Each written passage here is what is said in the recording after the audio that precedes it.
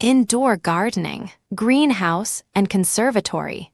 In our areas, the plants intended for large specimens must receive their final shift and be allowed sufficient space to expand their foliage without interfering with or injuring each other. The side shoots to be tied out, epicrizes, as some of them will be preparing to burst into flower.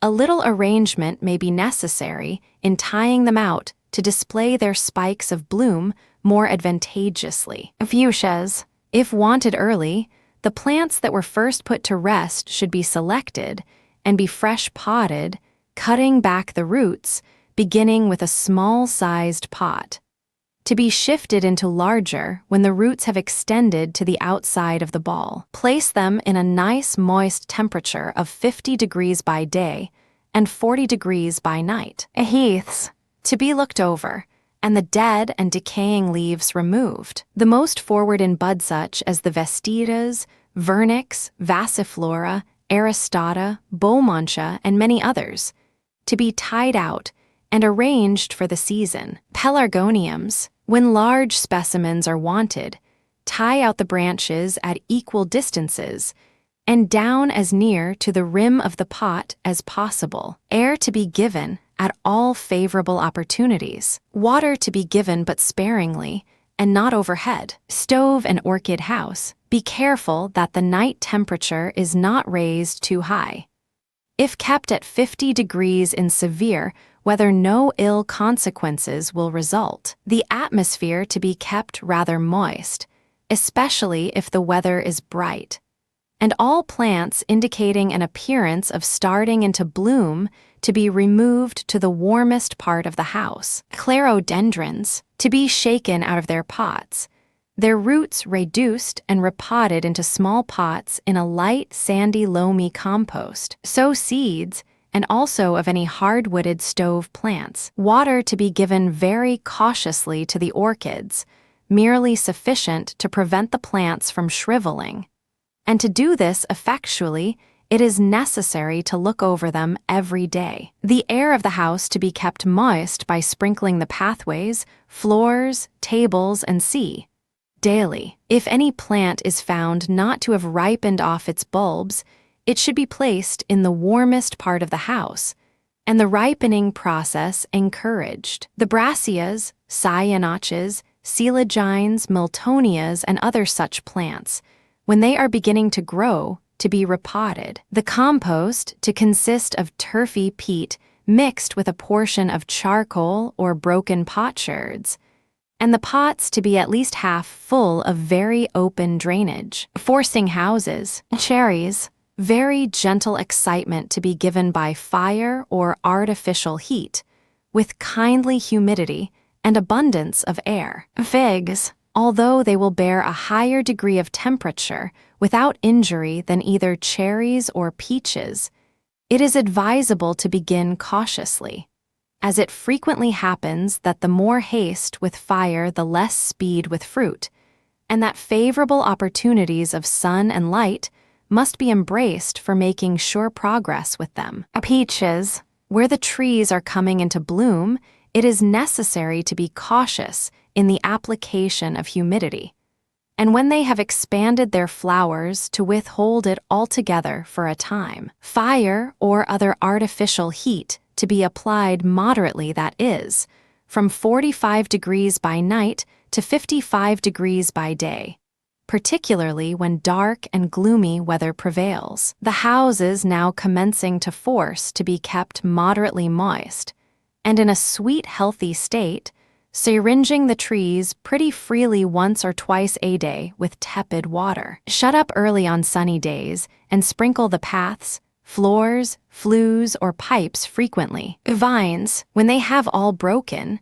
the superfluous buds must be rubbed off, and the young shoots stopped as soon as they are long enough to admit the points of the shoots at one bud above the bunch being broken out. In vineries now commencing to force, adopt the practice of producing, where it can be applied, a kindly humidity by means of dung and leaves or other such fermenting materials. If they are to be broken principally by fire heat, Either by flues or hot water pipes, copious syringings must be resorted to with tepid water once or twice a day. Fire heat to be applied principally by day, with air at the same time and very moderately at night. A second week, greenhouse and conservatory. The plants will now require particular attention and a nice discrimination in the application of water. It may be comprehended by all persons interested in gardening operations that when the soil on the surface of the pot looks damp, it will not require water until it gets thoroughly dry at this season, and then it is to be given before the plant droops or flags for want of it. But when the plant droops and the soil on the surface appears damp, the cause is then to be discovered by turning the ball out of the pot, when it will be seen whether the whole or only a portion of the soil is wet. As it sometimes happens, when fresh potted with light soil, it shrinks from the sides of the pot when dry, and when water is given it runs down and moistens the outside without penetrating the ball. The evil is corrected by holding it for a short space of time in a tub of water of the same temperature as the house. If the soil of any plant is sodden with water, it should be turned out of the pot, and the drainage examined, and no water to be given until it becomes thoroughly dry. Verbenas, they require to be kept tolerably dry, as they are more susceptible of injury from damp than from cold. A top shelf near the glass in the greenhouse is a very suitable place for them. If mildew appears, to be dusted with flowers of sulfur. Stove and orchid house. Although all plants now at rest should be kept comparatively dry, they will require to be looked over daily to see that they do not suffer for want of water. The temperature not to exceed 60 degrees by fire heat, and a fall of 10 degrees may be allowed at night in very cold weather. Many of the stove plants, such as ephelandras, justicias, poinsettias, and C, may now be cut down altogether and kept dry for a few weeks, which will cause them to make an early growth and to come into flower a few weeks sooner next winter. Gesneras, select a few roots of them and a few of the gloxinias to start into growth to produce a succession of flowers. Forcing houses. Asparagus. If the soil in the bed is dry, give it a liberal supply of water, so that it may descend to the roots, as unproductiveness is sometimes caused by the soil at the roots being very dry when the top is kept moist by gentle waterings. Beans, dwarf kidney. So every 3 weeks, if a constant supply is wanted, keep the early crops well supplied with water and give them frequent sprinklings overhead to prevent the attacks of red spider. Mushrooms, an abundance of water to be thrown about the floors. If the beds are dry, to be syringed with lukewarm water, applying it like dew at intervals for a few hours. Temperature from 50 degrees to 60 degrees, with air occasionally in favorable weather. Peaches, continue previous directions. The trees in bloom to be artificially impregnated, and the forite shoots to be rubbed off a few at a time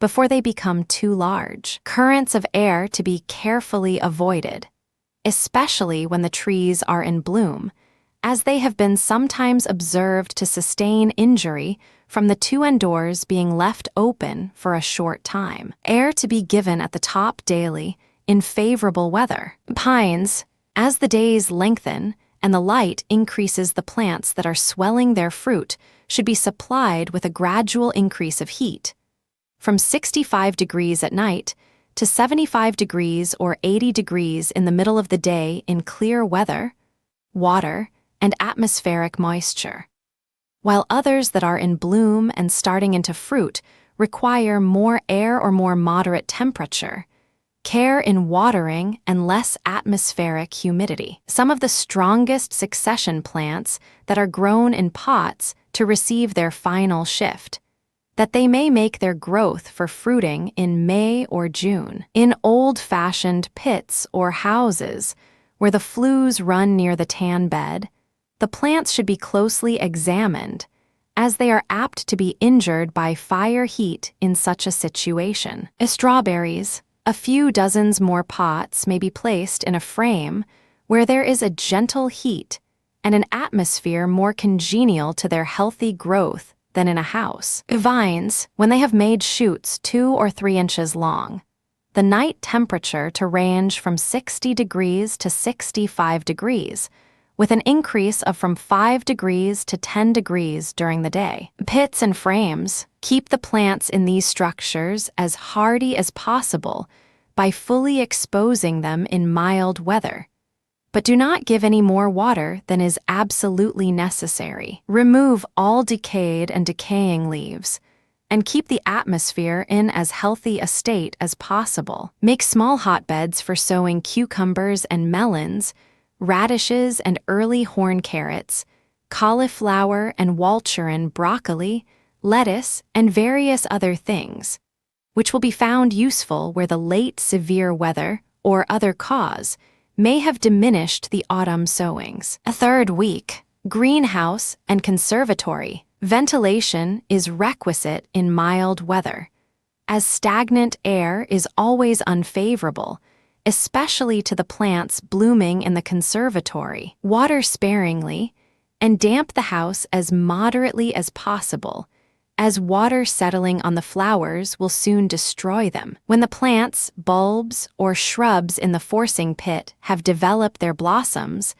let them be removed to the conservatory, where they can be preserved much longer in perfection. The plants to be looked over every morning, and every dead or decaying leaf and flower to be removed. Heaths. Fire heat should only be given when mats or other such coverings are not sufficient to exclude frost, as nothing so much injures the constitution of the Cape heaths as a close, damp atmosphere. Air should be allowed to circulate freely amongst them at all opportunities. Pelargoniums, the plants intended for specimens, should be finally shifted, air to be admitted at all favorable opportunities, and a slight increase of temperature given, to be kept near the glass and free from green fly. If they have made no winter growth, they will now be the better prepared to progress in a robust, healthy state. Stove and orchid house. Amaryllis,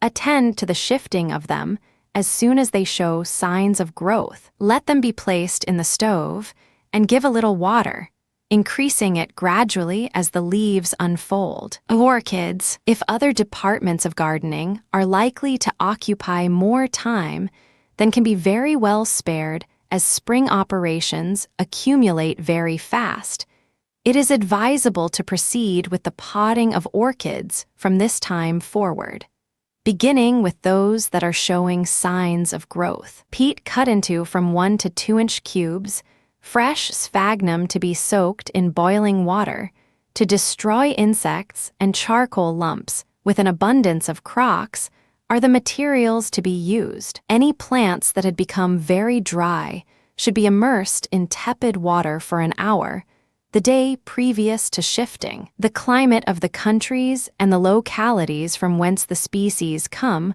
are the best guides to their successful cultivation, as the treatment required for Oncidium carthaginense would kill O. Bifolium and Catalia forbesii will thrive where C. Skinnery will die, and in like manner with many others. Forcing houses. Capsicum, sow seeds of the large sort in pans or pots, to be placed in heat. When the seedlings are 1 inch or 2 high, pot them singly into small pots, and replace them in heat, to be afterwards shifted when necessary until the end of May, when they may be planted out on a south border. Cherries, plenty of air, atmospheric moisture, and a very moderate temperature are the requisites for them. If the buds are beginning to swell, 45 degrees will be enough to maintain by fire heat, lowering the temperature down to 40 degrees at night with a moist atmosphere. Cucumbers,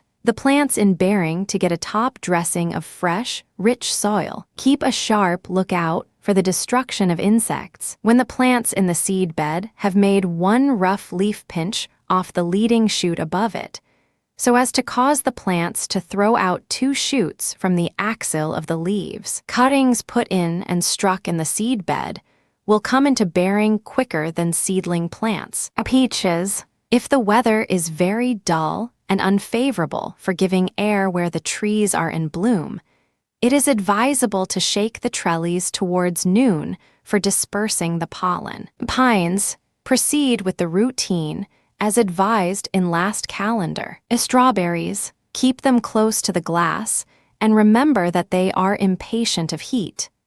Let 45 degrees be about the maximum, with a very free circulation of air. If they are plunged in a pit or dung bed, let the bottom heat be about 70 degrees maximum, with an atmospheric warmth of 55 degrees to 60 degrees. In such a situation, they will want scarcely any water until they begin to throw up their blossom spikes. Tomatoes. Sow seed of the large, to be treated as advised for capsicums. Vines, to be looked over carefully, and as soon as they are sufficiently forward to distinguish the embryo fruit, all useless shoots to be removed, that is, all that do not show fruit, and are not required for wood next season. It may also be necessary to take off some of the shoots that show fruit where they are very thick. If two shoots grow from one joint, one of them should be removed. Fourth week. Greenhouse and conservatory. The compost intended for the plants in these houses should be prepared and sweetened by several turnings, and a sufficient supply for immediate use should be stored in an open shed. Calceolarias, herbaceous, to be potted into larger pots as they require them. Compost equal parts of turfy loam, peat, and leaf mold, with a sprinkling of silver sand, to be kept in a moderately moist atmospheric temperature of from 45 degrees at night to 55 degrees in the day, to be slightly syringed with tepid water on sunny days, and to be kept free from insects. Fuchsias. After the old plants are shaken out of their pots, and their roots reduced and fresh potted in a compost of turfy loam and peat, with a little leaf mold and some sand added, to be introduced to a temperature of 60 degrees. When some of the young shoots are an inch long, they may be taken off, and inserted in pans of sand kept damp, where they will soon take root, and will require to be pushed on in heat to make fine large specimens for the conservatory or flower garden. New Holland plants, water them with care and moderation. Air to be given freely night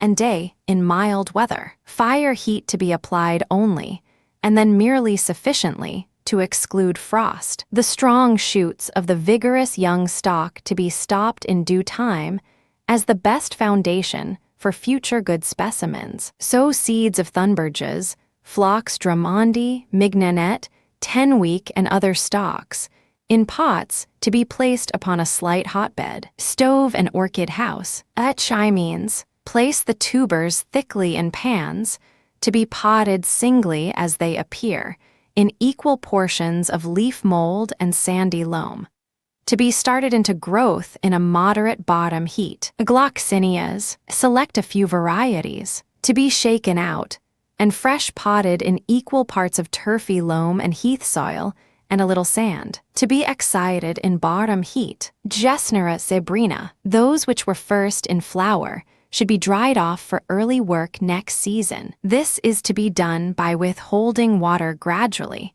and by keeping their foliage still exposed to the light. Sow seeds of eggplants, coxcombs, amaranths, and other such tender annuals in heat, to grow them in good time into fine specimens for the adornment of the conservatory in summer. Forcing houses. Cucumbers. The plants preparing for ridging out early in February will require attention in airing, and watering with tepid water occasionally when dry, and to be kept close to the glass to produce sturdy growth. The plants on dung beds require great attention at this season, to be kept within 8 or 9 inches of the glass, to be stopped regularly, and to maintain a heat of not less than 70 degrees by day, to be able to give air to dry the plants. The fermenting materials to be always prepared ready to receive the linings when the heat declines. For those who are fortunate enough to be provided with pits heated by hot water pipes,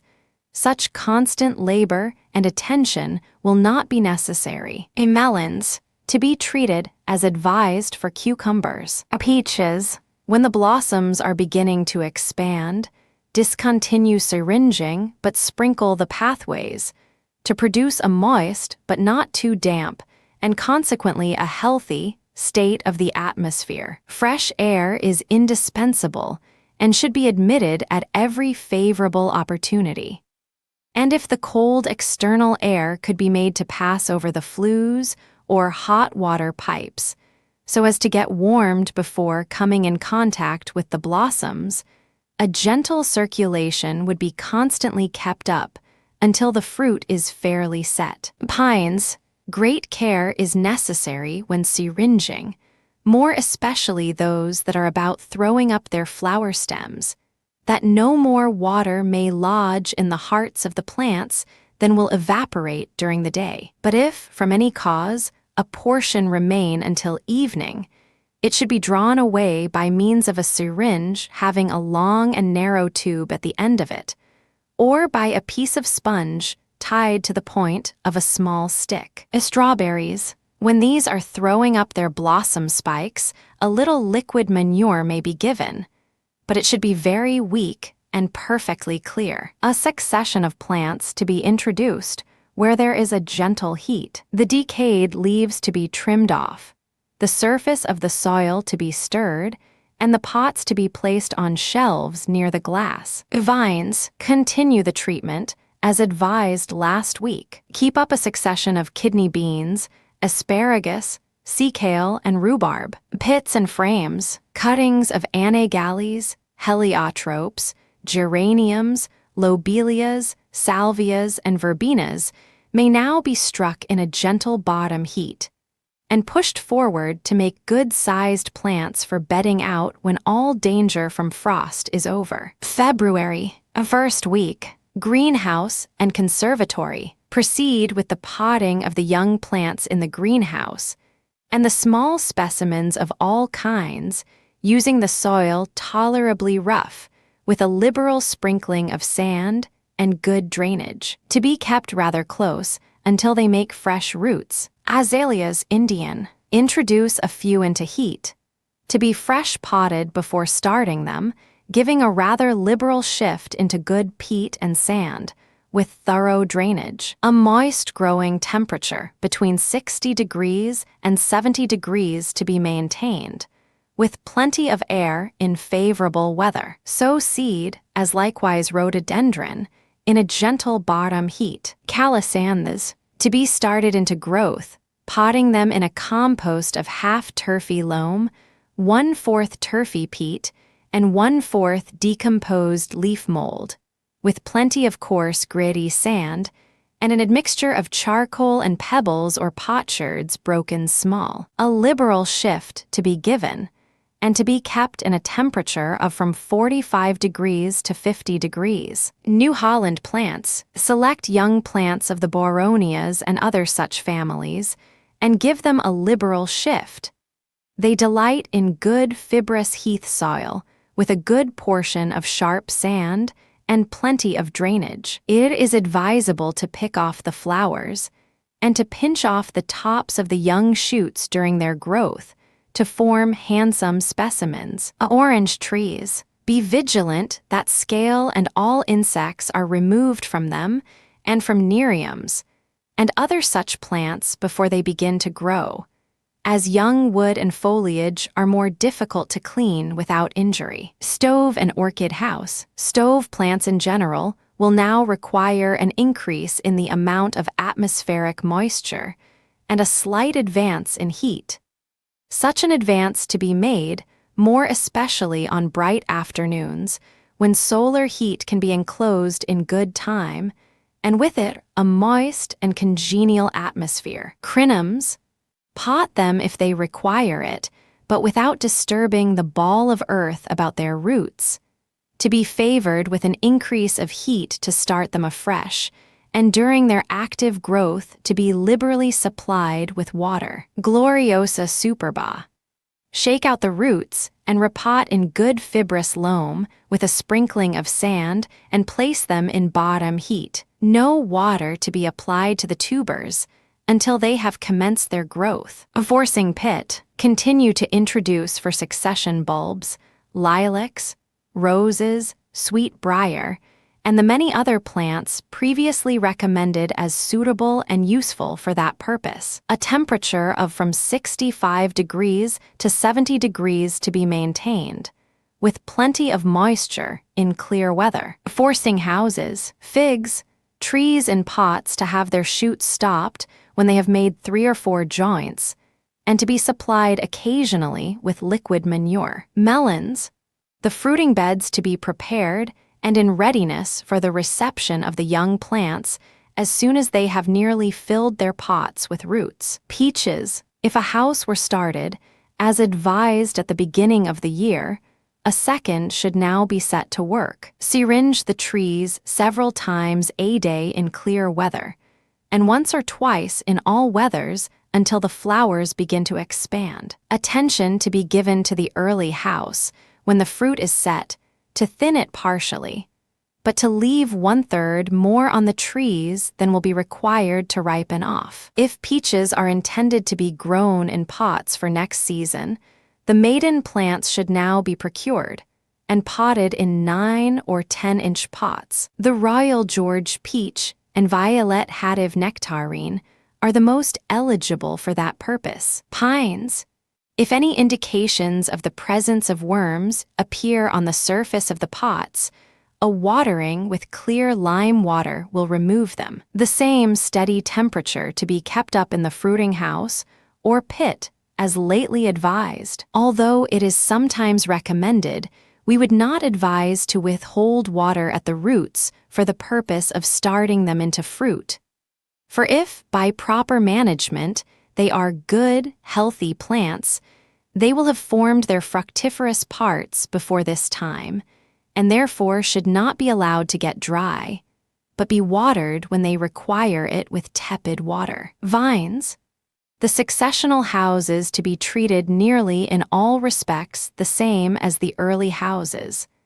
The temperature may now be increased in accordance with the increase of light rather more rapidly at an early stage of their growth than that of the house in which forcing was commenced in December. When vines for the early crops are grown in pots, put the eyes in 60-sized pots and plunge them in a dung frame or pit with a bottom heat between 70 degrees and 80 degrees. The Hamburgs, Black Prince, Muscadine, and Sweetwater are the kinds to be preferred for that purpose. A second week, greenhouse and conservatory, as plants naturally, after their season of rest during the winter, now begin to grow, it is advisable to shift the young stock, and all others that require it, into fresh soil, by which they will be the better enabled to progress to a healthy blooming state without check or hindrance. Although from this time to the middle of March is to be considered the most favorable season for a general shift, nevertheless, it may be necessary to shift some plants more than once or twice during their season of growth. Climbers, to be attended to, removing weak and dead wood, and cutting back to 3 or 4 eyes where an increase of young shoots is desirable. To be frequently syringed, to keep down red spider, as they are more liable than other plants to be infested by them. Stove and orchid house. The advice given for the shifting of the general stock of greenhouse plants will also be applicable to the fresh potting of the stove plants. Begonias. Being of free growth, they delight in fresh soil, consisting of equal parts of sandy loam and leaf mold. As a general rule, they are repotted in February and August, but exceptions are sometimes made, and a shift is given whenever the roots become cramped or matted in the pot. The knife to be used cautiously, unless with the tall-growing sorts. Gloxinias, to be now started, if not done as advised a fortnight ago. When planted, press the roots gently on the surface of the soil and give them no water for some time, as the moisture in the soil will be sufficient at first until they begin to grow, when a little may be given, and the supply to be gradually increased as they advance in growth. When potted, to be removed to a frame or pit where the temperature is about 60 degrees. Loculia gratissima, to be potted in a compost consisting of half turfy loam, 1/4 turfy peat, and 1/4 leaf mold, with good drainage. Musa cavendishii, to be repotted in a compost of turfy loam, vegetable soil, or well-rotted manure, and a small portion of sand, with plenty of drainage. To be plunged in a brisk heat in a bark bed, and to keep the roots moist. Many of the orchids may now be potted, and then placed in the warmest part of the house. The plants that are not shifted to be supplied with a little fresh material, taking care that the embryo buds are not covered. Look over the fastenings of all that are on blocks or in baskets, and renew the wires where necessary. The temperature to be about 65 degrees by day, allowing it to range to 70 degrees or 75 degrees by sun heat. Forcing houses. Cherries, keep up the temperature from 50 degrees to 55 degrees while the trees are in bloom, with as little variation as possible. The trees not in flower to be frequently syringed. Cucumbers, the greatest attention should be paid to the state of the bed for the first fortnight after the plants are turned out. The heat stick, a stick stuck into the bed, should be examined, being, as it is, a much better criterion to judge by than a thermometer, which is generally used to indicate the heat of the atmosphere in the frame. Cover up according to the heat of the bed. If it will allow it, a small portion of air should be left on every night, which may be given in the evening after the frame has been closed for 2 or 3 hours. Keep up the heat by stirring, renewing, or topping up the linings, and attend to the stopping of the plants and the earthing up of the hills as the roots make their appearance on the surface. Melons, pot off the plants when the seed leaves are fully expanded. Peaches, when the trees have set their fruit, give the roots, if growing inside the house, a good watering with liquid manure, mixed with soft hot water, so as to be of the temperature of the house or a little above it. The syringe to be used several times a day in clear, mild weather, as soon as the fruit is set. Pines, pot the succession plants. If the pots are full of strong, healthy roots, pick out the crocks carefully without injuring them, leaving the ball entire and giving them a good shift. But if unfortunately many of the roots are dead, shake the ball entirely away and cut out all that are dead, preserving such as are alive and healthy, and potting them in fresh soil. Strawberries, keep up a succession by placing a few dozen pots in a gentle heat once every fortnight or 3 weeks. Vines, all laterals to be stopped in due time, and all useless buds and branches to be removed. The leading shoots to be tied in regularly, and the bunches to be thinned. No more bunches to be left on each vine than it is likely to bring to perfect maturity. About 1 dozen bunches are a good average crop for each rod. The temperature to range from 55 degrees to 60 degrees at night, with an increase of 5 degrees to 10 degrees during the day, and even higher during sunshine. A third week, greenhouse and conservatory. The plants occupying the beds in the conservatory to be arranged, cleaned, and pruned. If the health or habit of a plant or other considerations should render it desirable to prolong the season of blooming, the pruning may be postponed for a week or 2 longer. Continue to pot cinerarias, calceolarias, pelargoniums, and all other such plants when they fill their pots with roots, to be then kept close for some days, until fresh root action begins. Green fly to be kept down. Verbenas.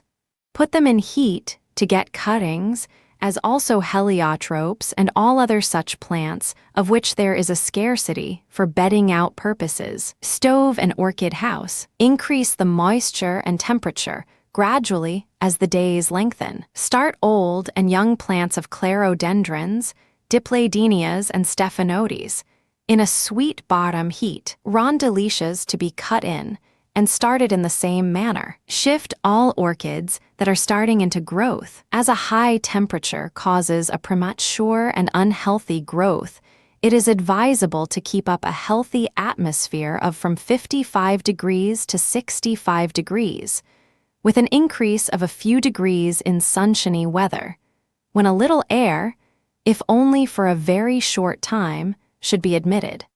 But be careful to avoid drafts at this early period of the year. All growing plants to be watered at the roots only, being careful not to allow any water to lodge in the axils of the leaves to cause decay. To preserve the roots of some orchids in a healthy state, it is necessary to grow them on blocks of wood.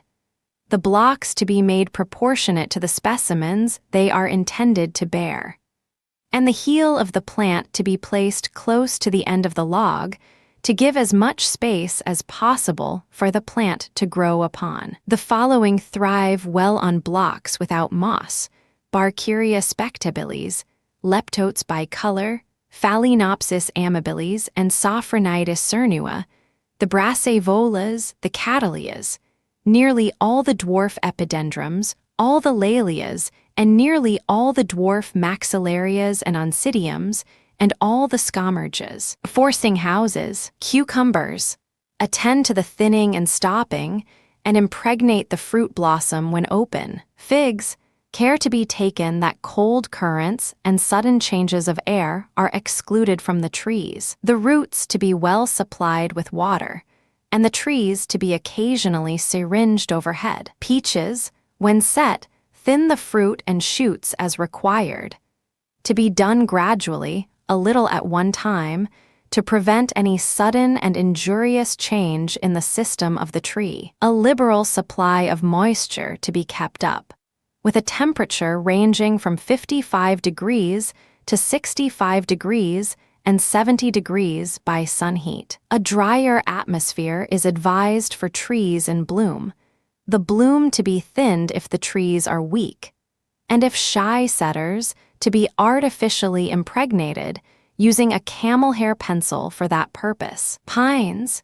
Be watchful about the bottom heat, and lose no time in raising the pots nearer to the surface if an approach to a burning temperature is apprehended. To be thoroughly watered when they require it, and to be syringed overhead in the morning and evening of every clear day, unless the plants are in bloom or ripening their fruit. Any crowns, suckers, or small plants not well established will do well in a pit or frame on a bed of leaves, or well-sweetened dung, where they will make a rapid and vigorous growth during the summer. Vines. Attend to last week's instructions as to stopping all laterals and and thinning the bunches in good time, and tie up all the principal shoulders with soft strands of matting. Never allow the head or hand to touch the berries. Give them plenty of air moisture during their swelling season, to be discontinued when they begin to color. Shy-setting sorts such as the black Damascus, Cannon Hall muscat, and C will set better by thinning the blossom buds before expansion, by which a more regular and compact bunch will be produced. Late vines should be pruned and dressed, and if not frosty, the lights to be removed, which will retard their breaking and benefit the trees. A fourth week. Greenhouse and conservatory. During continued frosty weather, fires must be kept up in these houses, and then particular attention must be given to the New Holland plants,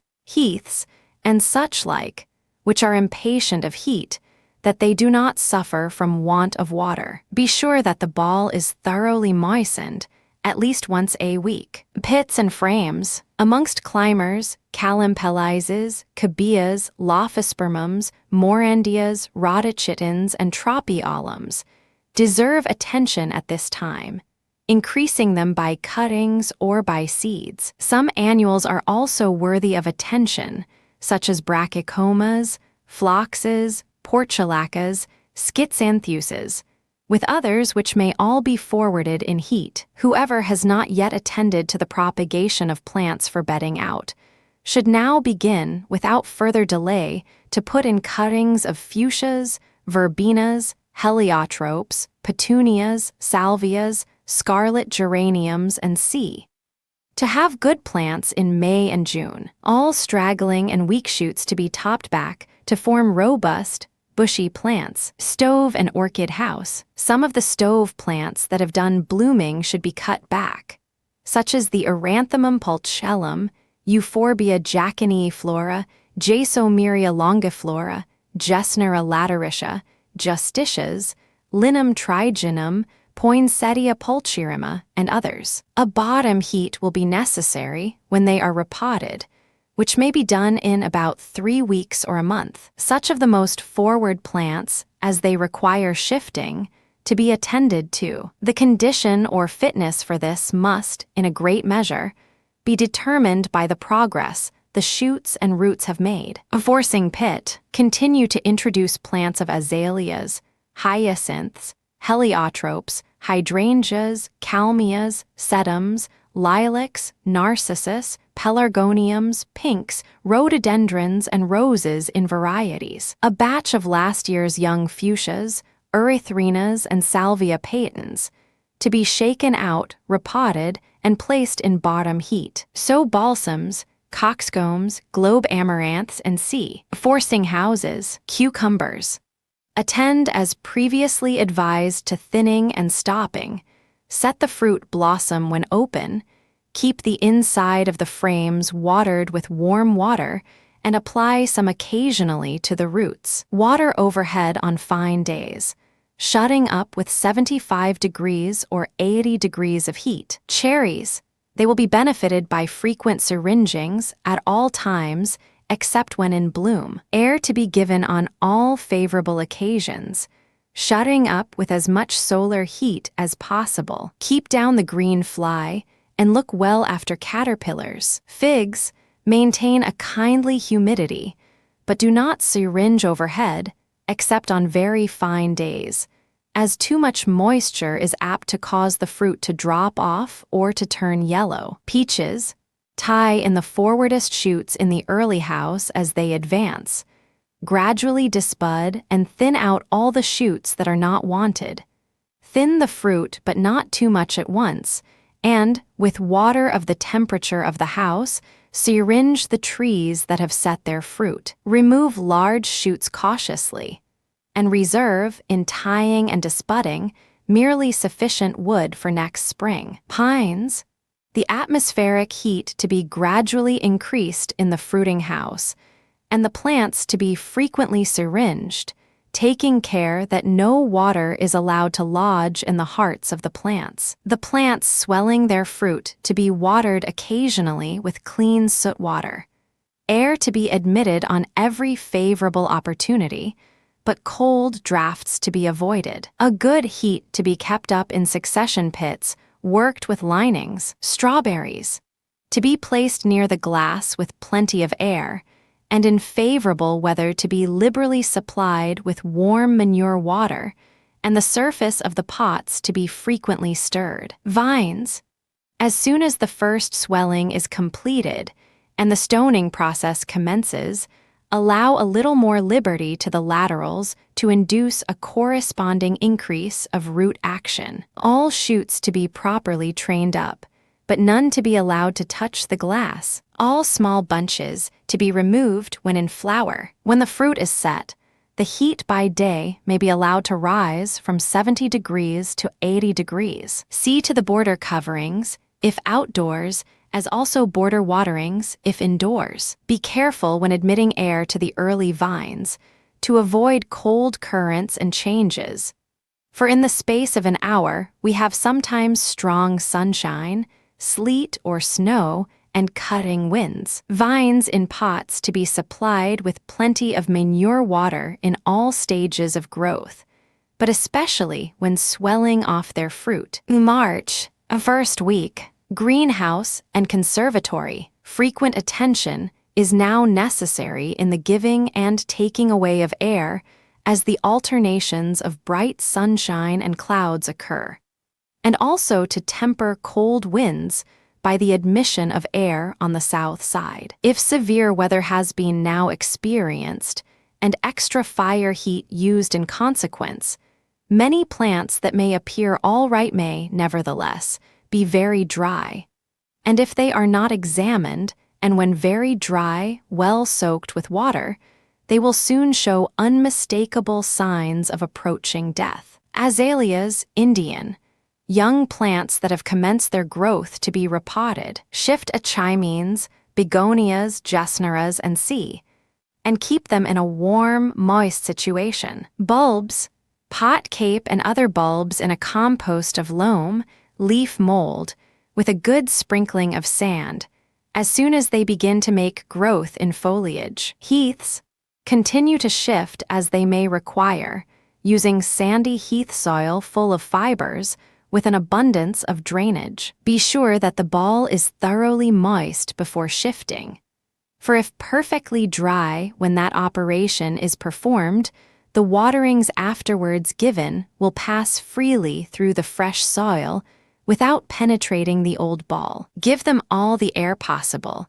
avoiding north or northeast winds. Potting must be in progress and include a good proportion of the occupants of these houses. Stove and orchid house, push alamandas, clerodendrons, stephanotises, and C. Forward as briskly as possible, but be in no hurry to train them, as freedom in growth is advantageous to a certain extent. Use all means to check the increase of insects. Orchids, the general collection to be favored with a good steaming every clear morning for about half an hour.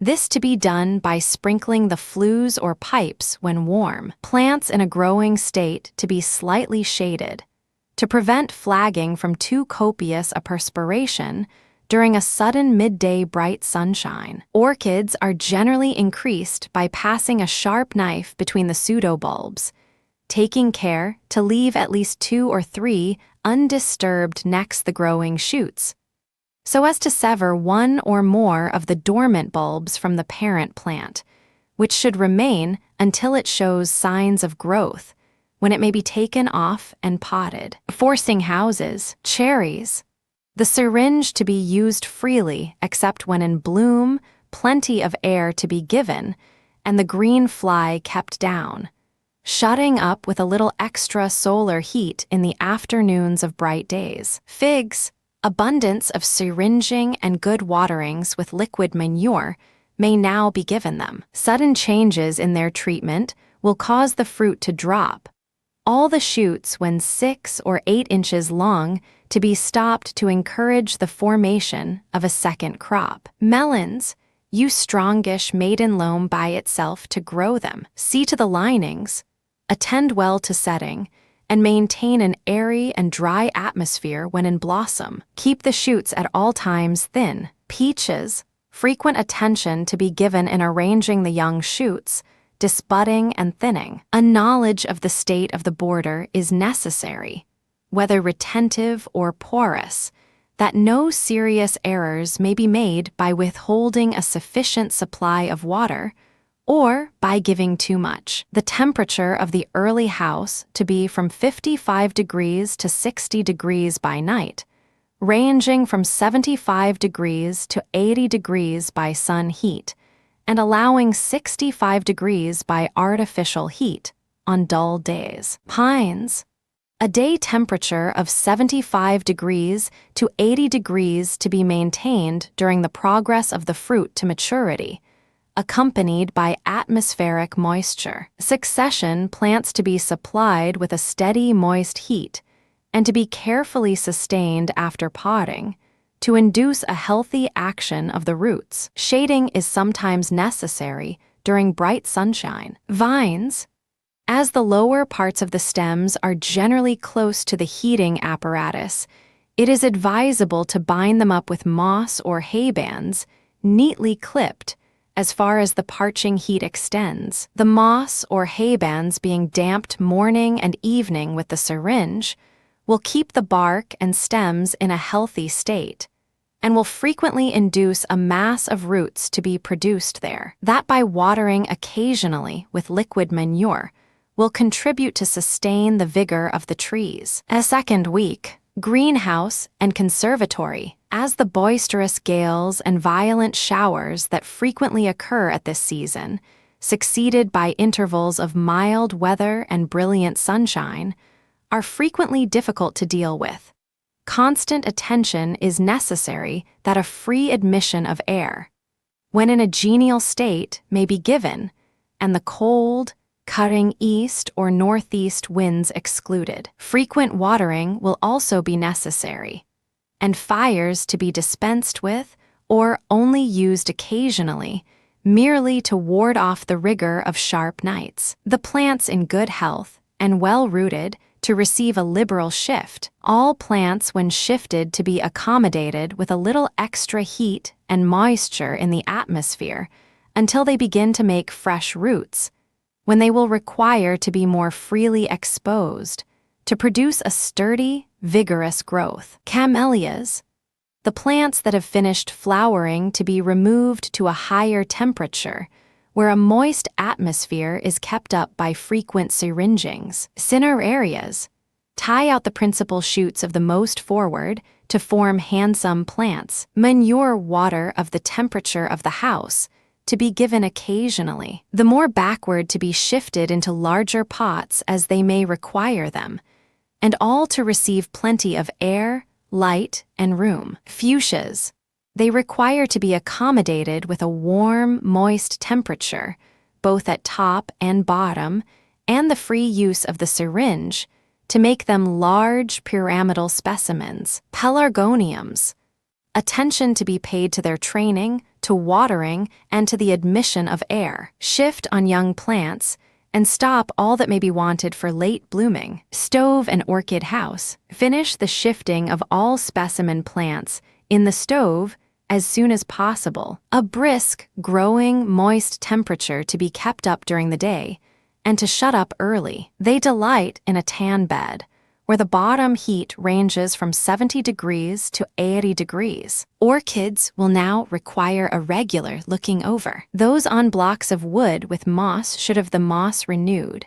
and fresh turf to be supplied to those in pots in a growing state. Forcing houses, the general routine in these structures will comprise disbudding, tying in advancing shoots, thinning the fruit, watering, syringing morning and evening, airing and shutting up early with plenty of solar heat, and to be each and all attended to in good time to obtain satisfactory results. Cherries, caution in the application of water is now necessary, as either too much or too little will cause the fruit to drop. Cucumbers, the heat of the beds, which will be found to decline rapidly during cold winds, should be kept up by fresh linings, and air to be given daily to allow the superfluous moisture to escape, taking care to prevent the wind from entering the frames by placing a mat or canvas before the openings. Figs,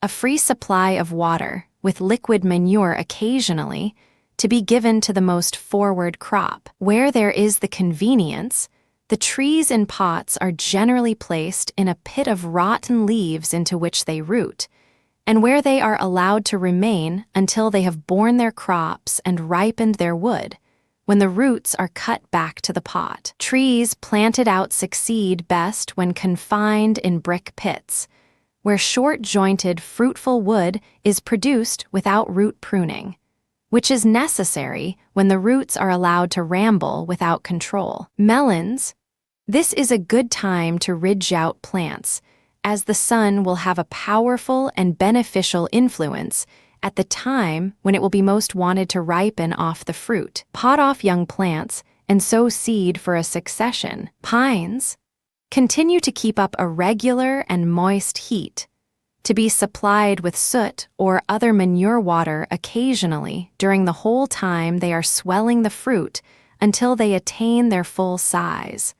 Watering and syringing overhead should be withheld when they begin to change color, to give flavor to the fruit. The succession plants recently potted to be very moderately supplied with manure water, and in a very diluted state until their roots reach the sides of the pots. Strawberries introduce succession plants under glass according to the demand. Keep the atmosphere dry when the plants are in bloom and near the glass, admitting at all opportunities a good supply of fresh air without currents. Vines persevere in thinning the bunches, as it is a mistake to leave more on the vine than it is likely to finish off to perfection. The borders to be examined, that a gentle warmth may be maintained at the roots. When the vines are planted inside, apply good soakings of manure water occasionally. Thin the shoots of the late vines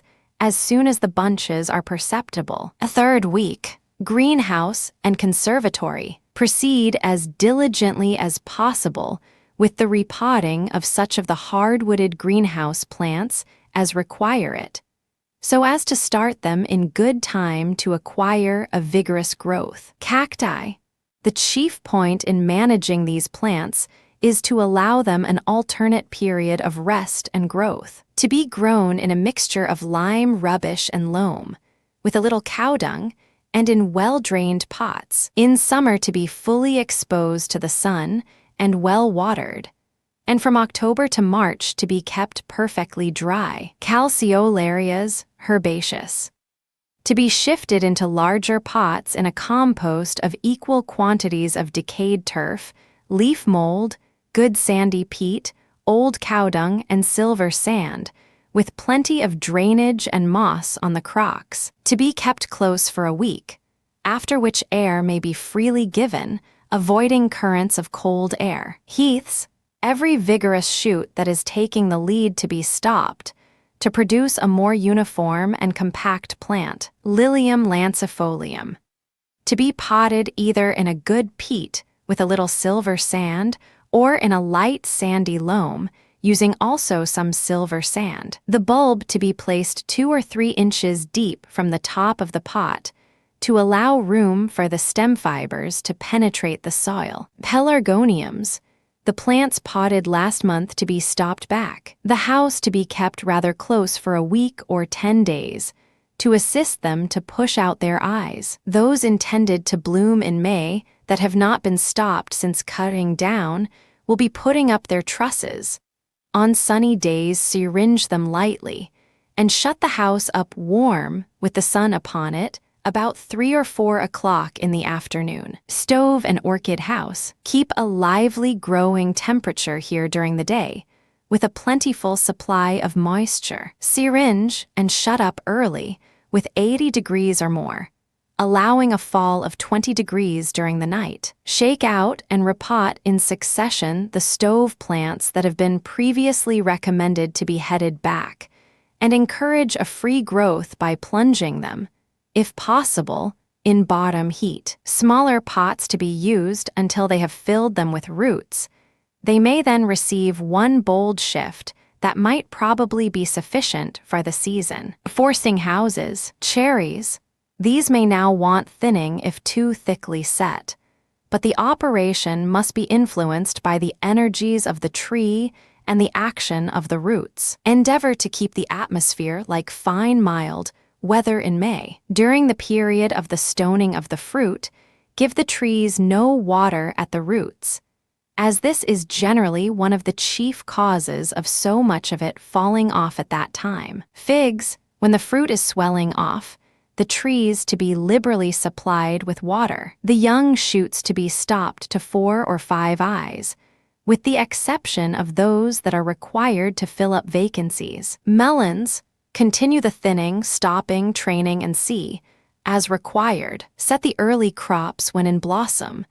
keeping a dry and lively atmosphere during that period. Air to be given freely in favorable weather, but cautiously, with some contrivance to break cold winds. Do not allow a plant to swell a fruit until sufficiently strong to sustain it. Peaches, be moderate in the application of fire heat to those that are stoning.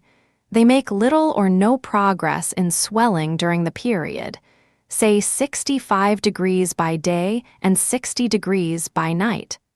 But when they commence their second swell, increase the heat moderately. Stop all luxuriant shoots, and thin out in the second house all clusters of fruit when about the size of peas. Pines, the fruiting plants will be benefited by a watering with manure water as soon as the bloom is set. Succession plants, if recently shifted, to be shaded in the middle of the day if the sun is powerful.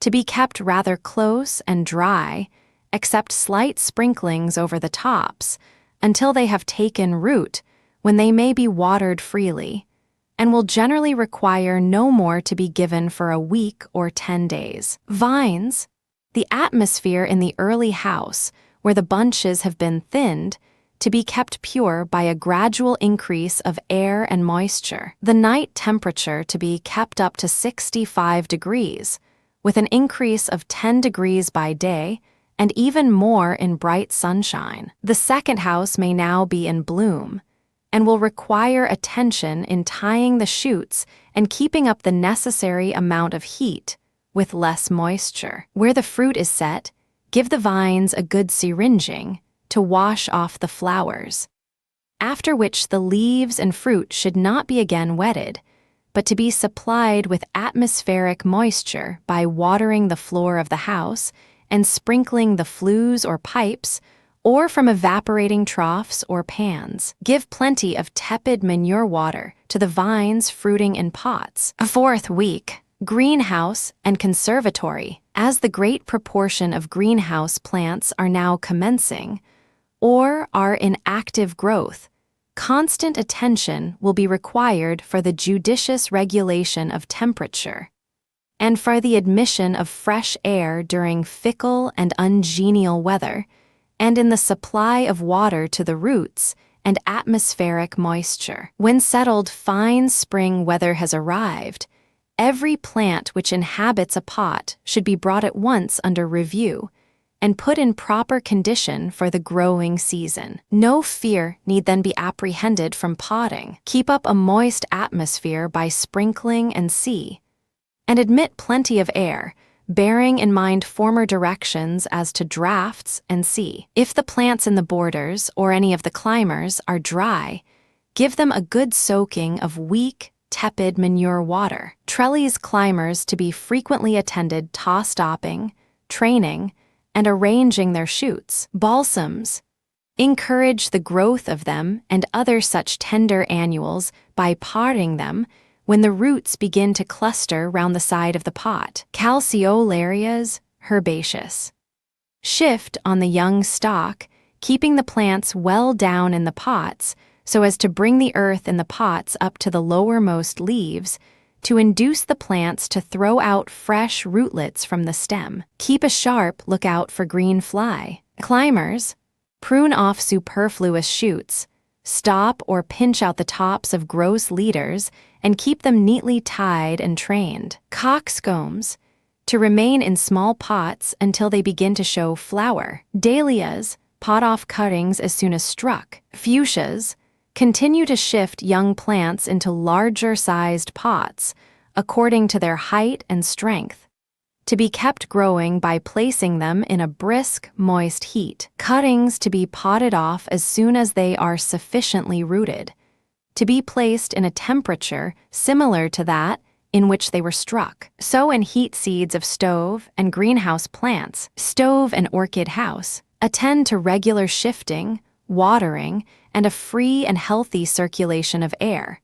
Without draft, early in the morning to stove plants. Continue to cut down, disroot, and repot, as advised last week, those which have been flowering through the winter, to be then favored with a bottom heat of from 75 degrees to 80 degrees, and slightly shaded during bright sunshine. Some of the young plants in the stove, which are growing on for specimens, will probably require a second shift.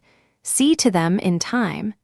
And if they are in good health, treat them liberally by giving a large shift, especially to plants of free growth. Give plenty of air at all favorable opportunities, and saturate the atmosphere with moisture. The surface of the tan to be stirred once or twice a week, and sprinkle it occasionally with manure water to produce a moist, congenial atmosphere about the plants. Shut up with plenty of sun heat. Look sharply after mealybug and thrips. At chimenes, the plants established in small pots may be removed into the flowering pans, putting 6 plants into a pan. Orchids, increase the temperature and ply the syringe among them, as they will now grow rapidly. Be careful not to throw too much water over those sending out succulent flower stalks, for they may damp off. Ferret out and destroy cockroaches, woodlice, and snails. Calantha veritifolia,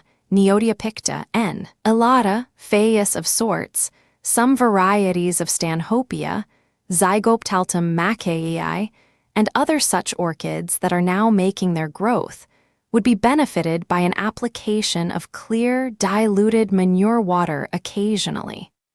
A kindly humidity to be kept up, and the shading to be in readiness for use during bright midday sun. Pits and frames, so tender and half-hardy annuals, pot off those already up.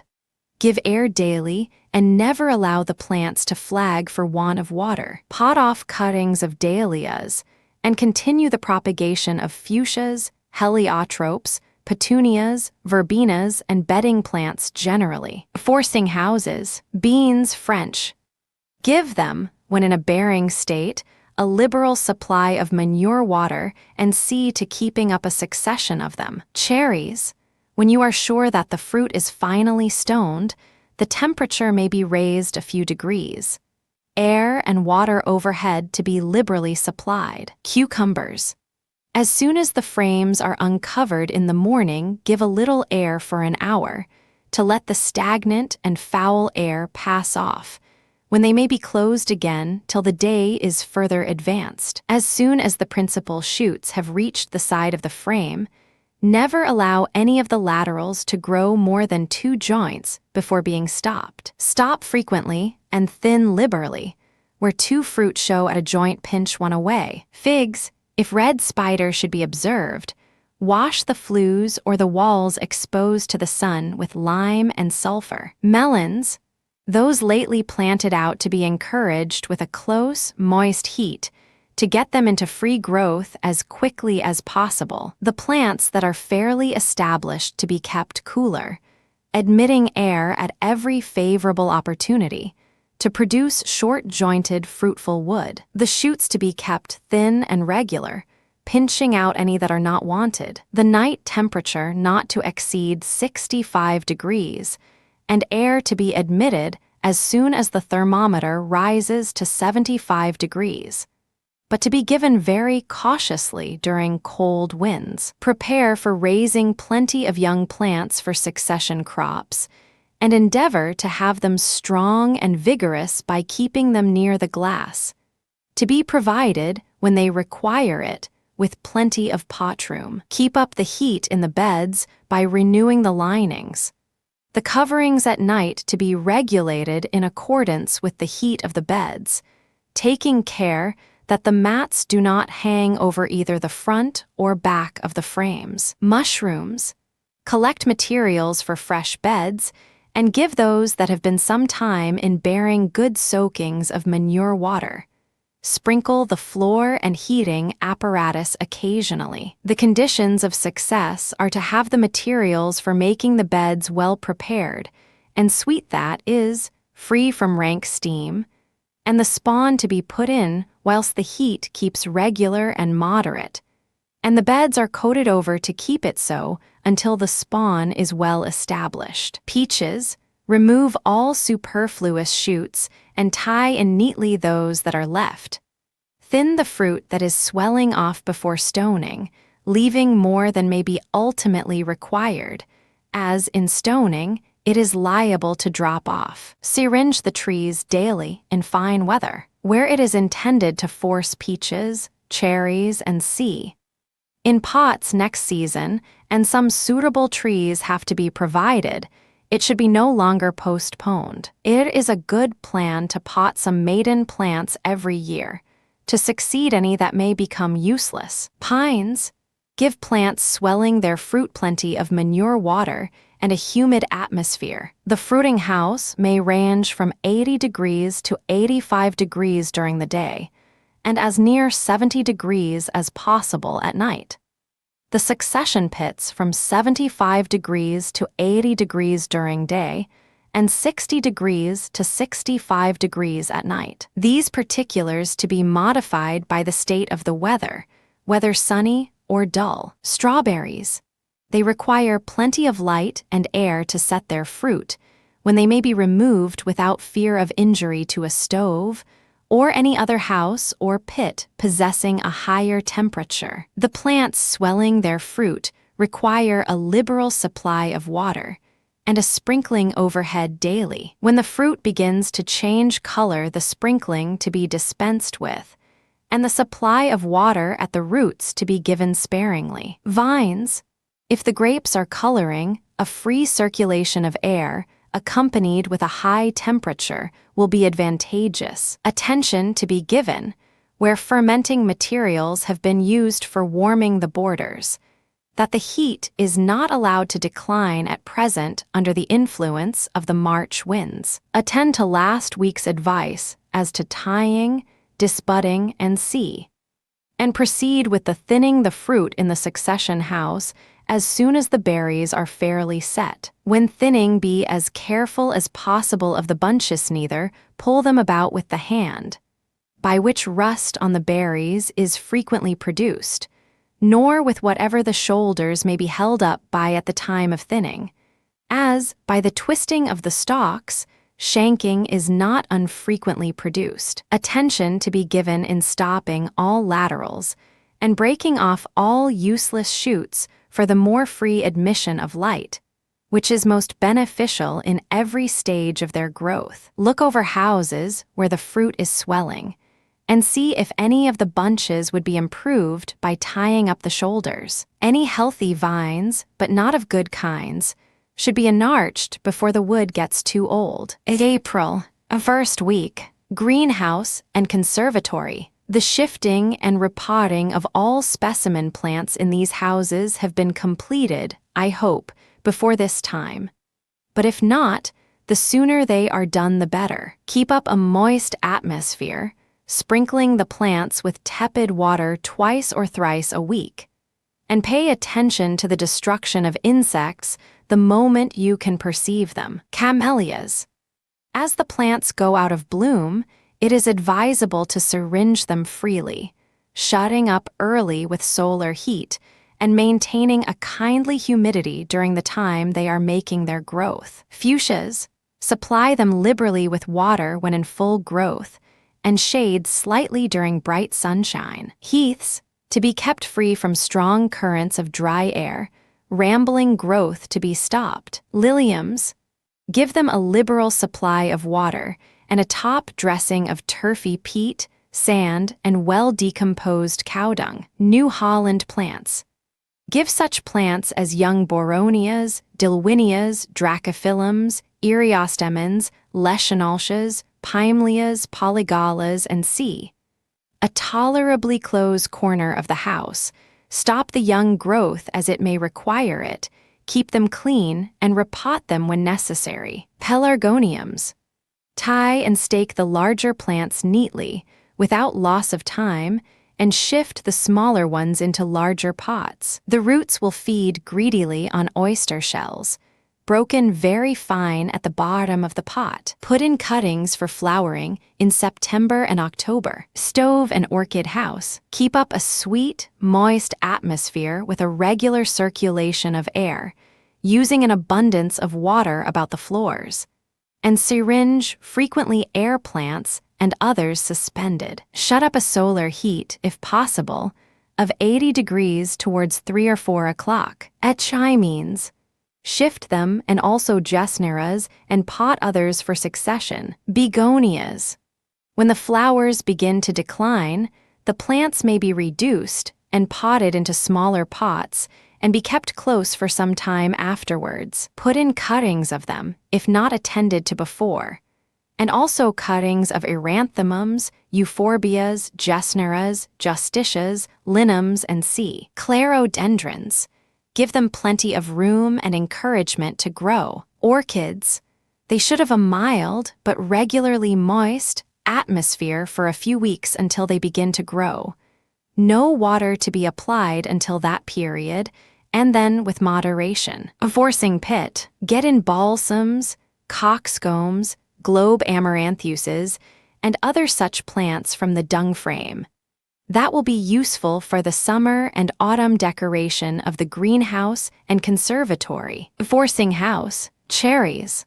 If all the petals have dropped and the fruit is set, the temperature may be raised to 60 degrees by day and 50 degrees by night, and syringed in the evening 3 or 4 times during the week. A sharp lookout should be kept for curled leaves, and the grubs that nestle in them destroyed. Figs. If the fruit is swelling off, supply the trees liberally with water. Stop the young shoots at the 4th or 5th eye. Temperature, 65 degrees by day and 55 degrees by night. Melons. The supply of air and water must be regulated by the state of the weather and the temperature of the bed. The plants sometimes show 1 or 2 fruit at an early period of their growth, which should be picked off, as they would prevent the swelling off of others. The vines or shoots, after being frequently stopped, and when they have nearly filled the frame or other allotted space, several fruit should be impregnated at one time. So for successional crop, peaches and nectarines. Pinch off laterals and tie in the shoots as they advance in growth. If green fly makes its appearance, fumigate the house. But if only a few shoots are infested, dip them in tobacco water. When the fruit in the early house are stoned, thin them to the number you wish to retain, and use a pair of scissors, which is better than pulling them off. Pineapples. The plants should now be making rapid growth, and therefore will require a liberal supply of water. Fruiting plants may now be turned out of their pots into prepared beds, selecting those that are not very forward. The fruiting house may range from 80 degrees to 85 degrees during day, and from 65 degrees to 70 degrees at night. The successions from 75 degrees to 80 degrees by day, and from 65 degrees to 70 degrees at night. Strawberries. When out of bloom, give them a liberal supply of water, syringe freely, and keep down insects by fumigation. Vines. If forcing were begun early in December, whether with vines in pots or established vines, the coloring process will have now commenced. When such is the case, admit air freely on all favorable opportunities, but avoid drafts or cutting winds, which frequently cause rust and other imperfections in the bunches. In the later houses, attend to thinning, tying, and stopping laterals. The last house to be closed early in the afternoon. As the buds, in most cases, will be considerably advanced, it is advisable to syringe frequently, to apply plenty of moisture to the floors and paths, and to postpone the application of fire heat as long as possible. A second week, greenhouse and conservatory. Some of the most hardy and woody plants may be removed from the greenhouse to a cold pit, where they can be protected from frost. It will make more room for the cinerarias, pelargoniums, and other such plants. Azaleas, such as have done blooming, to be repotted, and their fresh growth to be gently promoted in a higher temperature for a short time. Camellias. Continue to keep a moist atmosphere about the plants making wood, with a temperature of about 65 degrees by day and 55 degrees by night. Air to be given at all opportunities, to produce sturdy, short-jointed wood. The plants in flower to be shaded during bright sunshine. Cinerarias. Regular attention to be given to them that they may not suffer by want of water. Climbers. Regulate them as they grow, more particularly those in pots which are intended to cover a wire trellis. Canidias, thunbergias, nierembergias, tropiolums, and other such plants of a slender and tender habit delight in a soil the greater proportion being composed of leaf mold. Chrysanthemums, strike cuttings, and pot-off rooted suckers, heaths, any requiring repotting, should receive that attention without delay, apportioning the size of the pot to the vigor of their growth, as the free-growing kinds will require more room than the less vigorous ones. New Holland plants. As many of them are now either in flower or approaching that state, they will, consequently, require a larger quantity of water, more especially large specimens not shifted since last season. Continue to pinch off the tops of the leading shoots to produce bushy plants. Pelargoniums. Attention to be given in tying up, watering, and fumigating if the green fly appears. Stove and orchid house. As the soft-wooded stove plants will now be making rapid growth, the free admission of light is necessary to prevent them from drawing. Using shade only during scorching sunshine. When a plant is shifted, give less water to the roots, as the fresh soil after the first watering will be moist enough for some time. Some of the free-growing kinds of cattleyas, calanthes, phaiuses, sacalabiums, stanhopias, and zygoptalums should be encouraged to make kindly growth by frequent syringings about their pots, blocks, or baskets. Forcing houses. Cherries. The principal objects to be attended to airy abundance of air, with due precaution against cold draughts, a moist atmosphere, and the free application of the syringe. The temperature, the same as last week. Particular attention in watering to be paid to the trees in pots, as too much is as bad as, if not worse than, too little. Figs. Continue stopping the young shoots at the 4th or 5th eye. Keep the syringe in frequent use until the fruits begin to change for ripening. Plenty of water and occasionally a little weak, tepid liquid manure to be given at the roots, more especially when they are confined in pots or tubs. Melons. As soon as a sufficient number of fruit blossoms for a crop are expanded or are likely to expand within a day or two of each other, they should be impregnated. As prevention is better than cure, keep the plants in a healthy growing state by frequent syringings in fine weather and closing early. Insects will but rarely, if ever, attack thriving plants. Peaches and nectarines. As soon as the stoning of the fruit in the early house is completed, give them a good watering with clear, weak liquid manure. Keep the shoots tied in regularly and pinch off all laterals. If the fruits in the late house are set, partially thin them, as more dependence may now be placed on a crop than at an earlier period of the season. Pineapples. Fruiting plants will be greatly benefited by strong solar heat, as under its influence, evaporation will be rapid. Therefore, water must be applied to both roots and leaves. Succession plants to be shaded during sudden bright sunshine or sunbursts, and be guided in the application of water by the active or inactive state of the roots. Vines. Thinning the fruit is an operation of primary importance. The first thinning to be performed when the berries are the size of peas, the second when they begin to be crowded, and the third after the berries are stoned. A piece of strong wire, 8 or 10 inches long, crooked at one end, is useful to draw the bunches backward and forward as the operator may require. The vines in the late house to be tied up as soon as they begin to break. Syringe them every fine afternoon, and close the house early. Give air early in the morning, that the leaves may become gradually dry before the sun acts powerfully upon them. A third week, greenhouse and conservatory. Keep the conservatory as cool by day as is consistent with the health of the plants. By such means, they will remain longer in bloom and will be more enjoyable for parties inspecting them. Camellias. Continue to encourage the growth of those that have done flowering by increasing the temperature, by frequent syringings, and by a liberal supply of water at the roots. If any have made their growth and have formed their blossom buds, they will require more light and less moisture for the future. Cinerarias.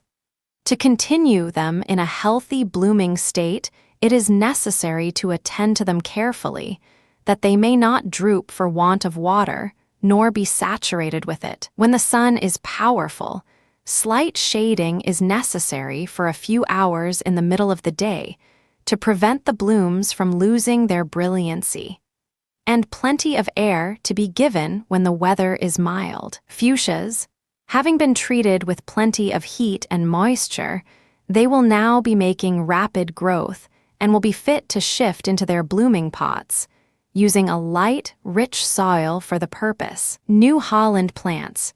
Top and syringe frequently all such plants as are growing freely. Stake and tie them as they may require. Pelargoniums. Continue to stake and tie the shoots that require it in due time. Some clear liquid manure, cow dung water, for instance, may be given to plants that are well established with roots and showing their trusses of bloom, and sufficient space to be given for each plant to develop its natural beauty. We would advise shading only when there is a fear of scorching from the usual sudden sunbursts of April weather. Ply the syringe every fine evening to refresh the plants, and to keep down insects until the flowers expand, when syringing should be discontinued. Stove and orchid house. The stove plants recently potted will now be making fresh growth. Allow no diminution of bottom heat, and keep up a warm, moist atmosphere. Give air when the thermometer indicates 90 degrees. Continue to shift gesneras, clerodendrons, and other such free-growing plants as they require it. The brassias, cattleyas, some of the dendrobiums, gongoras, peristerias, phaiuses, sobralias, zygoptalums, and other such orchids will now be growing freely, and will therefore require a considerable amount of atmospheric moisture. If the roof is covered with climbers, a little management in trimming them will obviate the necessity of outside shading, and will give an additional feature of interest to the house. The plants on blocks, or suspended in baskets, will require very frequent syringings to keep them in a healthy growing state. Plants in bloom may be removed to the conservatory or any other house with a drier atmosphere to prolong their period of blooming. Forcing house, cherries.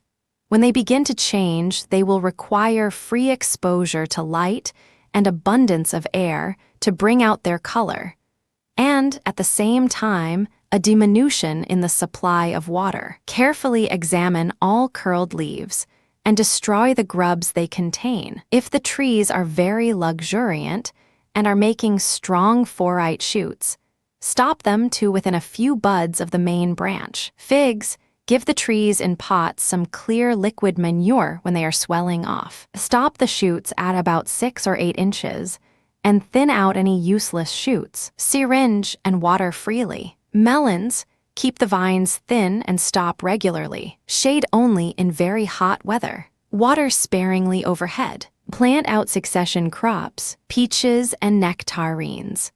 When the fruit in the early house has gone through the critical process of stoning, the final thinning should take place. The border sieve inside or out, or both, should be copiously supplied with water. Using liquid manure whenever a weak habit, from poor soil or over-exhaustion, shows it to be necessary. Syringings to be given twice a day early in the morning, and at shutting up time. The night temperature to be no more than 50 degrees, but during the day it may range to 85 degrees if accompanied with air in liberal quantities. Pineapples lessen the moisture amongst the fruiting plants when they approach maturity. Shift and grow on the young stalk in a moist atmosphere. Admit air freely in fine weather, prepare beds, and turn out the plants if preferred. Strawberries, they should be kept near the glass. Temperature, 65 degrees to 70 degrees by day and 55 degrees to 60 degrees by night. Succession crops rather cooler. Reduce the water to those ripening. Support the stems and thin the fruit where superior produce is wanted. Keep them clear of runners and decayed leaves, and give an abundance of air. Vines, continue to thin the grapes in the early houses. A few berries may require to be taken out of some of the bunches up to the time of their changing color. Keep up a high temperature about 75 degrees by day and 60 degrees by night. In later houses, where the bunches are in course of formation, it is a great object to bring them out well. In later houses, where the bunches are formed or in bloom, let the heat be moderately increased and admit an abundance of air at all favorable opportunities. Shift pot vines often and keep them near the light. Fourth week, greenhouse and conservatory. The plants that are introduced to the conservatory from the stove, forcing pit, or any other such structures, merely for the blooming season, will require particular care to be taken in the application of water that they may not become sodden and diseased. Continue to stop, prune, or pinch back all rambling and luxuriant shoots in due time. Stir the surface of the bed in the conservatory and apply fresh soil to maintain the plants in good health. Azaleas, Chinese. Supply them liberally with water at their roots during their blooming season and prevent damp and drip from injuring the bloom. Calceolarias. The herbaceous sorts that have been pushed along in a gentle heat will now be showing bloom and will require to be grown in a cool, airy place to prevent the flower stems from being too much drawn. Keep down green fly. Shift on young stalk, keeping the plants well down in the pots as they throw out fresh rootlets from the stem. Cuttings taken off now will root readily in a gentle bottom heat. Camellias. Apply shading the moment it is necessary to protect the young leaves. Fuchsias. Grow them steadily on in a moist, warm temperature. Use the syringe freely. Stop any that have a tendency to be long-jointed, to produce uniform and bushy plants. Heaths. Admit air liberally to them, and such other hard-wooded plants that are now in bloom or approaching that state. Pelargoniums. Shift on young plants. Any that are wanted for late blooming should now be stopped. Rhododendrons, hybrid Indian. Treat as advised for azaleas. Stove and orchid house. Continue a kindly moistness amongst the orchids and slightly increase the temperature. Shade with Tiffany or close-meshed netting in bright sunny weather, removing it early in the afternoon. Water liberally all that are making free growth. Repot any that may require it as soon as they have fairly commenced their growth. Continue to give liberal shifts to the free-growing young stock of stove plants, slightly shading for a few hours in hot weather, shutting up early in the afternoon, and producing a kindly humid atmosphere by damping the walls, floors, pots, and sea. Begonias, repot and propagate. This is one of the most useful tribe of plants that can be grown, both for the stove and the adornment of the conservatory. Clerodendrons, encouraged by a moist heat. Climbers, keep them neatly tied up and give them liberal supplies of water, if in pots. Gardenias, they delight in a close atmosphere. A pit with dung linings is most congenial to them. Gesnera zebrina, pot bulbs for late flowering. Forcing houses. Cherries, Thin out the fruit where in large clusters. Admit plenty of air at favorable opportunities, and never allow the trees in tubs or pots to become dry. Figs, the same as last week. Peaches and nectarines. Keep the leading shoots regularly tied in and pinch out the points of some of the stronger ones. Pineapples. It is advisable to keep all that are starting or have already started into fruit at one end of the house or pit, that more air may be admitted to them than to the others more advanced, to produce a more robust growth, and to avoid the necessity of using stakes to support the fruit. Air to be admitted freely to the succession plants at every favorable opportunity. Strawberries in pots. Where fruit are coloring, keep a rather dry atmosphere with a liberal supply of air in order to secure flavor. When the plants are in bloom, keep them near the glass and the atmosphere dry with a good supply of fresh air. But avoid currents of frosty air. Introduce succession plants under glass according to the demand. Do not expose those from which fruit has been picked to the open air till well hardened off. Give them the protection of a cold pit for a time, as they are invaluable in open-air plantations. Vines, where the fruit is on the change to coloring, admit air on every favorable opportunity, not forgetting to give it in the morning before the sun shines on the house, to prevent the condensed vapor, which would affect them injuriously, from settling on the bunches. Attend to stopping the laterals, thinning the young shoots, tying in leaders and C. In the later houses, remove the top dressing from the outside border, to allow the increasing power of the sun to act beneficially upon it. May, first week, greenhouse and conservatory. Attend in due time to all plants that require potting into larger pots, and pinch off the tops of all that are of a rambling or loose habit of growth, to make them compact and bushy. Azaleas. As soon as they are out of bloom, take them into heat to make their growth, syringing them frequently and supplying them occasionally with manure water, and shade for a short time in the middle of the day when the sun is powerful. Calceolarias. Give them weak liquid manure occasionally and shade those in bloom. Cinerarias. When done flowering, cut the stems down to favor the development of suckers and remove them to a cold pit or frame. Climbers, keep all neatly trained. Heaths and New Holland plants.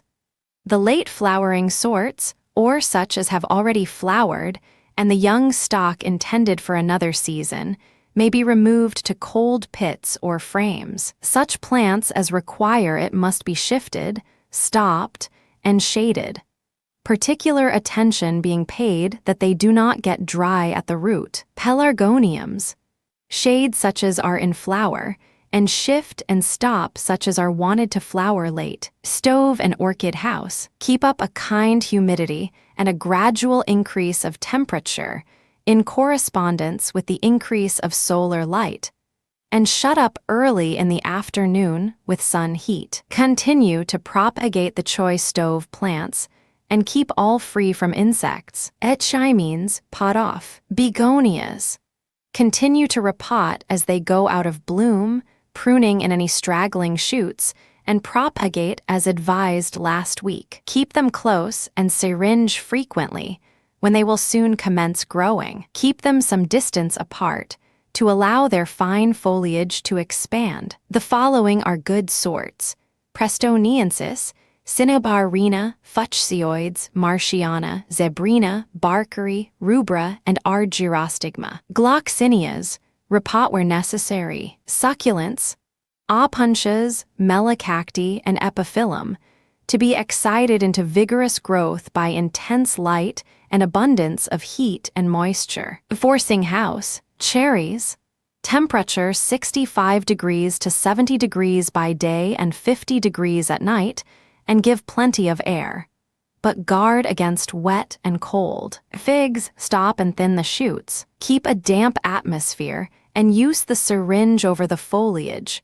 when the house or pit is shut up in the afternoon to keep down red spider. When the fruit is ripening, the syringe must be dispensed with and the atmosphere kept drier.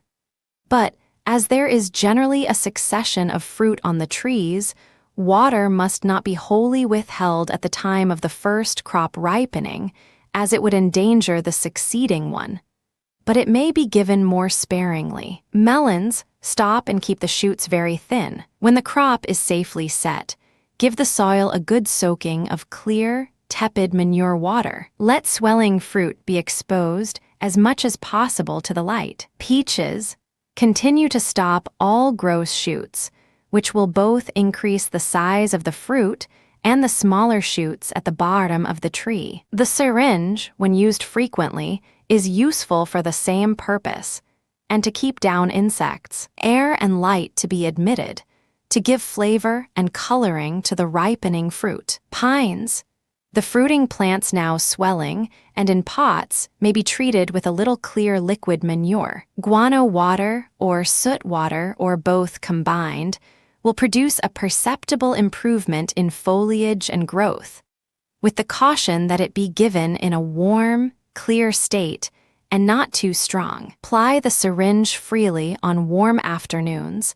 and close up with a temperature of 85 degrees or 90 degrees, giving air again towards evening. When indications of ripening by changing color appear, desist from the use of the syringe and give them no further supplies at the root. Strawberries, when ripening their fruit, they may be placed in a frame where a free admission of air can be given. Vines, encourage the young stock intended for growing in pots next year to make healthy, luxuriant growth by giving them plenty of pot room and manure water to set them in a light situation in some of the forcing houses, and to pay early attention to the leaders as they advance in growth. Where muscats are growing with Hamburgs and other such free-setting varieties, it is advisable to keep up a brisk day temperature for the muscats during their season of blooming, and until their berries are fairly set, with a reduction to a night temperature of 65 degrees or 68 degrees to suit the other varieties. A second week, greenhouse and conservatory, a free ventilation is of importance, and by closing with a humid atmosphere early in the evening, a vigorous growth will be promoted. Liberal shifts to be given to such plants as may now require them, before their roots become matted. Remove all plants intended for bedding out, and let them remain for a short time under the protection of a cold frame or in beds hooped over, and covered at night with mats or other such protecting materials. This gradually hardening off will better enable them to withstand unfavorable weather, if it should occur after they are planted out. Azaleas, all irregularities of growth should be corrected by pruning. We have lately seen the beneficial effects of close pruning on such plants. They had been cut in severely last season by removing strong, straggling branches of old wood, to give some a spherical and others a pyramidal form. When pruned, the ball was reduced, the plant fresh potted in a smaller-sized pot, and the peat soil rammed as hard as it was possible to make it, then watered and introduced to heat. The plants treated in that manner are now covered with bloom and in a high state of vigor. Heaths keep the tops pinched off to form bushy plants, New Holland plants, some of them of weak growth and which naturally make long, straggling shoots, are much improved by bending down the branches and fixing them to a wire hoop or string attached to the rim of the pot. By such means, the nakedness of the plant at its base is hidden, and the check imposed on the ascent of the sap will induce an increased supply of shoots. Pick off the seed pods as the plants go out of bloom. Cut back and arrange the shoots in the best manner to produce compact growth. Pelargoniums, all that are showing bloom, unless of very gross habit, will receive benefit from a supply of a little weak manure water. For that purpose, put cow, horse, or sheep dung into a tub, and to one peck add 5 gallons of rain or other soft water. When taking it for use, draw it off clear, and give the plants a watering twice a week. Give air freely, shut up early, and syringe the plants overhead till the flowers expand, when syringing should be discontinued. As the petals are apt to drop very soon in hot weather, it is recommended to touch the center of the flower with a camel hair pencil or small feather dipped in gum water, which will stick the petals together and prolong the blooming. Such is the general practice at our metropolitan exhibitions. Stove and orchid house. As the stove plants grow, allow them more space, especially such plants as are prized for the beauty of their foliage. Give frequent attention to stopping and training. Look to the climbers frequently to regulate their growth and to prevent entanglement and a world of trouble and confusion. Put in cuttings of such plants as brugmansias, clerodendrons, eranthemums, erythrinas, poinsettias, and those winter-flowering plants Euphorbia jacquiniflora and the Gesnera bulbosa. Where there is only one house in which to grow orchids, a compromise as to temperature must be made to suit the natives of the hot and moist valleys or shady woods of the east, and those which inhabit high and airy regions in the Western Hemisphere. To accomplish this, it is advisable to allow a free circulation of air during the early part of the day, with an abundance of atmospheric moisture, and to shut up early in the afternoon with a high degree of temperature. At chimines, they delight in a moist heat and a partially shaded situation. More air to be given as they advance in growth. The shoots to be staked out neatly. Gesneras to be treated similarly, with the addition of more light. Gloxinias, the same as a chimines. Forcing houses. Cherries, give more air, and keep a drier atmosphere when the fruit is ripening. Give plenty of water to the trees swelling their fruit. Keep them free from insects, or the fruit will be of little value. Figs, air freely, to give flavor to the fruit now ripening. Avoid wetting the fruit when it begins to soften. Melons, keep up the heat of the beds by renewing or turning the linings. Slightly shade the plants when the sun is powerful, to keep the foliage in a healthy state, without which good fruit cannot be produced. When the frames are at liberty, melons may be grown in them with a little assistance from dung heat at bottom. Peaches, give a liberal supply of air with less water to trees, the fruit of which are ripening. Pines, continue the previous instructions in the management of the plants in the different stages of growth. Vines, thin and stop the shoots, and thin the berries in good time. Attend to the late crops, and set by hand the blossoms of muskats, westcint, peters, and other shy setters. Be sure that inside borders are properly supplied with water, giving sufficient quantities to thoroughly moisten the whole mass of soil. A third week. Greenhouse and conservatory. Attend carefully to the stock of plants for summer and autumn decoration, and do not allow them to suffer for want of pot, room, and water. Azaleas. Continue to encourage all that have flowered by timely potting, syringings, and applications of weak liquid manure. Camellias. Introduce a gradual declension of artificial heat amongst all that have completed their growth. A curtailment in the supply of water, giving merely sufficient to keep them from flagging, will induce the production of blossom buds. Epicris, repot with a pretty large shift the early flowering sorts that have freely commenced their growth. Use good fibrous heath soil, rejecting any of a spongy or greasy nature. Such plants, for some time after being newly shifted, require particular attention in watering, that the soil may not become soddened. Let the plants be placed in a cold pit and be slightly shaded during bright sunshine. The stopping or pinching out the points of strong shoots must be regularly attended to during their growing season to establish a uniformity of sturdy growth. Heaths and New Holland plants. All that have flowered and have made their season's growth may be removed to cold pits or frames to allow those that remain and are promising to flower more air, sun, and light. Stove and orchid house. Keep up a liberal supply of humidity with ventilation at favorable opportunities. The plants here should now be growing very freely and should, therefore, receive frequent attention as to stopping, training, and see. Keep them properly accommodated with pot room and allow them all the sunshine they will bear without scorching.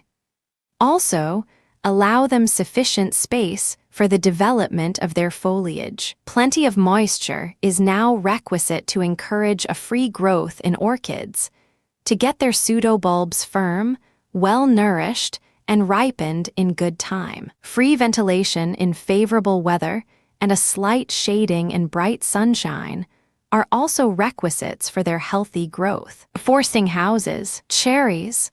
When the fruit is ripening, air to be given freely, even to the drawing the lights off completely in favorable weather. Fires may be discontinued altogether, unless the nights are very cold. Figs, give them plenty of water in all their stages of growth. Discontinue the use of the syringe during the ripening process. They frequently require attention in stopping all long young shoots. Melons, if there is a sufficient depth of soil for the plants, they will not require any large supplies of water after the fruit is swelling off. But it will be necessary to sprinkle the plants overhead and to shut up early every fine afternoon with a good heat. Lay the fruit on a tile or piece of slate. Peaches. When the fruit is swelling off or beginning to ripen, admit air freely in favorable weather, even to the drawing off the lights entirely, so as to admit a free circulation and the direct influence of the sun, by which flavor and color are best attained. Continue to stop all very luxuriant shoots and thin out the young wood. Some persons lay in plenty of young wood to select from in winter pruning. But fruit-bearing wood, regularly disposed all over the tree, is best attained by the judicious and successive thinning of useless shoots during their growing season. Continue to tie in the shoots of the late houses. Pineries. When the repotting of the plants has recently taken place, it will be necessary to shade for several hours during bright sunshine for a few days. But for the general stock, shading should be dispensed with as much as possibly as short. Stiff leaves and sturdy growth are best attained by judicious airings and humidity. Do not water much at the root immediately after repotting. Maintain a brisk bottom heat to the succession plants. Admit plenty of air during favorable weather. Vineries. As the fruit in the early houses become colored, it is advisable to remove all superfluous or rambling shoots, but to retain and to preserve with the greatest care the principal leavesses. The good quality of the fruit and the healthy condition of the tree for the ensuing season will depend upon the number and healthy state of the principal leaves. Fourth week, greenhouse and conservatory. As most plants here are now in active growth, they will require a liberal supply of water. If the sun shines very brightly, a slight shading would be of benefit for a few hours on very hot days. Azaleas, Chinese. When done blooming, they succeed best in a close pit, kept moderately moist and slightly shaded in the middle of the day. If they are too large for a pit, they will do well in a vinery, or in any other large house where they can stand at a distance from the glass without shading. Balsams and coxcombs. Promote their growth by shifting them into larger pots in rich soil with an abundance of light near the glass and heat. Camellias to be treated as advised for azaleas. Geraniums. If any remain after the flower garden masses are furnished, they should be potted and treated with every attention as to watering and see. When they have made fresh roots and begin to grow freely, to be stopped to make bushy plants. Calceolarias, fuchsias, petunias, verbenas, and C, treated in a similar manner, will be useful as a reserve to succeed the greenhouse plants that are now in bloom, and to fill up vacancies as they occur in the beds and borders. Heaths and New Holland plants, many being now in full growth, will require an abundance of water, more especially in bright weather. Many fine specimens are frequently lost through imperfect watering. For if the ball is once allowed to get thoroughly dry, all endeavors to restore the plant to health and vigor are generally unsuccessful. Stove and orchid house, ornamental stove plants such as brugmansias, centradenias, clerodendrons, eranthemums, euphorbias, jasomerias, gesneras, justitias, poinsettias, and C, to be supplied with clear liquid manure, and to have their rambling shoots stopped. Many of the free-growing plants will require shifting occasionally. The great object should be to get rapid growth when light abounds, and thus to secure luxuriant foliage at the right season, when there will be more time for the wood to be properly matured for winter. The syringings to be given early in the afternoon, that the plants may get dry before night. Echimines, when grown in large seed pans, they produce a fine effect. Forcing house, cherries give more air and keep a drier atmosphere when the fruit is ripening. Give plenty of water to the trees, now swelling their fruit. Syringe frequently, and keep the foliage and fruit free from insects. Chrysanthemums, pot off as soon as rooted. If not already struck, the cuttings should be put in at once. Cucumbers, stop them and water freely. All that are intended for ridges, if hardened off, should now be planted out. See that the ball of earth is well soaked with water before planting. Figs, give them plenty of air during the day in fine weather, with abundance of water. Use the syringe freely, except when fruit is ripening. Peaches, although a dry atmosphere is necessary to give flavor to the ripening fruit, it is not advisable to withhold water altogether from the roots while the trees are making their growth. Water the inside borders in the morning in clear weather,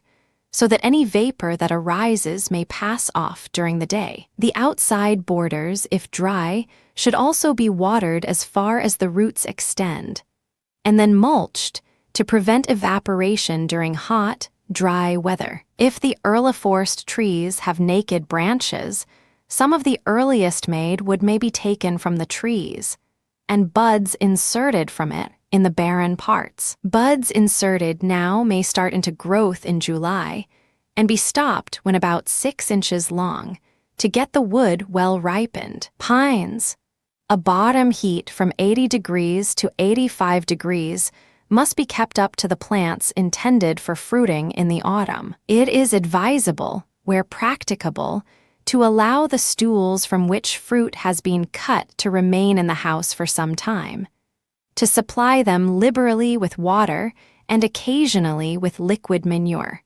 to encourage the growth of the suckers. Vines, in the houses where grapes are ripening, the temperature may be allowed to rise to 90 degrees with sun heat and to decline to 60 degrees at night. In the succession houses, thin the bunches, and do not be covetous to overcrop the vines, as it is the cause of many bad effects. Stop laterals and use the syringe freely in the afternoons. June, a first week, greenhouse and conservatory, Azalea indica. Encourage free growth as soon as possible after they have done blooming by placing them in heat, supplying an abundance of water, and syringing freely. Calceolarias, water carefully, cut down when out of bloom, and remove them to a cold frame. Heaths and New Holland plants. The young stock will now succeed best in a pit or frame, placing the lights to the north. The glass to be well washed, and the pots to be placed on tiles or ashes above the ground level. Pelargoniums. Give air freely, avoid cold drafts, and shade from scorching sun. Shift and stop the succession stalk for late flowering. Petunias. Do not neglect to pot off from the store propagating pots some of those, as advised last week, as also scarlet geraniums, verbenas, heliotropes, and C, to afford a variety of sorts and colors for the conservatory. Stove and orchid house. Let rambling shoots of ordinary stove plants have frequent stopping. The irides, dendrobiums, phalaenopsis, sacalabiums, sarcanthuses, sobralias, vandas, and others of the eastern genera of orchids will now require most liberal and frequent waterings and syringings. Gongoras, peristerias, stanhopeias, and C, when full of roots in baskets, require a thorough soaking. Now is a good time to pot cymbidiums, peristerias, and C, starting into growth. Irides, vandas, and plants of a similar habit do best when shifted after they have done blooming. Echimines. Continue to shift them, as also begonias, clerodendrons, gesneras, and C, as requisite. Remove those in bloom to the greenhouse or conservatory. Climbers. Keep them thin and tied in, so as not to shade the rest of the plants to an injurious extent. Succulents. Shift mellicacti and C, and keep them growing and near the glass. Forcing houses. Cherries. The trees in large pots or tubs from which the crop has been lately gathered should have abundance of air and an occasional supply of liquid manure. Give them, also, a good washing overhead with the syringe or engine, dashing it on with considerable force. They will also require to have their wood matured early. Figs. Continue the practice of stopping when the shoots are 4 or 5 eyes long. Give a liberal supply of water, and thin out the second crop where too thick. Melons. Keep the shoots thin and remove all useless laterals. When the fruit is swelling, the soil should be kept in a properly moist state and the foliage in a healthy condition. The bottom heat should not be allowed to sink below 75 degrees. Peaches. Keep up a growing temperature with plenty of air and moisture, and frequently syringe the trees to keep them clean and healthy. The ripening fruit will require plenty of air. Pines. Repot as they may require, for if they are allowed to remain in a pot-bound state at this season, they are very apt to start prematurely into fruit. It is also particularly requisite that the balls are thoroughly moist at the time of repotting. To give strength to the growing stalk, it is advisable to admit abundance of air in the morning part of the day, and in the afternoon to encourage a high degree of heat with an abundance of atmospheric moisture. The plants growing in open beds to be supplied with a steady bottom heat of from 80 degrees to 85 degrees, and sufficient water to the roots. Vines. Proceed diligently with thinning the berries, as they swell rapidly at this season. The late houses in which the vines are in bloom to be kept warmer and closer than they have been, until the fruit is set. Stop the shoots and laterals, and never allow a mass of useless wood to remain on them. A second week. Greenhouse and conservatory. The principal part of the greenhouse plants may now be removed to an out-of-door situation, open to the morning sun, and protected from high winds, and be placed on some hard bottom through which the worms cannot get into the pots. The specimen plants that remain should be turned round from time to time, that they may not get one-sided, and allow them to have plenty of room on all sides. Also, the young plants intended for specimens should have their flower buds picked off, to encourage their growth. Balsams. Encourage them by frequent shifts and keep them in bottom heat and near the glass. The prematurely formed flower buds to be picked off, as the plants should attain a considerable size before they are allowed to bloom. Calceolarias. The most critical time is after the plants have flowered. If allowed to produce seed, they generally die off nature, having completed her task. When the bloom begins to fall, cut the plants down and repot into a larger size. Place them in a cold frame facing the east, the lights on during the day, with air, and entirely off during the night, unless in rainy weather, as the night dews are highly beneficial. Treated thus, the plants will soon produce new shoots, which must be taken off and pricked out into small pots in a very open soil, and placed in a very gentle bottom heat to strike. When rooted, to be shifted into pots of a larger size. Cinerarias. The plants that have bloomed through the season to be cut down, turned out of their pots, and to have at least half the old soil removed from their roots. Prepare a piece of ground in a sheltered situation, with leaf mold or rotten dung and sand, in which the cinerarias are to be planted, 1 inch below the level of the soil, in rows 15 inches apart and 1 foot apart in the row. When planted, to be well watered. Climbers.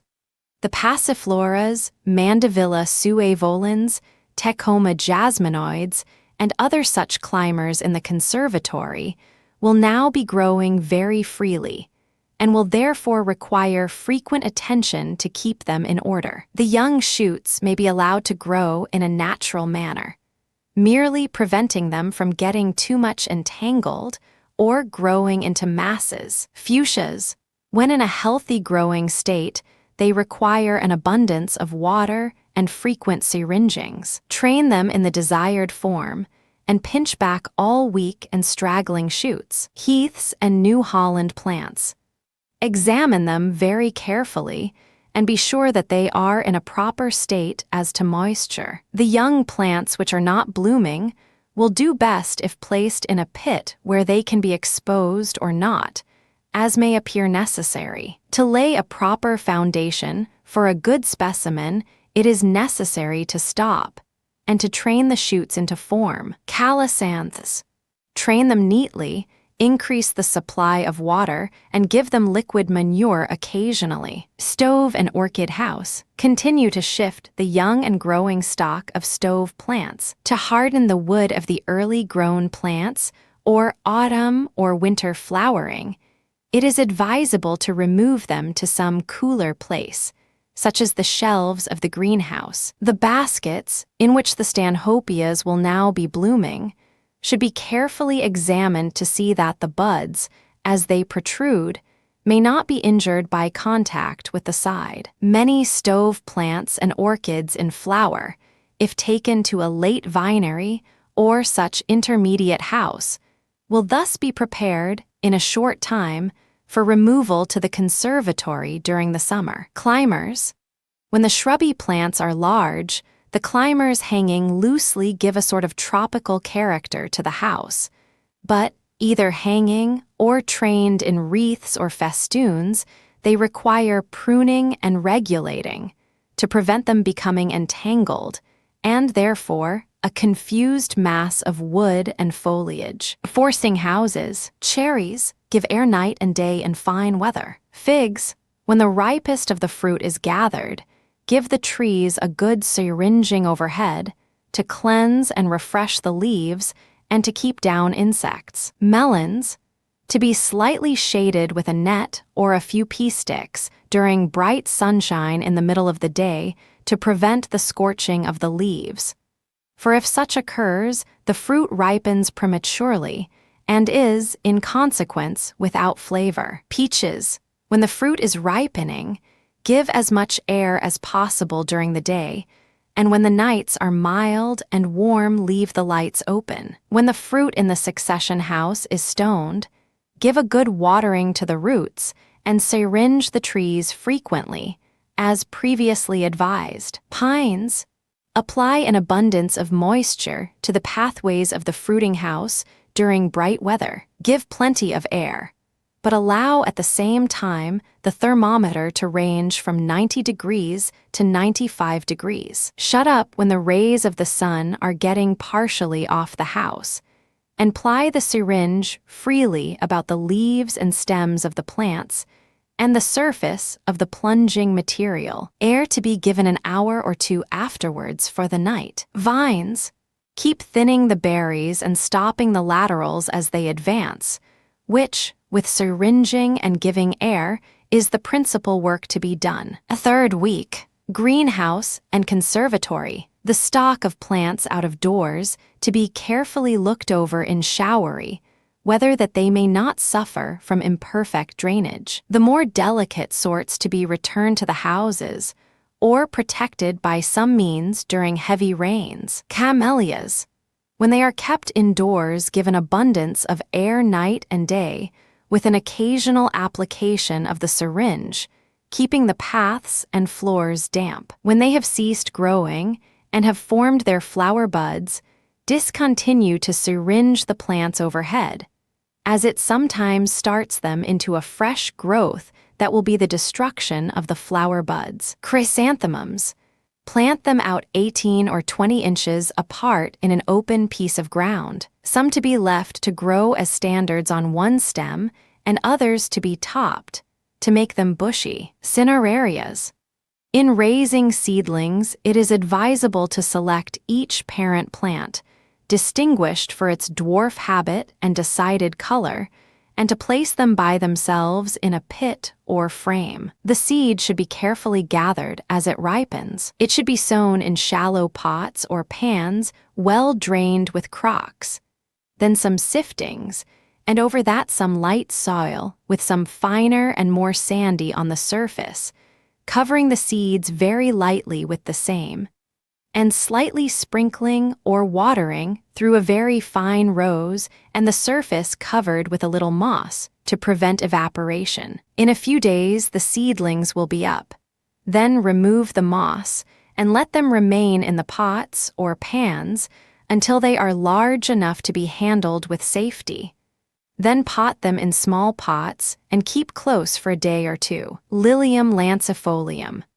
Give attention to them, as also to tree carnations, salvia splendens, scarlet geraniums, and C, for autumn and early winter flowering. Oranges, the same as advised for camellias. Stove and orchid house. Echimines. Repot, as also begonias and gesneras, for succession of late bloom. Loculia gratissima.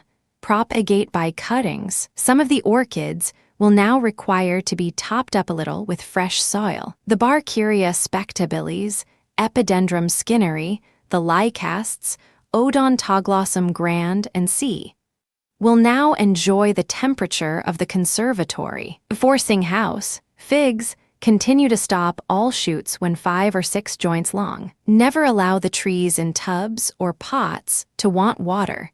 They now require daily attention. Melons.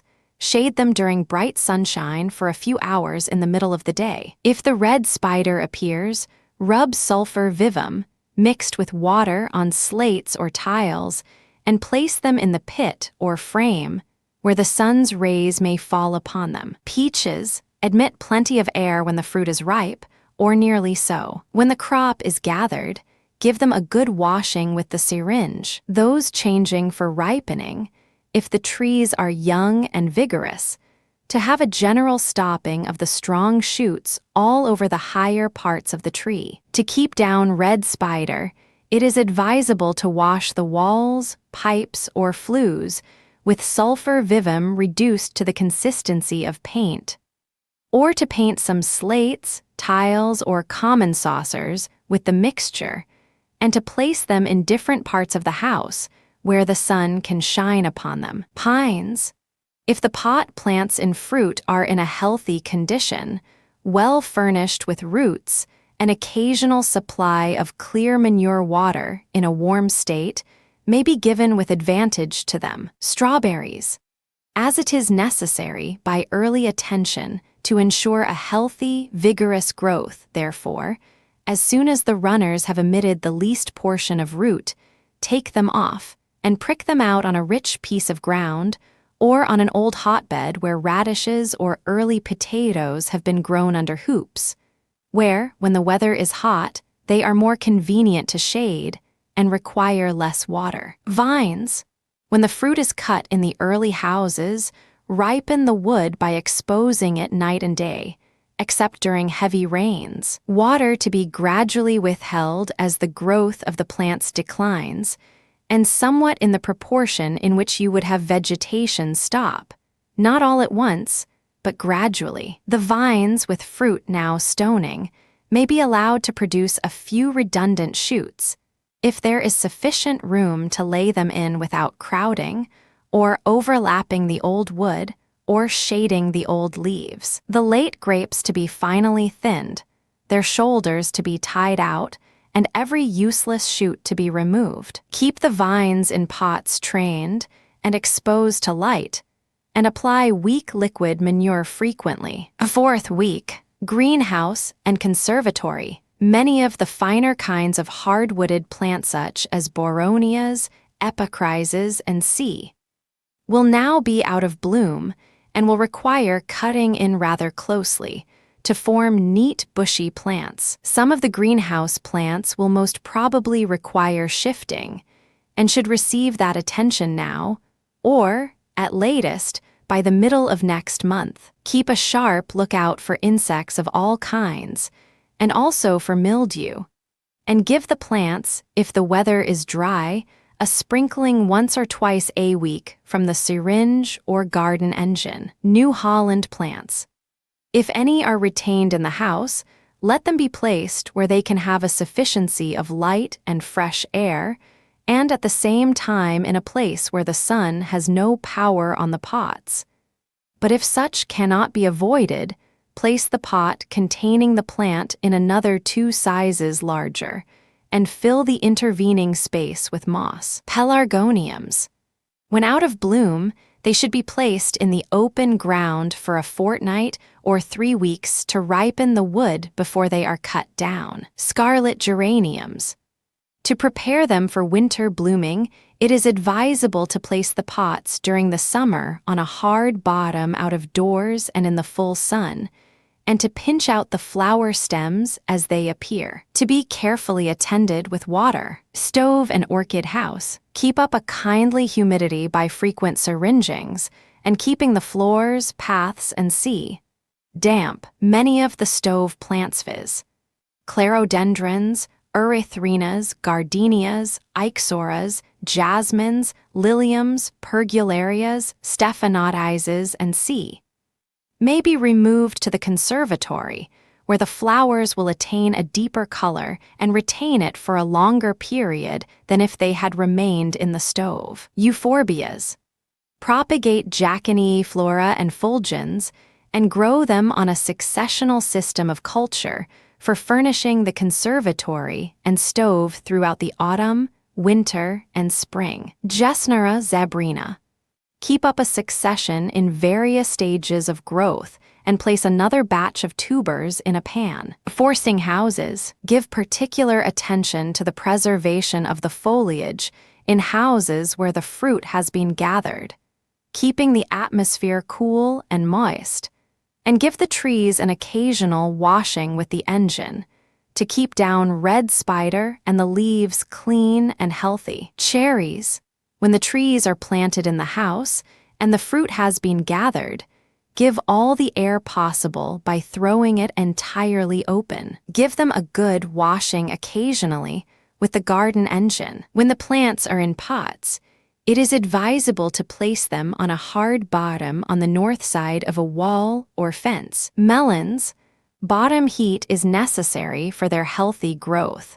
Without it, a check would be given that would be sure to produce a most injurious effect on the swelling fruit. Water to be given to the plants overhead occasionally. Peaches. Continue to maintain a moist, healthy atmosphere while the fruit is swelling. Give air sufficiently early in the morning to prevent the sun scorching the foliage. Syringe and shut up early in the afternoon. Pines. Continue to provide proper bottom and surface heat and give attention to airing, watering, syringing, and shifting in due time. By such means, a large amount of healthy growth may now be secured for the fruit swelling and succession plants. The plants swelling their fruit to be also favored with a high temperature, a moist atmosphere, and plenty of water, and occasionally manure water at the root. If worm casts appear in any of the pots, water with lime water in a clear state. Vines. As the dry atmosphere necessary for the preservation of the ripe bunches is conducive to the increase of red spider, the sulfur must be immediately applied as advised last week. Discontinue the use of the syringe as soon as the succession crops begin to ripen. Check the growth of laterals by timely pinching. Give the final thinnings to the latest grapes. And as they are frequently required for winter use, a good thinning should be given, as crowded bunches and berries will not keep late in the season. July.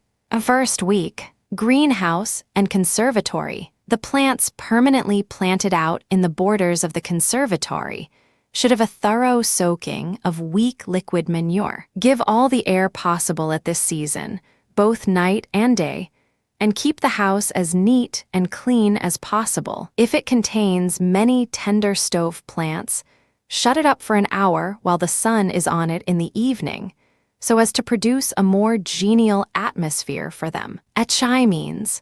Encourage them, as also clerodendrons and C, to grow and to prolong their beauty in the conservatory by supplying them with liquid manure, taking particular care not to give it too strong, especially at first. Cinerarias. Sow seed immediately. Plants for early blooming should also be potted and started at once, choosing the strongest suckers for the purpose, and placing them in a cool, shady frame until they have made fresh growth. Chrysanthemums. Propagate some for blooming in small pots. Heaths. Pluck off the flowers and seed pods as soon as they become unsightly, and prune straggling growth. The soft-wooded kind such as the ventricosa and C. Do best in a sheltered situation in the open air, with means to protect them during heavy rains, while the woolly-leaved such as Masonii and C. and hardwooded varieties delight in cold pits where the glass can be shaded or used for protection as necessary. Examine the plants which were not shifted in the spring, and, if necessary, pot them without delay. But if they require to be cut in to make them bushy, it will be best to let them break afresh before they are repotted. Leschenolches. If they have done blooming and are pot-bound to be repotted and placed in a shady place to make their growth. Stove and orchid house. Give abundance of air to the stove plants at all favorable times, and abundance of moisture by all means. Examine young specimens that were potted early in the season, and shift at once such as require more pot room. Ixoras. Encourage the young plants by giving them plenty of air both night and day to make short, sturdy growth, and discontinue stopping them for the season. Forcing houses. Cherries. When the fruit has been gathered from the trees grown in tubs or pots, it is advisable to place them in some open, airy quarter to make their wood for next season's bearing. Figs. Give liberal supplies of water to the trees now throwing up their second crop. A top dressing of old cow dung would now be useful. Pinch out the top buds if the shoots are growing very long. It should be a practice to manage the trees during the summer that nothing more than a slight thinning out should be wanted at the winter pruning. Melons. Give attention to the crops now growing in thinning out the shoots, stopping, and see. Peaches and nectarines. When all the fruit is gathered and the wood seems well ripened, it will be best to take the lights quite off and place them under cover until wanted again. Plenty of air to be given to the trees that are swelling off their fruit. Also, stop in succession many of the strong shoots about the period the last swelling commences. Use the syringe freely over the leaves early in the morning and again in the evening. Pines. Give abundance of air to the fruiting and succession plants, and during dry, hot weather, saturate the paths and every open space with moisture to prevent the leaves of the plants becoming brown. If such a practice be regularly adopted during hot, bright sunny weather, shading will seldom or never be necessary. Be at the same time particular in maintaining a mild, genial bottom heat. Vines. The houses containing ripe fruit will require to be kept dry and well ventilated. Those swelling will still require attention to keep a regular, steady temperature with regular supplies of air. Muscats very frequently require fires during the night and on wet, cold days. A second week, greenhouse and conservatory. At means they delight in a steady, moist heat to be shaded in the middle of hot days to prevent the sun from scorching the foliage, and never to be watered overhead. Cacti. Remove them to a dry, airy place as soon as they have finished their growth. Coxcombs. They can be grown with strong, short stems and very large heads if they are allowed to remain in small pots until the flowers are formed, then potted in large pots in a compost of 1/2 rich loam, 1/4 leaf mold, and 1/4 sand, and supplied with as much liquid manure and moist heat as possible. Fuchsias. As the plants progress in growth, give them plenty of air and moisture, occasionally moistening the paths, walls, and stages with clear manure water, and syringe the plants both morning and evening overhead. Globe amaranthus. To be potted into 48-sized pots, in which they will flower in a soil composed of peat, loam, and leaf mold, or rotten dung. They should be allowed to stand near the glass and be subjected to a moist heat of not less than 75 degrees. Heaths, if mildew appears, dust them with flowers of sulfur. When watering, give them a good soaking, so that every part of the ball is thoroughly wet, and then withhold further supply until it is again completely dry. Japan lilies. As they are succulent in growth, keep them well and liberally supplied with water. The flower stems to be properly sticked, so as to keep them in due bounds, and also to assist in presenting a large mass of flowers to the eye at once. Pelargoniums. If the plants have been exposed to the open air, as advised in a previous calendar, they will now be fit to cut down. After the plants are cut down, place them in a shady place until the most forward young shoots are 1 inch long. Then shake them out and repot into small pots, using sandy loam and peat only, and placing them in a close, cold frame until they begin to grow again. After which freely expose them to the weather until heavy rains in autumn or the approach of frost renders it necessary to house them for the winter. Stove and orchid house. Cleanliness is indispensable amongst the orchids. Use a sponge to remove filth from the leaves. See that no plants are neglected in standing in corners or behind large plants. Arrange and rearrange frequently, as it tends both to promote the healthy growth of the plants and a pleasing variety in the house. Forcing houses. Cucumbers. Although bright hot weather may prevail, it is advisable to keep up a brisk, regular bottom as well as top heat. Strike cuttings of choice sorts for winter bearing. Melons.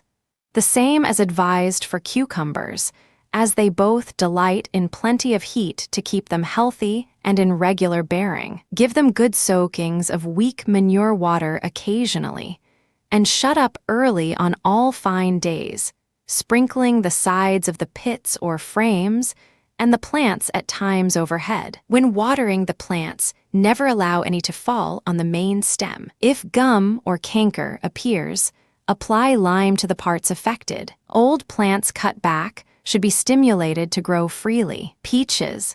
Any tendency to premature decay in the leaves of those from which the fruit has been all gathered to be arrested by liberal waterings at the roots and by syringings. Pines. Keep up the temperature from 90 degrees to 95 degrees by day and from 70 degrees to 75 degrees by night, with plenty of moisture among the growing plants and swelling fruit. Shift the successions as the roots fill the pots. Vines. Uncover the house, or give all the air possible night and day as soon as the grapes are gathered, unless the wood is not fully ripened.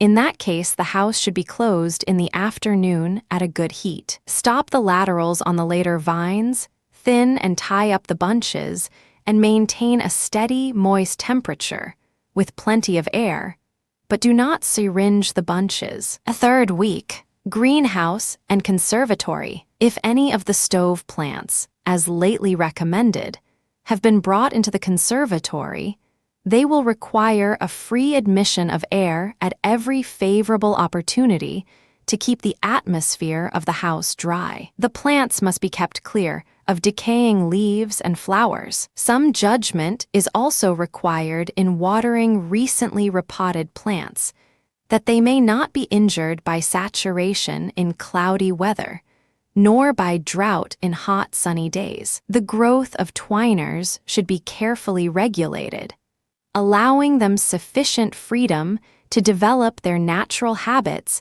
as far as other considerations will permit. Continue to shift the hardwooded plants as they require it. A turfy compost of 3 parts sandy heath soil of a fibrous and rather lumpy character, and 1 part loam, will suit the majority. Particular attention should be paid to the drainage, more especially to the crock at the bottom. For if that is flat and not hollow, it matters but little how much depth of drainage material rests upon it.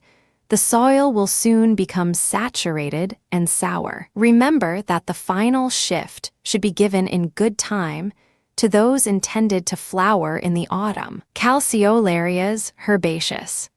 Sow seeds, the compost to be equal parts of peat or leaf mold, loam, and rotten dung with a small portion of sand. Place a layer of broken crocks 2 inches thick at the bottom of the pot. Then fill up within ½ inch of the rim with the compost, passed through a fine sieve. After the pot has been gently struck on the potting bench to settle the soil, the surface must then be made level with a flat piece of wood, or the bottom of a small garden pan or saucer. Sprinkle the seeds regularly over the surface. Do not cover with soil, and water with a fine rose. Then to be placed in a cold frame and be kept shaded from the sun. Chorosma. The beauty of this genus for early spring display is generally appreciated, and therefore requires no commendation from me. They delight, like most other New Holland plants, in sandy peat containing plenty of fiber and require plenty of air at all times, and also to be kept constantly moist, but never very wet. A large pot and frequent stopping will soon produce a fine specimen. Chrysanthemums. Continue to top the plants that have been planted out in the open ground. Epicris.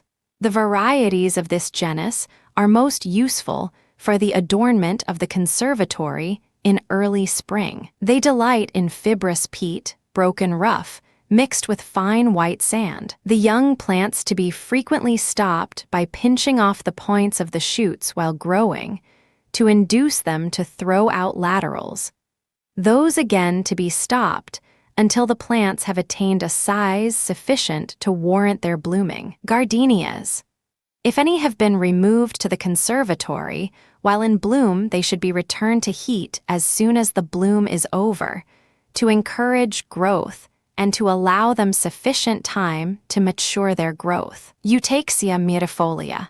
It is a profuse and early bloomer. During the summer and autumn, every new shoot should be stopped as soon as it has attained 2 or, at most, 3 joints. By such treatment, it can be easily formed into a neat, compact specimen. Winter flowers. The cinerarias, Chinese primroses, heliotropes, perpetual, tea, and other roses will require frequent and diligent attention as to watering, shifting, and seed. Stove and orchid house. Give immediate and regular attention to the young stalk of stove plants intended for winter blooming. Keep up a moist temperature at all times, with air during the day. When a few days of gloom occur, the humidity that sometimes becomes stagnant and injurious should be dissipated by a free circulation of air when bright weather returns. Keep a free circulation of air amongst the orchids by day. Endeavor to supply an abundance of atmospheric moisture during the latter part of the day, and dispense with shading as much as possible by using it only during a few hours of the hottest part of the day. Pay every attention to specimen plants in the stove. Keep them neatly tied to sticks or trellises as the case may require. Give them a plentiful supply of water, and, if not in flower, syringe them frequently overhead. Stanhopeias.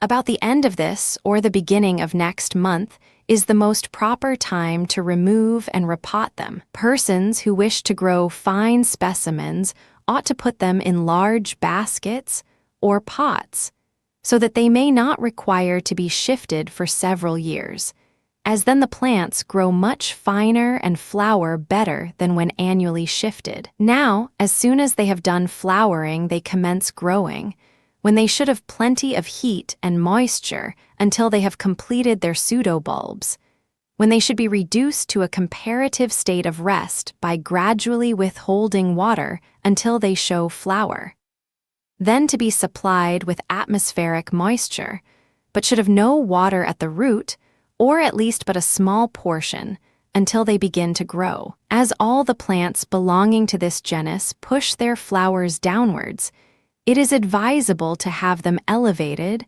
or put in baskets, where the flowers can get through and show themselves to advantage. Forcing houses. Figs. Supply with plenty of water the roots of the trees that are swelling their second crop. Ply the syringe frequently amongst the foliage and sprinkle the paths and see to keep the atmosphere moist. Shut up early in the afternoon. As the fruit of the first crop ripens, curtail the supply of atmospheric moisture otherwise.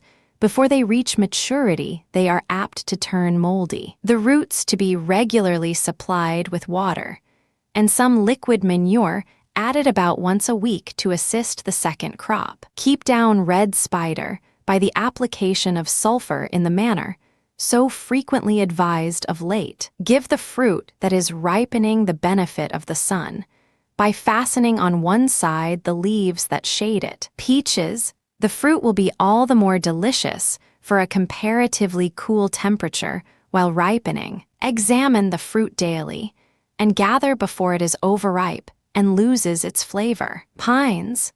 Maintain a good bottom heat and encourage the growth of the advancing crop by kindly humidity and allowing them plenty of air and sufficient space from plant to plant. Give air, also, freely to the young stalk in dung pits to secure strong, stocky growth. But a circulation should not be allowed by giving back and front air at the same time during hot, drying winds. Attend to former directions to afford the plants swelling their fruit a moist atmosphere by frequent syringings and by sprinkling the paths and every other available surface until the fruit begins to change color, when the atmosphere and soil should be kept rather dry to improve the fruit's flavor. See to the stools from which fruit have been cut. Earth them up so as to cause suckers to strike root. Give them a brisk bottom heat and proper supplies of water. You will thus gain time and assistance for the suckers from the declining strength of the parent plant as long as possible. It is now a good time to start a lot into fruit, as they will have 2 or 3 most favorable months for swelling, and will come in at a season when they are in very general request. Keep the bark bed moderately moist, as in that state it will retain its heat much longer than if it is allowed to get dry. Vines. Keep up a brisk heat to the late grapes during the day, as it is advisable to get them well ripened before the season gets too far advanced. By such means, they will be of better quality and keep longer than if the ripening process be delayed to a later period. Do not allow plants in pots to remain in the house to cause damp, which, despite every care in ventilating, is apt to settle on the berries and spoil them. The outside borders of the late houses should be watered and mulched if the weather continue dry. Fourth week, greenhouse and conservatory. The conservatory should now be gay with balsams, coxcombs, fuchsias, globe amaranths, heliotropes, and the varieties of Japan lilies. Strict attention must be paid to all plants in these structures, that they do not suffer from the want of water. Continue to stop over-luxuriant growth to obtain compact, sturdy specimens. On the evenings of hot, dry days after the plants have been watered, give them a slight syringing or sprinkling over the leaves and also the ground upon which they are standing. Aeotis gracilimus, when done blooming, to be cut down close to the pot. Ephalexis and helichrysums. When past their best state, cut the flower stems close into the old wood, to be set in a cool, shady place until they begin to grow, when any that require it may be repotted. Chrysanthemums. Propagate by cuttings or layers to obtain dwarf stocky plants. Continue to top the plants that have been planted out in rows in the open ground, as advised some time ago. Cinerarias. Pot off the first batch of seedlings and offsets. SO seed. Fuchsias. Shift in the last batch and put in cuttings. Leschenalches. When they are going out of bloom or past their best, remove the flowers and flower buds and put them in a cool place to start again. Calisanths. When done blooming, the flower stems and all straggling growth to be cut in closely to form compact specimens for another season. Pelargoniums. Cut back the principal stalk and treat them as advised lately. Pymlia spectabilis. When that and the other kinds have done blooming, to be freely cut in, and to be set in a cool, shady place to break. Polygalas to be treated in the same manner as the pymlias. Stove and orchid house. Look out for insects in the stove, and destroy them as soon as visible. The Gischerst compound is worthy of a trial. Follow former instructions as to moisture and air. Ixoras.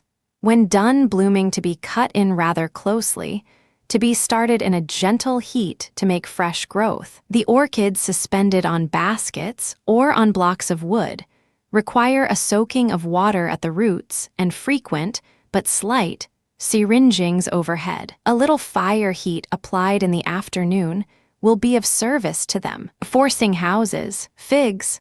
If the second crop on the earliest trees is advancing towards maturity, as soon as the fruit begins to ripen, the atmosphere should be kept dry and rather cool, giving air freely every fine day. Keep the foliage clean and healthy and clear from insects, and do not allow the young shoots to get crowded. Melons. Keep up a good bottom heat when the fruit is setting. Keep the plants on which the fruit is ripening rather dry at the root, with an abundance of air in fine weather. Pines. Air to be admitted freely during hot weather to fruiting and succession plants. Particular care will be necessary in the application of water, that they may not suffer for want of it, or by saturation. The walls, paths, and surface of the bed to be kept constantly moist, and frequent syringings to be given to the young stock. Continue all other routine operations according to former directions. Strawberries. Some lay the runners at once into pots of strong, rich loam, cutting them away from the parent plants when they have made roots enough for their own support. Some prefer to lay them in small pots, to be shifted into larger by and by, and others prefer to lay them in their fruiting pots. The principal object should be to attain plants of a moderate growth, well matured and rested before forcing time. Vines. The early houses, when they have been cleared of their fruit, and the wood is properly ripened, may have the sashes removed and repaired, if required. Indeed, every house is purified by free exposure to the atmosphere for some time. The late crops to be encouraged to swell by giving the borders good soakings of manure water, and by being carefully thinned, more especially if they are wanted to keep late. A little fire heat will be necessary in unfavorable weather, with an abundance of air day and night. August, first week, greenhouse and conservatory. The conservatory borders will now require liberal supplies of water, faded blossoms to be constantly removed, straggling growth and exhausted stock to be cut previous to making a new growth. As the autumn is fast approaching, the sooner the new growths are encouraged the better, that they may have sufficient time to mature them. All greenhouse plants will now be benefited by exposure to the natural atmosphere. The dews are more refreshing and invigorating than artificial moisture or the application of the syringe. Finish potting all specimen plants, for if left until later in the season, they will not have sufficient time to fill their pots with roots, and therefore will be liable to suffer from stagnation of water at the roots. No position can be worse for a plant than that of surrounding it with fresh soil for months, when the roots should be in a comparatively dormant state. Pelargoniums. Continue to head them down and to propagate the cuttings, which will now strike freely in a sunny situation in the open ground. Stove and orchid house. Much moisture and free ventilation will be necessary here during warm weather. The young plants of euphorbias, ixoras, poinsettias, and other such stove plants, to be rendered bushy by stopping them betimes. The Echinanthus grandiflorus, Aphelindra cristata, Eranthemum pulchellum, justitias, and any others that are intended for the decoration of the conservatory in the autumn and early part of winter, should be carefully looked over, and shifted without delay if they want more pot room. The shoots to be tied out thinly, and to be exposed to as much sun as they will bear without scorching the foliage, to induce stocky growth. Nothing is more injurious to stove plants than to keep them growing late in the season, and thus to prevent the ripening of the wood, which will render them more liable to injuries in winter and more unproductive of flowers the following season. Forcing houses. Melons, the plants on which the fruit is ripening, to be kept rather dry at the roots, with free exposure to the air in favorable weather. A steady bottom heat to be kept up to the late crops. Peaches. If the lights have not been taken off the early-forced houses, it would be advisable to remove them as soon as possible, that the air, rain, and dews may have free access to act both beneficially on the trees and to keep down red spider. In those houses which have been treated as advised in former calendars, the principal object now should be to get the wood properly ripened. The late houses to be treated in a similar manner when the fruit is gathered. Where the trees in peach houses have been recently planted and are not yet in a bearing state, the shoots will require to be trained carefully and insects to be kept down. Pines, the plants growing in beds of soil to be carefully attended to with water, giving at each application sufficient to penetrate the whole body of soil, as it frequently happens that the surface is moist while the bottom is quite dry. Pot a portion of the strongest successions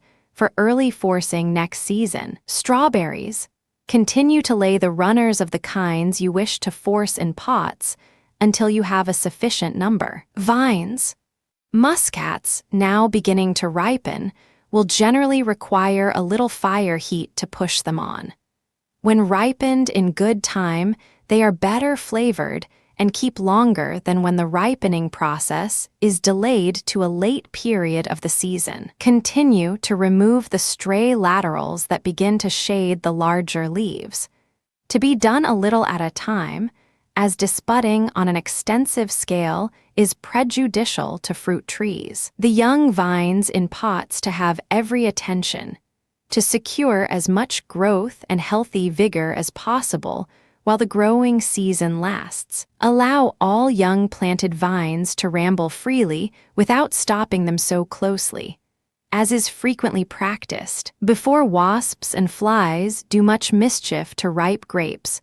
Coarse canvas should be fixed over the top lights and front lights that are opened for the admission of air. Remove decayed berries as soon as observed, and keep the house containing ripe fruit dry and free from dust. A second week, greenhouse and conservatory, bulbs.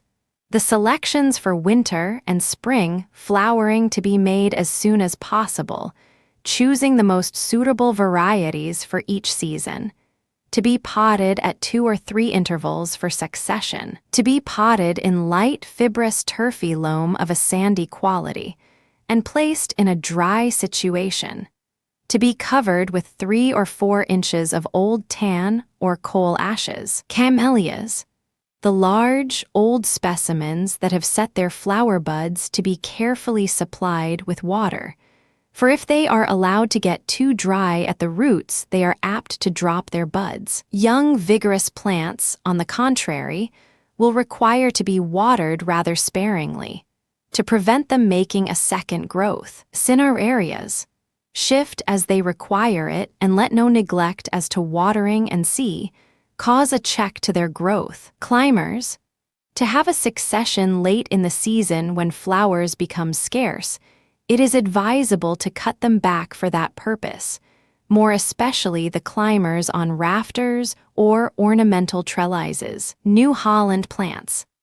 If any have been standing out of doors for some time, it is advisable to remove the best and most tender varieties to the cold pits or other secure situations, to avoid the danger and risk of exposure to wet or windy weather. Soils. Now is a favorable time to collect soils of different sorts for future use. The advantages of forethought for such matters will become evident when the time for use arrives. Leaf mold, decomposed sheep, deer and cow dung, road and river sand, old cucumber, melon, and other such soils, to be put in separate heaps in a shed or any other dry place, protected from drenching rains. Each sort to be numbered, or named, that no mistake may occur when wanted. Stove and orchid house. All plants intended to flower this autumn to be regularly supplied with water and occasionally with liquid manure. But all the other stove plants to be watered more sparingly after this time, and the water to be given early in the morning. The house to be shut up early in the afternoon with a strong sun heat. Slight fires to be made in the daytime, if the weather is dull, so that plenty of air may be given to the plants. Forcing houses. Figs. If the nights are cold, the house or pit should be closed early, for the benefit of the second crop of fruit. Melons. Withhold water when the fruit is ripening, as a sudden supply at that time very frequently causes the fruit to crack and become worthless. Keep the shoots so thin that every leaf may receive the benefit of the light. Do not expose the fruit to the sun's rays till it is fully swelled. Give a supply of manure water to the late crops, and thin out useless laterals. It is advisable to paint the interior of the frame or pit with sulfur. This, with slight syringings and shutting up early while the sun shines upon it, will keep down insects. Mushrooms. Collect some very short stable litter and horse droppings, and turn them over frequently with the addition of a small portion of turfy loam until they are well incorporated. When moderately dry, to be packed on shelves or in boxes, and be well beaten down in layers 4 or 5 inches thick, till the bed is the required thickness from a foot to 18 inches. For success will depend in a great measure upon the solidity of the bed. To be spawned when there is a brisk heat, pines. If a strong body of fresh materials have recently been added, the watch sticks should be frequently examined, and any approach to a burning heat to be counteracted by lifting the pots and see. Fruit recently started and swelling off, to have every encouragement for the next 2 months. Shut up early to secure a strong amount of solar heat. Keep all the growing stock warm and moist, syringing them lightly twice a day. Vines. The early-forced houses where the wood is nearly ripe would be benefited by free exposure to the air. But if the lights are required to remain on, cleanliness should be observed and all laterals kept down. When the fruit is swelling or coloring, and when the weather is wet or cloudy, a gentle fire, if then applied, will expel damps, and be in other respects very beneficial to them. Stop all useless growths in the late houses. Do not remove the leaves to expose the fruit to the sun, unless they are very thick indeed, as they are the principal agents by which nutriment is carried to the berries. Vines in pots. When the leaves begin to fade, to be removed to the north side of a wall, and the pots to be laid on their sides, to keep the roots dry. A little litter thrown over the pots will protect them from sudden changes. A third week. Greenhouse and conservatory. As the majority of greenhouse plants are out in the open air or in pits where they have either set or are setting their blooms, preparations should be made for their return. By scrubbing and washing all the shelves of the greenhouse and clearing out all crevices and corners to banish all insects that may be secreting there. When by scrubbing, brushing, and you have brought everything to the ground, let no time be lost in clearing the insects, rubbish, and off the ground and also out of the house. If painting and glazing are necessary, the sooner they are done the better, leaving the house entirely open for 3 weeks or a month, that the effluvium from white lead, which is prejudicial to plants, may pass off before the lights are put on again. Stove and orchid house. Shift into pots a size larger any small plants, or indeed any plants that you are desirous to grow fast, or to make specimen plants, as soon as they have filled their pots with roots. Cuttings inserted in pots of light, sandy soil, well drained at the bottom, will readily strike when plunged in the tan bed, where there is a little bottom heat, and covered with bell glasses that will allow of the edge being pressed into the soil inside the pot. Henceforward, a certain degree of care and consideration will be necessary to have the summer growth of plants generally and, especially that of all those whose period of excitement is continued over a certain portion of the autumn, so arranged and circumstanced as to secure its perfect maturity, or, in gardening terms, to have it well ripened.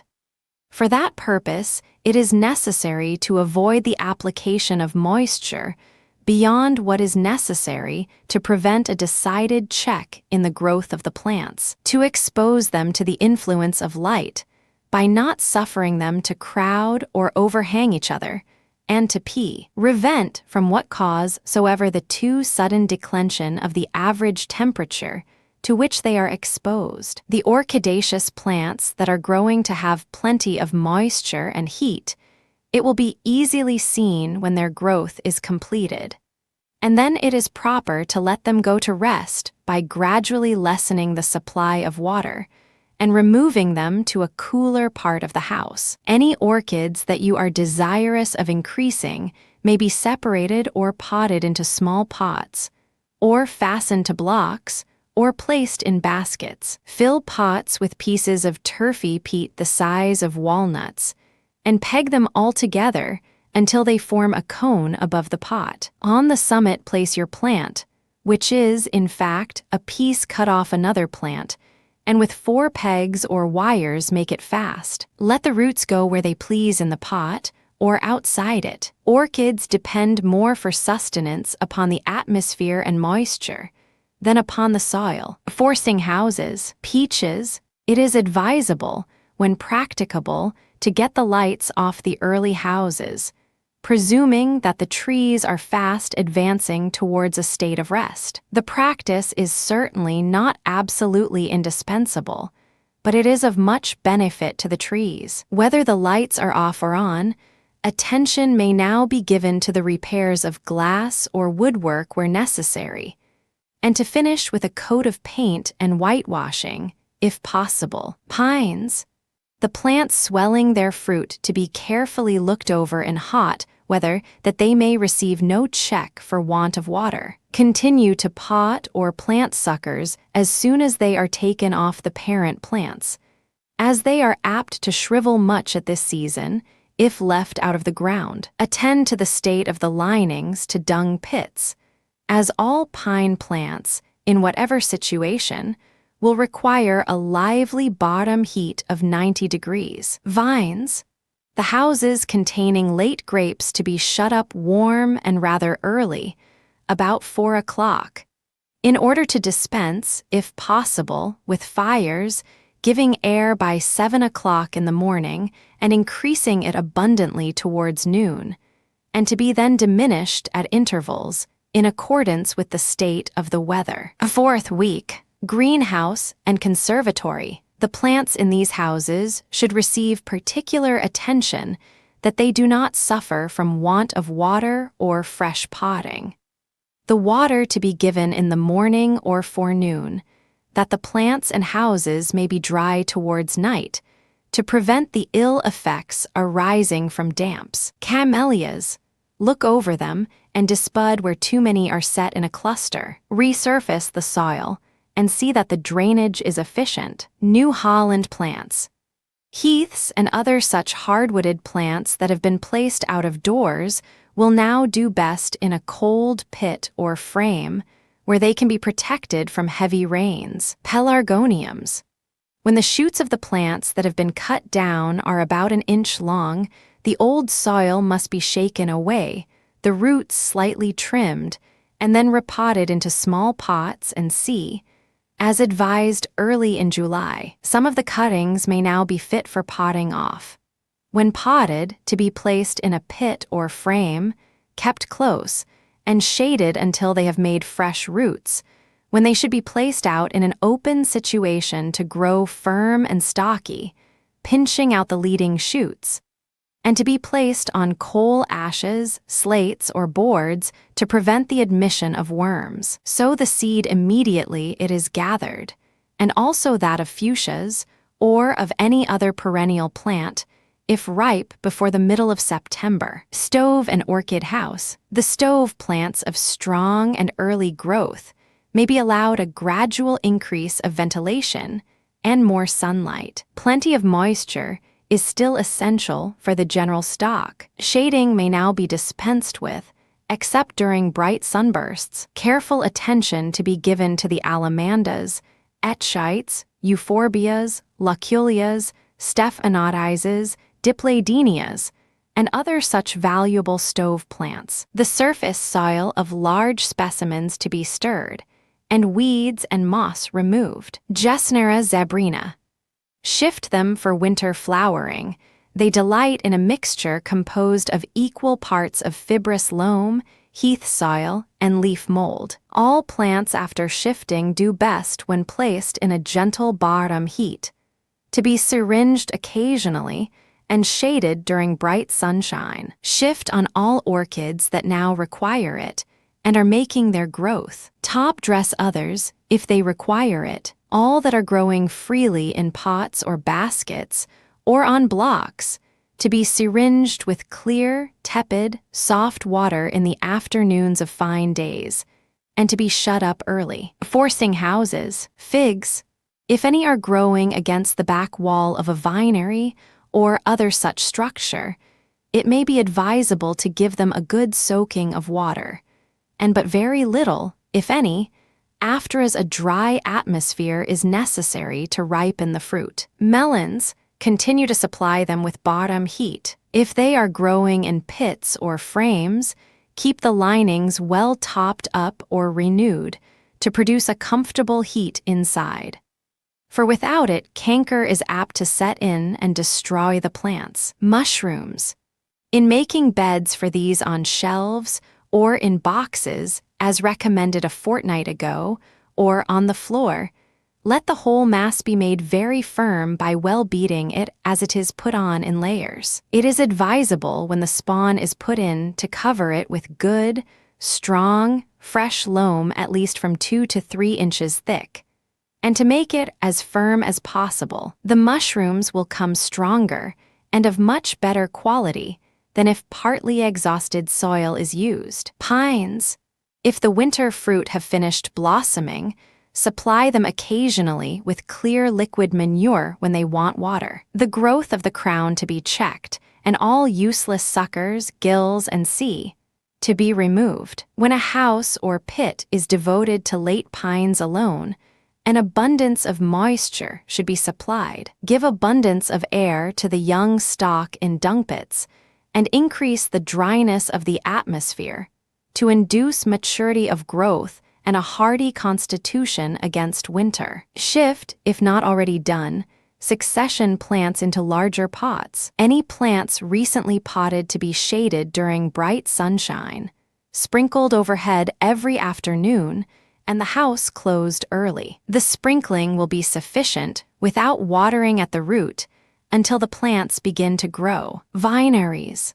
Continue to secure a dry state of the atmosphere when the ripe fruit is intended to hang for any length of time, using a little fire heat when necessary to dispel damp. To ripen the fruit in late vineries, it is frequently necessary to use fire heat, but more especially when the external temperature ranges below 50 degrees. September, first week, greenhouse and conservatory. Balsams.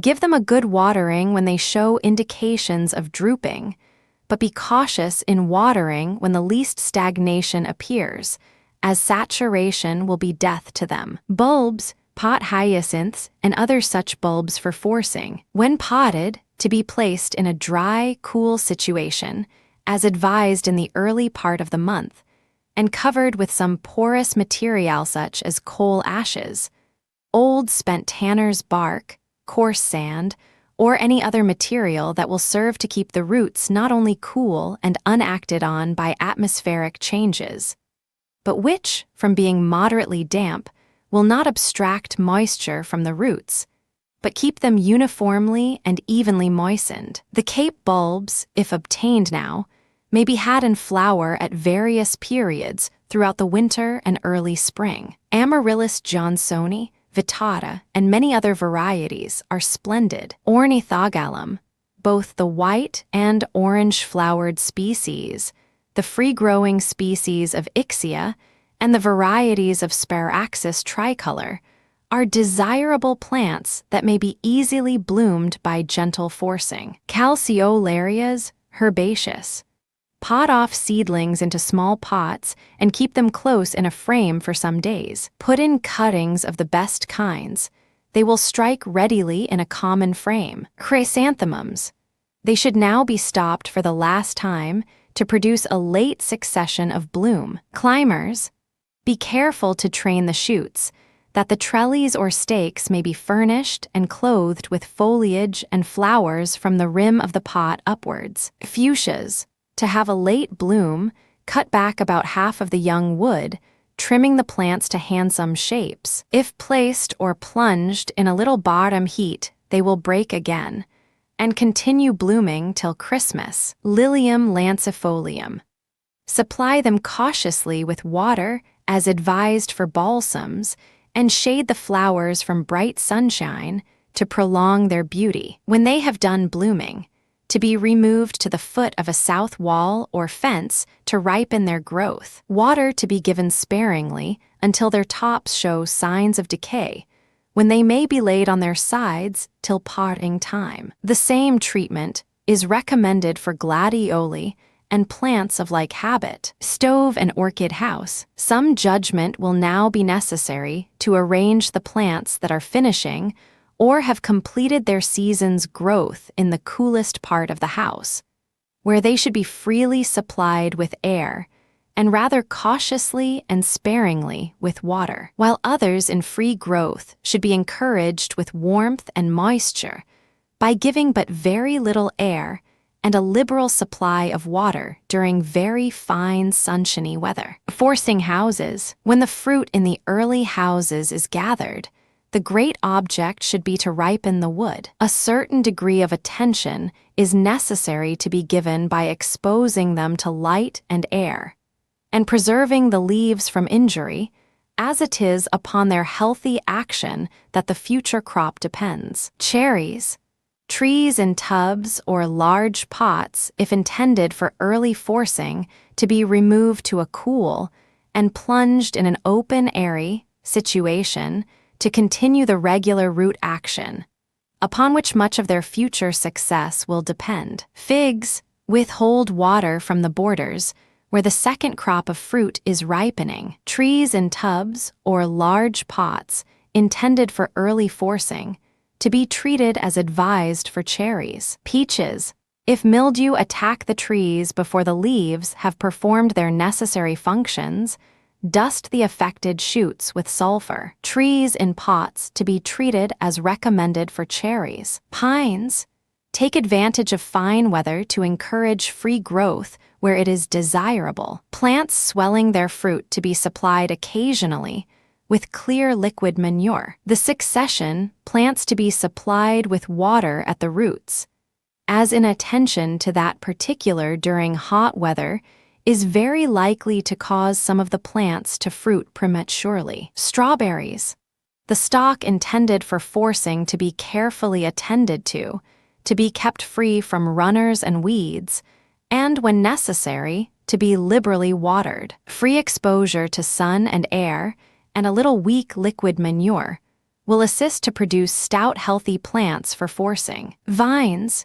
When the fruit is ripe, give air freely and keep the house as cool and dry as possible. Stop laterals in the late houses and expose the foliage to light to make it as healthy and vigorous as possible. Vines in pots to be treated as advised for cherries. A second week. Greenhouse and conservatory. As boisterous winds, heavy rains, and other atmospheric changes occur about this time, it is advisable to draft the choicest outdoor greenhouse plants to their winter quarters. Each plant to be carefully examined, dead leaves removed, and any defects in the soil or drainage of the pots to be remedied. If worm casts or other indications of the presence of worms appear on the surface of the soil, by carefully turning the ball of soil out of the pot, they can generally be picked out. If they are not visible on the outside of the ball, a small peg stuck in will direct particular attention to it until the intruder is removed. When staging the plants, a pleasing variety may be introduced by placing a few on inverted pots. Sufficient space to be given to each plant to allow the air to circulate freely around. If there is not sufficient room for all, the oldest or misshapen plants may be rejected or wintered in a pit or vinery. When housed, all the air possible should be given in fine weather by the entire withdrawal of the lights, and only reducing the ventilation when unfavorable changes in the weather take place. Heliotropes. Pay attention to keep them in a growing, healthy state for winter flowering. Mignonette. Sow now and a month hence for winter and spring blooming. Pinks, pot and bowline and other sorts, to be well established before they are wanted for forcing. Roses. Some of the tea-scented and china kinds, being placed under glass and to be repotted if requisite, will promote immediate growth and early blooming. Violets. Take up with good balls to be potted in rotten turf or leaf mold and road scrapings in 48 or 30 two-sized pots, placed in a pit or frame near the glass for flowers in the winter and early spring. Stove and orchid house. As the season of active growth is now getting to a close, it is advisable to ripen off gradually the pseudobulbs and strong, healthy shoots by keeping up a genial atmosphere, ranging from 70 degrees to 80 degrees, with abundance of air in favorable weather. Cattleyas, Epidendrum skinneri, Laelias, Lycas skinneri, and Odontoglossum grand, to be kept rather cool and to be slightly syringed occasionally. Water to be given more sparingly to all the plants, except such as are growing freely. Shading to be now dispensed with as much as possible,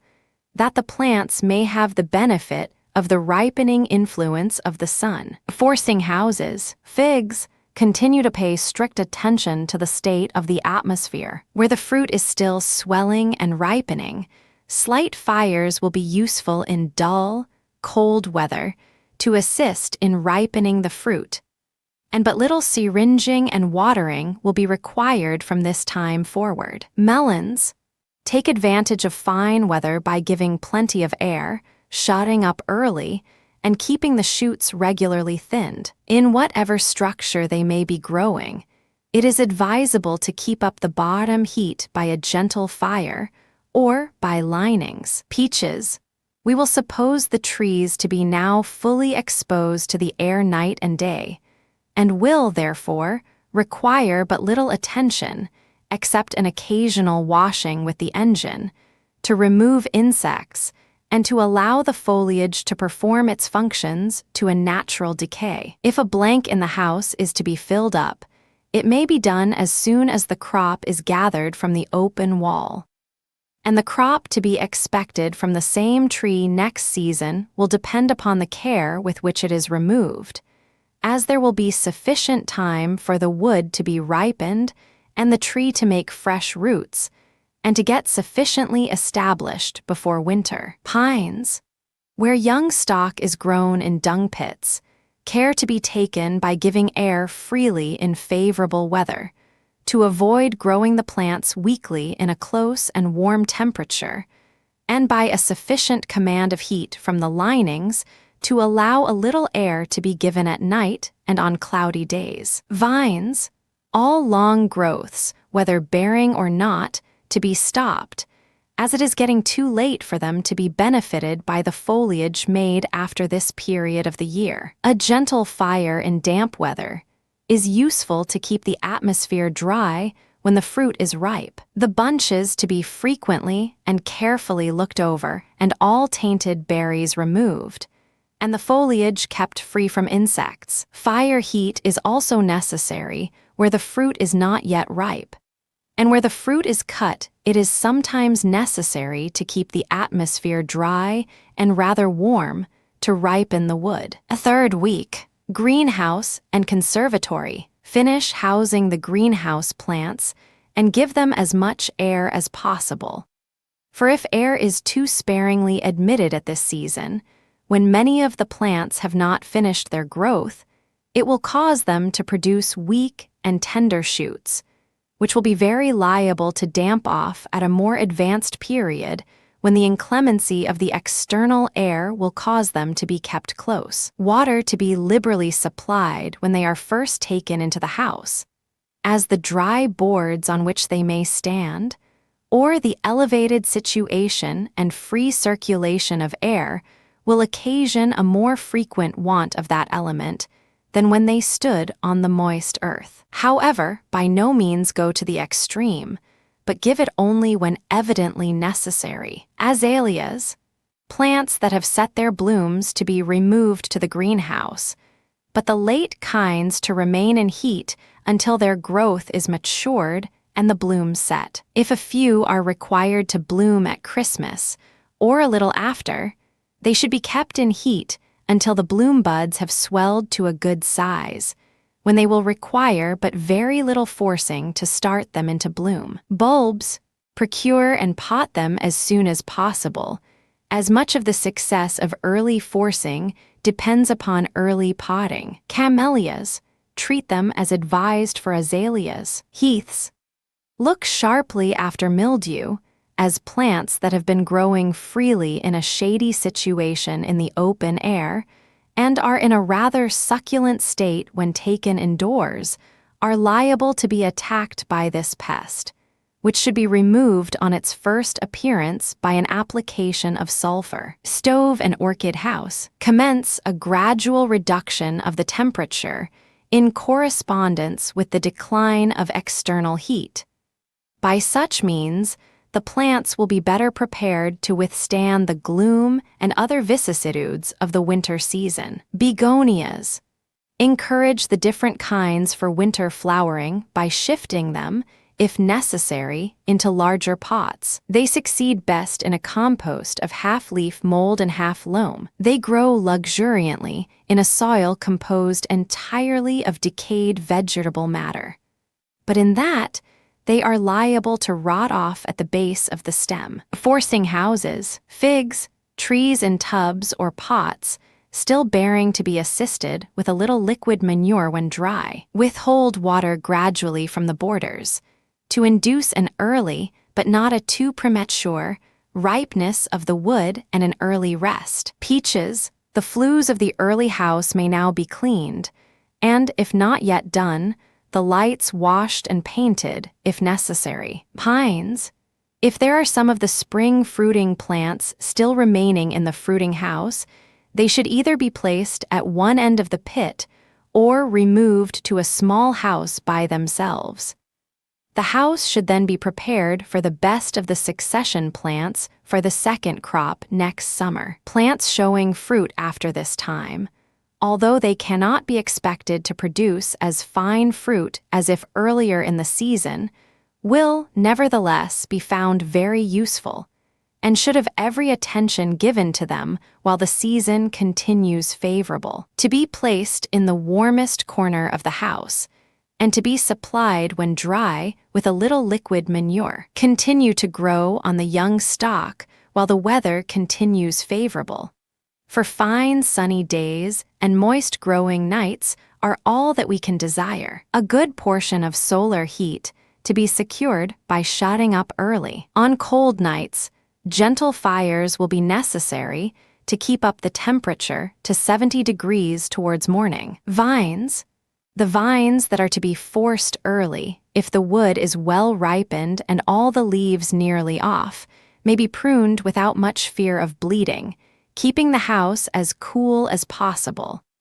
But if, from appearances, the sap is not considered to be sufficiently at rest, the pruning should be postponed. Continue to forward the grapes not yet ripe by giving a little fire heat during the day. Air to be given to the house as soon as the sun shines upon it, as the vapor that ascends, if not allowed to pass off by ventilation, will cause the grapes to become moldy and worthless. A fourth week. Greenhouse and conservatory. The plants that have been in the open borders during the summer to be taken up, the roots carefully cut back and repotted, to be placed in a gentle bottom heat or in some close place until they have made fresh roots, the better to resist the vicissitudes of the dull, dreary months of the approaching winter. American plants.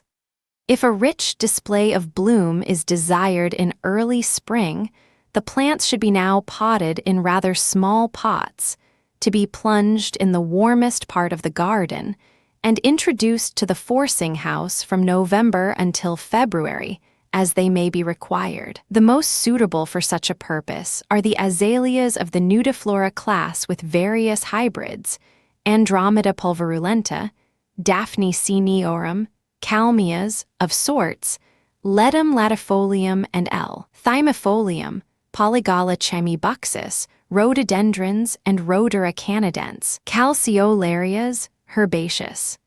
Remove them to a shelf as near the glass as possible, with plenty of air at all favorable opportunities, to be duly supplied with water. Camellias. Water to be given carefully, to prevent the dropping of the buds. The late flowering plants to be thinned of their buds, leaving not more than 2 buds on each shoot, and retaining the largest and smallest to get a long succession of bloom. The leaves, if necessary, to be washed clean. Chinese primroses. Place them as advised for calceolarias, cinerarias. Protect them from the ravages of green fly by the application of the Gischerst infallible compound. Fuchsias continue to encourage the late stalk for bloom. Seeds may be sown at once, where there is a greenhouse or other means of sheltering them from frost and damp.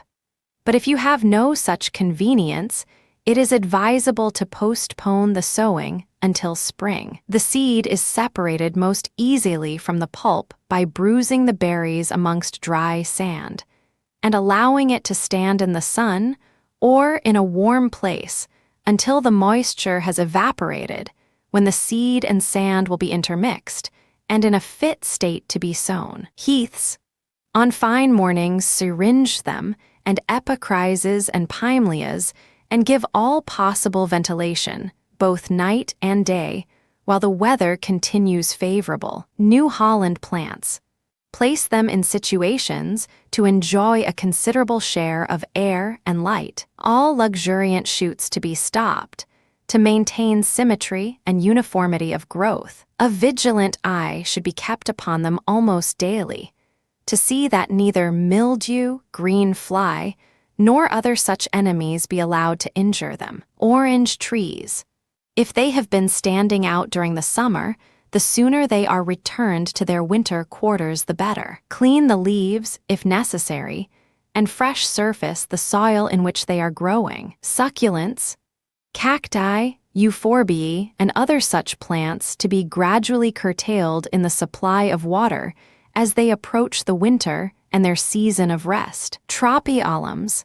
If any of this beautiful tribe, particularly tea, tricolorum or tea, brachyceras that have flowered early in the season, begin to grow, they should not be checked, but allowed to grow slowly through the winter. But if there is no appearance of growth which is best for their future success, roots should be kept dormant, in a cool place, with the soil about them quite dry and protected from mice. Stove and orchid house. Stove plants cannot be too cautiously watered late in the autumn. Nothing is now wanted but to keep the soil from getting quite dry. Slight fires to be made in the forenoons of dull and rainy days, not so much for the purpose of raising the temperature as for drying the house. Air to be given at all favorable opportunities to maintain a healthy atmosphere. Several of the orchids, viz. Irides, dendrobiums, sacalabiums, vandas, and c, may be encouraged by the application of a high temperature, with much moisture and less shading, to make further and sometimes considerable growth. Cattleyas. Young plants may also be encouraged to grow for some time longer, but older specimens should be reduced to a comparatively dormant state by a gradual diminution in the supply of water and a decrease in temperature with less shading. Stanhopeias, to be treated as advised for cattleyas. Forcing houses, continue to make fresh beds as formerly directed, and prepare fresh material for successional ones. To ensure success, it is advisable never to allow the manure to be put together in a dry state, nor to get too far exhausted, but in that medium state when the strong fermentation has passed off, and a moderate heat is likely to remain in it for some time. The temperature to be kept from 60 degrees to 65 degrees, with the admission of air for several hours daily. Cherries, whether they are in pots or in borders and have arrived at, or are only approaching, a comparatively dormant state when but little attention will be necessary. Still, that little will be required to keep them clear of insects and of the leaves as they become sufficiently ripe, when they come readily off with a touch. The old surface of the soil of those grown in pots to be removed, and the same quantity of fresh, in a rough state, put in its place. Remove them without further delay, if not already done, as advised in the early part of the month, to the north side of a wall or hedge until wanted. Or if not wanted until a sharp frost sets in, they should be protected from its icy grasp. Figs, trees in pots to be treated as advised for cherries. Melons. Although the weather may have been favorable for ripening the late fruit, they will in some places still require the assistance of a good top and bottom heat and a large portion of air in the middle of the day. Peaches, trees in pots to be pruned and treated as recommended for cherries. No time should be lost if fresh trees are to be planted in the place of any that may be worn out. The choice should be made of young trees that are in a bearing state, and all the better if they had been moved last autumn. In pruning the trees after the leaves have dropped, be sure not to leave them too crowded. But if the summer pruning, as frequently advised, have been properly done, but very little, if any, will be required now. To remove the leaves from the trees in the early houses, it is advisable to shake them daily, and sometimes to brush them gently with a few pieces of birch spray tied in a bundle. All forite shoots to be removed, and the trees in the late houses kept free from insects. Pines. Persevere in former directions as to general routine management, whilst fine weather continues air may be given liberally, and shut up earlier in the afternoon to secure as much sun heat as possible. Plants swelling their fruit to be assisted with a brisk temperature, both at top and bottom, from 65 degrees to 70 degrees at night, allowing it to rise to 80 degrees on sunny days with a steady bottom heat of about 80 degrees. When watering is necessary, let it be given in sufficient quantity to moisten the whole of the soil. The suckers and crowns that were potted in the summer months should now be shifted if they have grown freely. They should then be plunged in a brisk bottom heat in the succession house or pit, from which the plants have been removed to the fruiting house. Any remaining suckers on the old stools to be taken off, potted, and plunged in a brisk heat in the nursing pit. Vines. The early house or the first lot of vines in pots, if it is intended to start them in November or December, to be pruned, that sufficient time may be allowed to heal up the wounds and the buds to become more plump and prominent. The border of the early house to be thatched with straw or covered with any other such material to protect it from heavy rains. It is also advisable in some situations to cover the borders of the houses in which it is intended to keep grapes late, to prevent the soil getting saturated about the roots. Continue to look over ripe fruit, cutting out the moldy or tainted berries, applying gentle fires only when necessary to expel damps. With a free circulation of eras, a warm, close atmosphere is as injurious as damp. Where the long rod system is adopted, the old shoots should be cut down as soon as the fruit is gathered. And whatever system is adopted, if there are any shoots to remove, they should be taken out as soon as they can be spared. The ends of the remaining shoots, if green, to be cut off. Continue to pay strict attention to late grapes. Look over them daily and cut out every decayed berry. In October, first week, greenhouse and conservatory. The plants, when newly set in the house, are very liable to lose a portion of their leaves.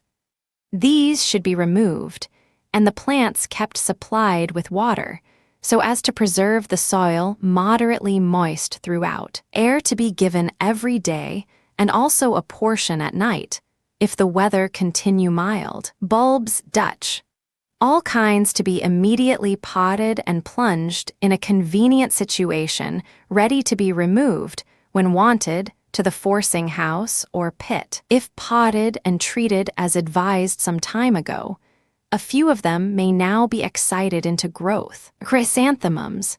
Take up the plants from the open ground choose a showery day for the purpose. After potting to be well watered and shaded for a few days, then placed in a cold pit or removed to the greenhouse and neatly tied to stakes. The buds to be thinned for a fine display. Gladioli. Pot them and Ixias, Sparaxis, and C, and to be watered sparingly until they begin to grow. Lily of the valley. Pot some to be treated as advised for bulbs, that a regular supply of this favorite flower may be had during winter. Shrubs get in, if not already done. A supply of American plants to be potted, as advised a fortnight ago, and plunged in old tan until wanted for forcing. Stove and orchid house continue to act in unison with the season, allowing the temperature to decline slightly as light decreases, although the irides, dendrobiums, and C will continue to enjoy a temperature of 80 degrees by day and 70 degrees by night. The cattleyas will require 10 degrees or 15 degrees less to bring them to a healthy state of rest.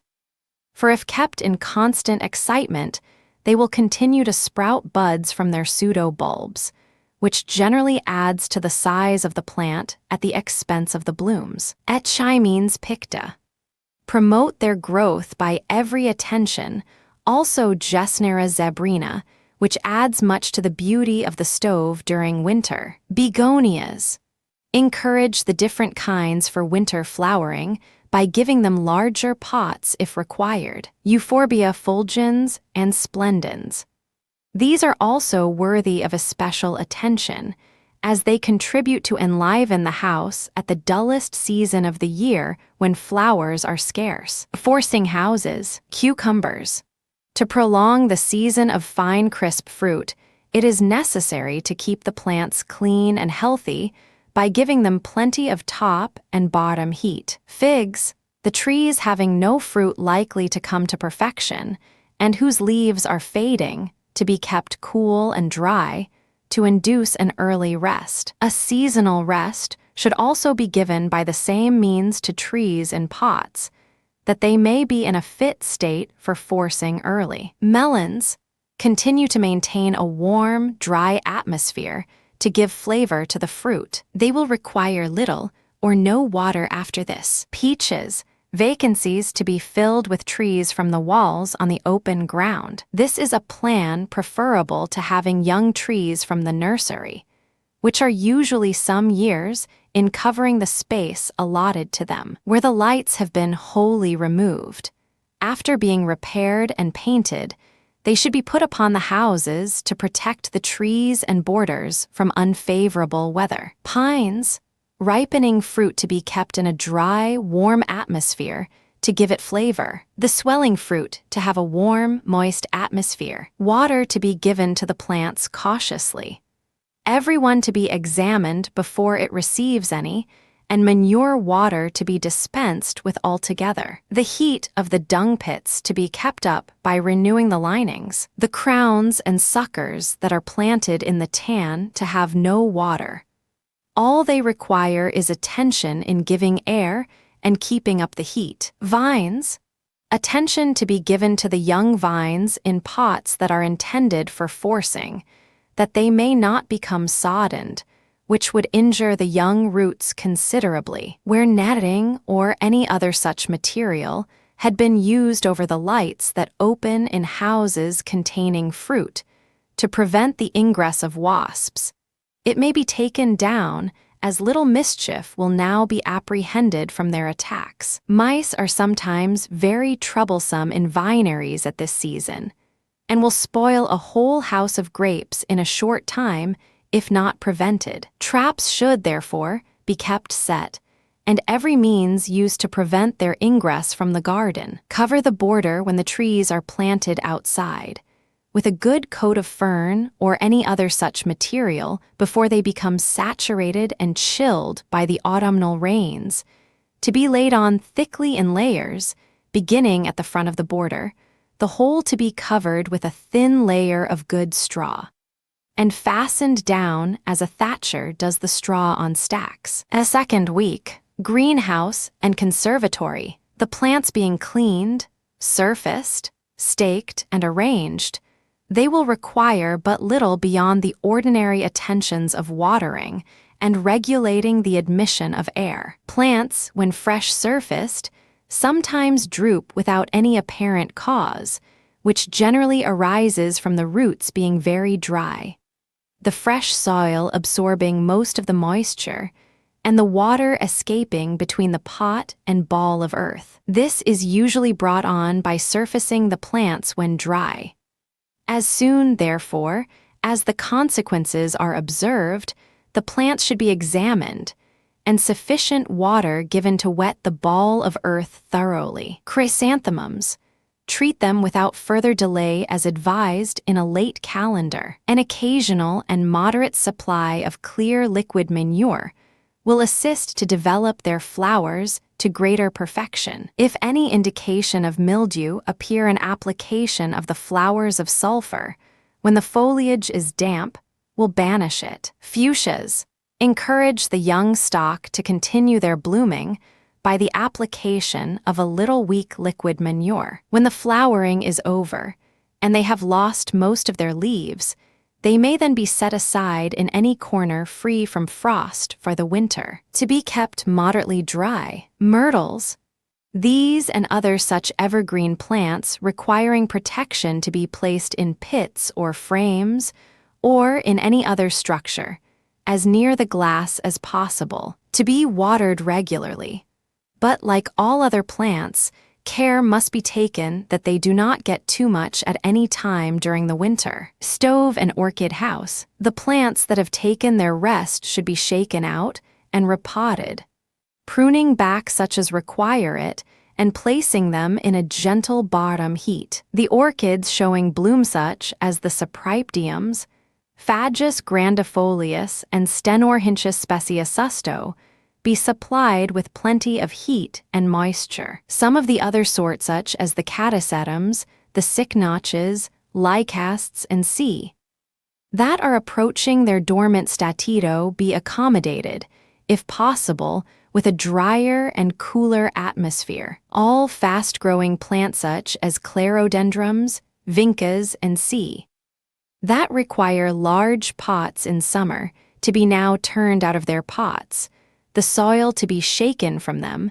and repotted into the smallest sized pots that will contain them, without pruning the roots much at this time. Climbers, some of the most rambling will now want some pruning, more especially where they obstruct the light in any material degree. The combretums, echites, ipomceas, mandevillas, late-blooming passifloras, pergularias, stephanotises, thunbergias, and C, which are still growing, to be regulated with a more gentle hand, cutting out but little more than barren shoots, and drawing the remainder into somewhat closer festoons to allow the more free admission of sunlight into the interior of the house. Forcing houses, cucumbers, the plants for a winter supply of fruit should now be making progress. Keep the vines thin and use every means to keep up a good heat, with liberal admissions of air at all favorable opportunities,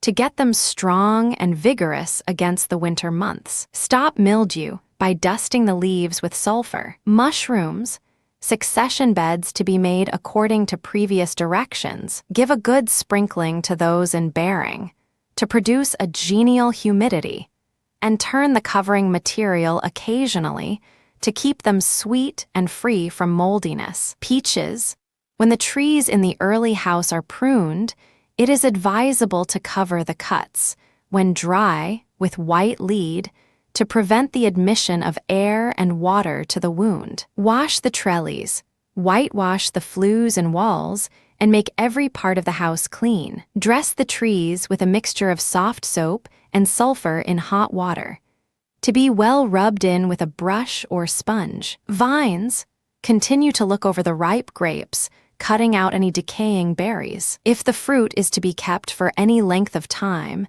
and if any plants, through want of other accommodation, must be kept under the vines, they should be watered in the morning, using a little fire heat in the day, with air, to expel damp before night. Whatever system of pruning is adopted, whether the long rod or spur, it is advisable, when the brown scale is visible, to take off the loose bark to wash them and the wires and rafters with soft soap dissolved in hot water using a hard brush, being careful not to injure the buds.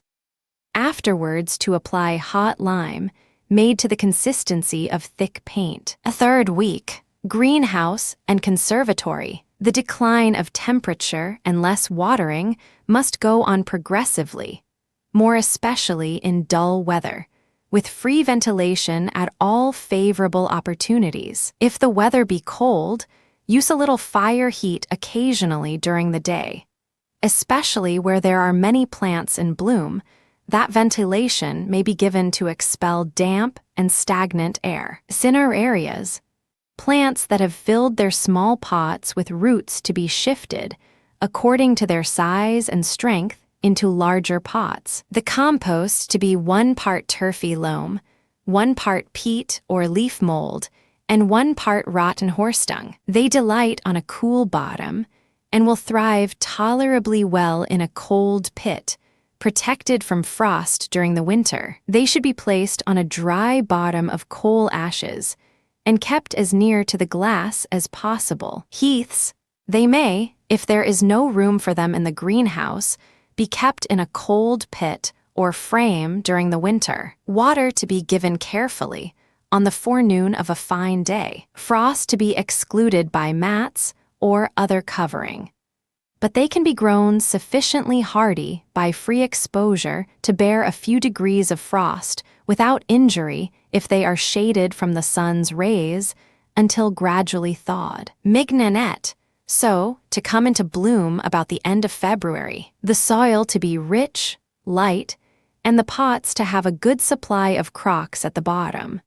As the success of growing this favorite plant through the winter will depend in a great measure upon the drainage and keeping the plants dry and untouched by frosts. Those who have a hotbed frame will find it useful to start the seeds by moderate heat. Others who have no such convenience may place their pots in a cold frame in a sheltered situation, and upon a floor of rough stones overlaid with ashes. Pelargoniums, the more dormant they can be kept during the winter, the better. Therefore, only a very moderate supply of water should be given to keep them from flagging, and a liberal supply of air at all favorable opportunities. Verbenas, to be placed on swing or other shelves as near to the glass as possible. They require plenty of air, the extirpation of green fly, and a moderate supply of water to preserve them in a healthy condition. Stove and orchid house. Ferns, sow the seeds or spores when ripe. A convenient-sized pot to be filled with sandy peat, finishing with a few rough lumpy pieces to form an uneven surface. The seeds to be shaken over the tops and sides of these pieces of soil, by which there is more probability of some of them vegetating than if they had been sown on a level surface, where the whole of the seed would be subjected to the same kind of treatment, which might with ordinary care be either too wet or too dry. The pot to be set in a saucer that contains a little water, which will feed the whole mass with sufficient moisture, without a drop being required on the surface of the pot. The seedlings succeed best in a cool part of the stove, where evaporation can be most effectually prevented, but they do not like to be continually kept close under a bell glass. Forcing houses. Cucumbers. Top dress the plants in pots or boxes with leaf mold, supplying those that are rooting freely with an abundance of atmospheric moisture, and free circulation of air, stopping at every second joint, and setting the fruit as the blossom expands. Strawberries. It is usual, when the stock of plants in pots is large, to lay them on their sides on the south side of a wall or fence, packed in dry coal ashes, and topped with boards or any other such covering, to protect them from heavy falls of rain until they are wanted for forcing. Fourth week, greenhouse and conservatory, as fresh air is indispensable for the health of plants. And as fogs occur about this time, it is essential to apply a little fire heat during the day to expel damps and to cause a desirable activity in the circulation of the air. Attend to cleanliness, picking off dead leaves and the destruction of insects, bulbs, pot hyacinths, narcissi, tulips, and C. To flower late in the spring, also the ixii and gladioli and various other iridae, and also oxalis, lacinalia, and C. They delight in light open soil composed of peat, loam, and sand, and rotten leaf mold as an addition to, or substitute for, the peat. Cinerarias give the final shift to the plants intended to flower as specimens in early spring. Chrysanthemums to be treated with manure water occasionally. All suckers and spindly shoots to be removed, and the flowers to be thinned. Pelargoniums.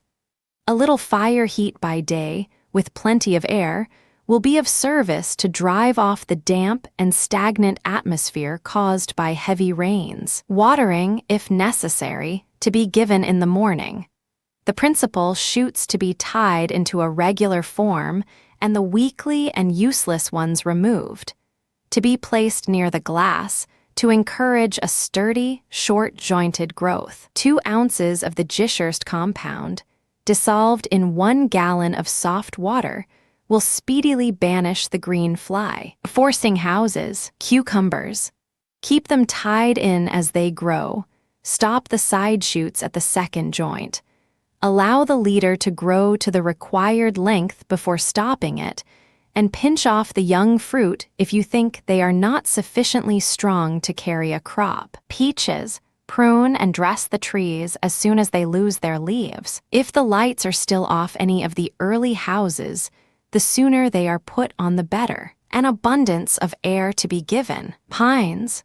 The temperature of the fruit-swelling plants to range from 60 degrees to 65 degrees at night, with an increase during the day in accordance with the state of the weather, whether bright and sunny, or rainy, foggy, or frosty, and the succession plants a few degrees less. Humidity to be considerably reduced, as it tends at this season to produce weak and immature growth. The bark beds of strong succession plants that are required to start into fruit early, to be renewed by having a small quantity added to the surface of the bed. Pits heated by dung will require covering with mats at night.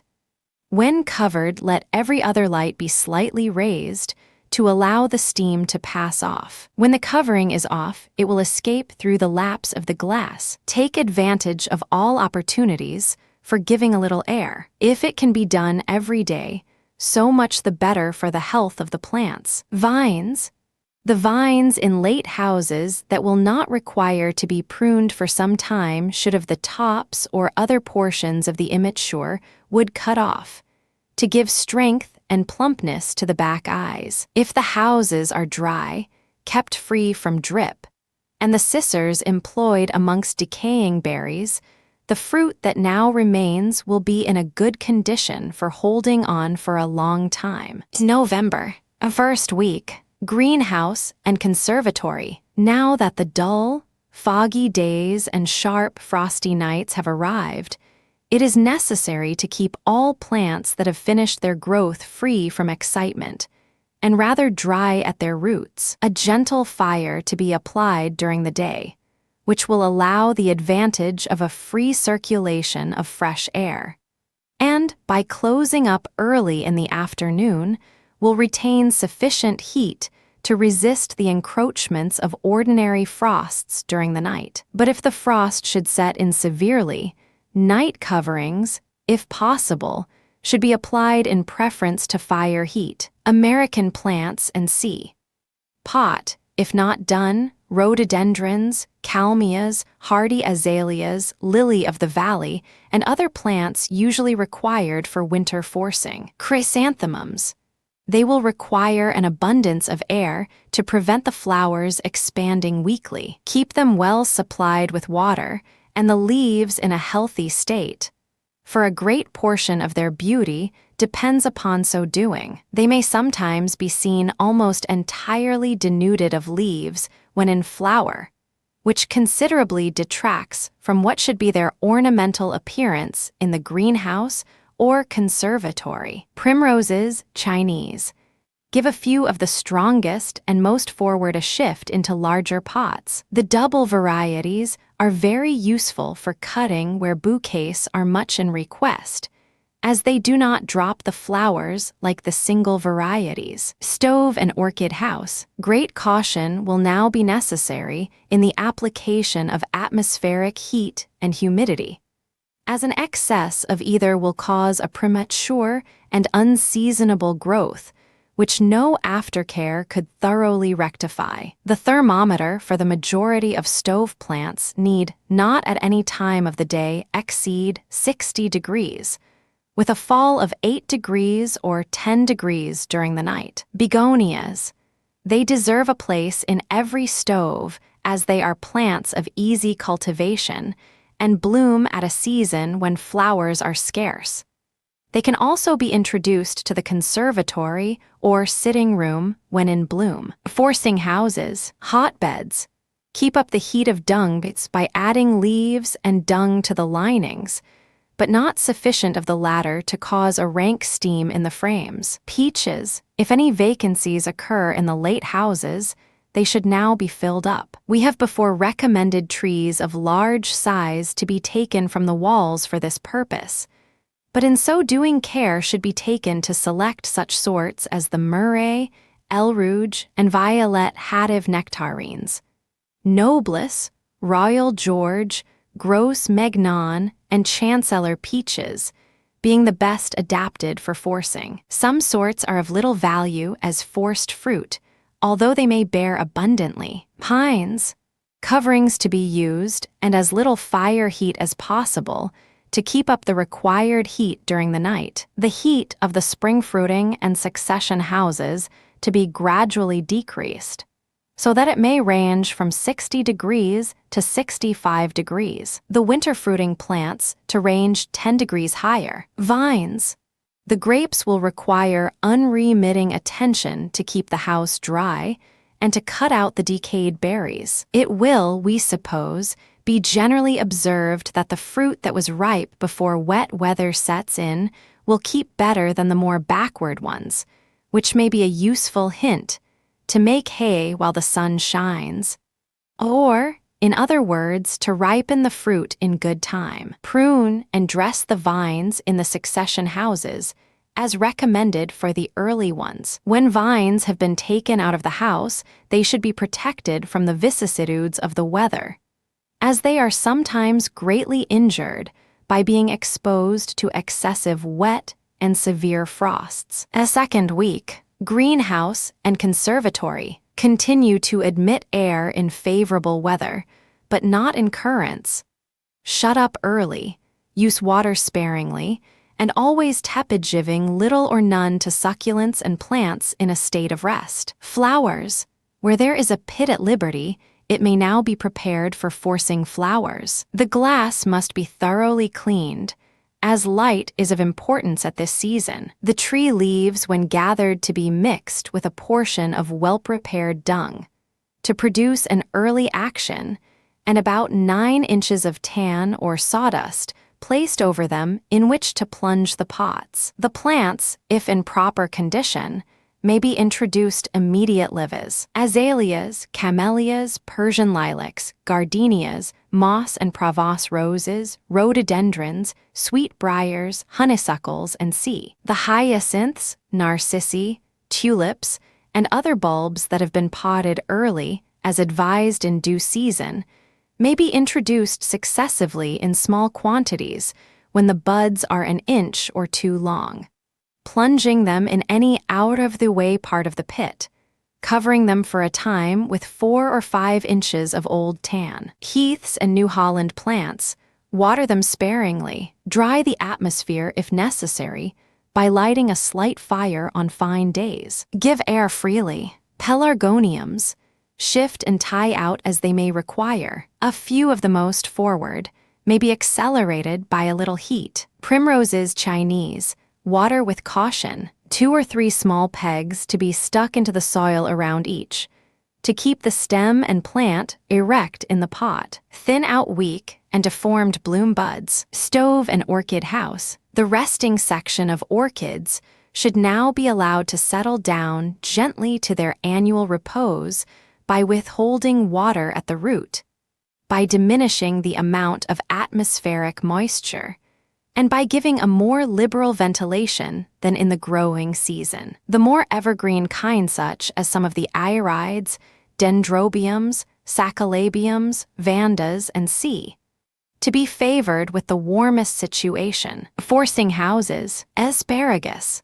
Where it is wanted early, preparations should now be made for forcing it. Any old cucumber or melon bed that still retains a gentle heat may be used for the purpose. The plants to be placed as closely as possible and covered with 3 or 4 inches of any light soil. The application of linings will supply any deficiency of heat that may be caused by severe weather. When the heads come up, to be supplied with an abundance of light and air. Cherries, look over the plants in pots, and if they require shifting into larger pots, it may be done at once. The pots to be plunged in coal ashes or any other loose material to protect the roots from frost, and where they will commence rooting immediately. Figs, if the summer and autumn attention has been given to them, as advised, very little, if any, winter pruning will now be required. But if such is necessary, it may be done as soon as the leaves fade. The trees to be carefully washed clean all over with soap and water, and then painted over with a mixture composed of 1 ounce of soft soap and 1 ounce of sulfur to a quart of water. Trees in pots to be shifted or top-dressed as may be necessary. Shifting is only recommended when it is desirable to increase the size of the trees, to be afterwards placed in a shed with the pots plunged in leaves. Pines, the plants on which the fruit has recently appeared to be encouraged with heat and moderate moisture, but those that are likely to show for the next 2 months to be supplied with a temperature to keep them progressing slowly, that they may be just beginning to swell their fruit when the days and sun are lengthening and strengthening. The state of temperature of the beds recently renewed with tan to be examined frequently, as they sometimes become suddenly too hot. Now, when oak and other tree leaves can be collected, it is advisable to use half leaves and half dung for lining the pits heated by fermenting materials. The leaves contribute to make the heat more regular and lasting. Give no water to the succession plants during dull weather, except to such plants as are near the flues and pipes, and are apt to get over dry in consequence. Sea kale. If this delicious vegetable is wanted early, a small hotbed should be made in some convenient place. The roots to be taken up and placed upon it, covered with a little light soil, and protected by boards or any other contrivance most convenient and suitable to exclude light and the inclemency of the weather. Rhubarb, the same as advised for sea kale. Where a mushroom house is at work is the best place for both. Vines. All fading leaves to be removed from the vines on which fruit is hanging, and the house to be kept dry, light, and airy, and free from anything likely to create mold or damp. A third week, greenhouse and conservatory. Careful attention should now be given to the picking off moldy and dead leaves, decaying flower stems, and C, as they spread contagion wherever they touch. Drip to be prevented, and atmospheric humidity to be disposed of by a gentle day fire occasionally, and the free admission of air. Azaleas Chinese. Introduce a few into heat for early bloom. The Indica alba and Phoenicia are best to begin with. to be succeeded by Smith's coccinea, and after it any of the other varieties. As decorations for the conservatory or drawing room, they are invaluable where they continue for 6 weeks or 2 months in perfect beauty. Camellias. Water, when necessary, to be given in a slightly tepid state, and plenty of air, that the buds may be allowed to swell full and prominent by a slow but sure process. If bloom is required early, to be forwarded by introducing them into a situation where heat is applied. Stove and orchid house. Withhold moisture entirely from the roots of deciduous orchids, and such as are sinking into a state of repose. Any late specimens or importations, making late growths to be favored with the best light situations in the house and a little water, to keep up the vitality sufficient to produce the secretions necessary to carry them safely through the dull days of winter. Look over all growing plants and see that they do not suffer for want of water. Look to every orchid, even the smallest growing on blocks or in baskets. They all require attention. Repot or surface, dress any that require it. A favorable day to be chosen to wash the lights, for the more free admission of that agent, most indispensable for their health. The whole to be kept neat and free from insects, and the plants on stages, tables, or suspended from blocks, baskets, and to be arranged in a manner the most suitable for a picturesque and pleasing effect. Forcing houses. Where early forcing is intended, it is advisable to give a thorough cleansing to the houses by lime washing and dressing the wood of cherries, figs, peaches, vines, and as frequently directed. Beans, dwarf kidney. Sow in 6-inch pots, when crocked to be filled within 3 inches of the rim with a compost consisting of old cucumber or melon mold, rotten dung and leaf mold in about equal proportions, to be placed in any convenient part of the forcing house for a few days until the soil is warm. The beans are then sown about 10 or 12 in each pot, and pressed by the finger about 1 inch below the soil. In a week they will be up, to be then thinned out, according to the strength of the plants, to 6 or 8 in each, and to receive a gentle watering. When the 2 first leaves are fully developed, the plants to be earthed up as high as the cotyledons, to be regularly syringed and watered at the roots, taking especial care that they do not become too wet, or they will damp off. When they have made 2 joints to be stopped, to cause them to produce laterals and bearing branches. The plants to be placed as close to the glass as possible. The Chinese dwarf and fulmer are good sorts for forcing. Figs, a temperature of about 40 degrees will suit them at present. If allowed to get lower, they are very apt to suffer. Trees in pots to be removed to any house where that degree of temperature is kept up. Peaches, where the roots are inside and have been kept dry, an application of weak, clear liquid manure at the temperature of summer heat, 76 degrees, will act as a stimulant to the roots, whose services are required before much excitement takes place at top. Pines. Now, at the dullest season of the year, it is necessary to be very cautious in regulating the bottom and surface temperatures, more especially in the succession houses or pits. A bottom heat of about 70 degrees, with a steady top temperature of about 60 degrees during the day and about 55 degrees during the night, will keep the plants in a comparatively comfortable state of rest, neither allowing the temperature to decline so low as to reduce their vitality to such a degree as to endanger their restoration to vigor in proper season, nor to rise so high as to excite them into a growth that would be immature. For want of solar light and heat, a moderate application of water will also be necessary. Vines. When the grapes are all cut, prune the vines without loss of time. that the wounds may have sufficient time to get perfectly healed before they are excited into growth. If delayed until early spring, bleeding will be sure to follow. Vines in pots intended for forcing should either be placed within the protection of the house appropriated to them or secured from the effects of severe weather. Fourth week, greenhouse and conservatory. The great object should now be to keep them moderately dry.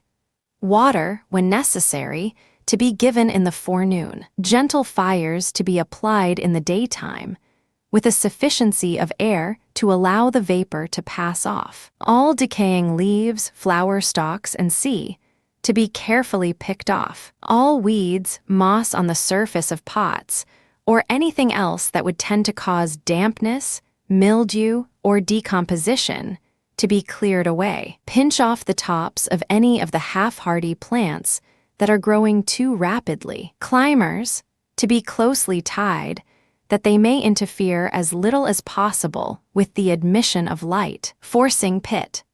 The various plants described in former calendars and recommended to be forwarded here for furnishing the drawing room, conservatory, or mixed greenhouse will require careful and skillful attention. Moderate syringings with tepid water to be given on suitable occasions. Fire heat to be applied, more especially in the daytime, with air at every favorable opportunity. The pit to be shut up early, and the heat to be husbanded by external coverings in preference to night heat. Syringings with the Gischerst compound, or frequent and moderate fumigations of tobacco smoke, to be given to destroy green fly. The water to be always tepid when applied to the roots or branches when they require it. New Holland plants, as they are very apt to suffer when exposed to cold draughts of air, and as they are generally wintered in the same house with the more hardy sorts of greenhouse plants, they should occupy a part of the house where air can be admitted, when necessary, from the top lights only. Orange trees. Advantage to be taken of unfavorable weather for outdoor work, to clean the foliage of orange trees and camellias. It is as essential to the health of such things that the foliage be kept clean, and, therefore, in a fit state to perform its functions, as that their roots be kept in a healthy, active state. Forcing houses. Asparagus. Make a slight hotbed of tree leaves, if they can be procured, of size or substance sufficient only to cause a gentle heat. The roots may be taken up from the open ground and planted at once in the bed. Mice and slugs to be looked after. Any vacant pits or frames may be made available for the purpose of forcing asparagus. Cherries to be treated as advised for peaches. Cucumbers. If the plants are strong and you have a full command of bottom and atmospheric heat, you may calculate, with a little attention, upon ultimate success. Air to be admitted when it is safe to do so, to get the leaves dry, if possible, daily. Light is indispensable, and steep-roofed houses or pits are preferred for that object in winter. The early nursing box for young plants should be well supplied with linings, the glass washed clean and kept in good repair. Mushrooms. Continue to prepare succession beds as formerly directed. The beds that have been in bearing some time, if the surface is dry, to be watered with clear, weak liquid manure, a few degrees warmer than the temperature of the house. Peaches. The early house should now be set in order by being thoroughly cleansed, whitewashed, and the trees pruned, dressed, and tied. Air to be given during the day, and the house to be shut up at night for a fortnight or 3 weeks, preparatory to the commencement of forcing. Pines. The principal objects of attention during this dull season should comprise a moderate declension of heat and moisture, and a moderate supply of air at all times when it can be admitted with safety. When heat is supplied by fermenting materials, the linings will require some sort of covering as straw, fern, boards, or shutter stow, Protect them from cold winds, frosts, or rains. Only a gentle bottom heat is now required at this. That should be their season of rest, as a dry and moderately warm atmosphere is nearly all they will require. If the young plants are growing in pits heated solely by dung linings, be careful to exclude the steam from the dung, as excess of damp will rot the hearts of the plants. Vines. If early grapes are required, it is advisable to adopt the old-fashioned plan of placing some sweet-hot dung inside the house, to produce an atmosphere that is most congenial for softening the wood and for breaking the buds. The roots, if outside, to be covered with a good depth of litter, to produce an increase of heat by fermentation, and to prevent the escape of terrestrial heat. All vines casting their leaves to be pruned immediately. December, a first week, greenhouse and conservatory. Every endeavor should now be made to keep these houses as gay as possible. Fire heat to be applied occasionally during dull, dark, or rainy weather, taking care not to raise the temperature too high. Say greenhouse from 50 degrees to 55 degrees by day, and from 40 degrees to 45 degrees by night.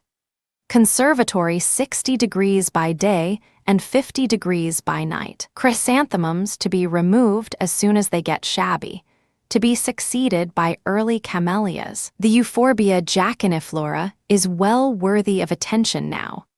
It requires but a very moderate allowance of water at this season, as the least saturation or interference with the root action will cause the leaves to turn yellow while the plant is in flower. Poinsettia pulcherrima is also worthy of particular attention as a noble ornamental flower at this season. The old plumbago capensis and rosea still retain their places amongst our best plants at this season. Acacias and cytisus, being yellow and showy, give, with the other flowers, a variety of colors to beautify the whole. Gesnera zebrina should not be forgotten.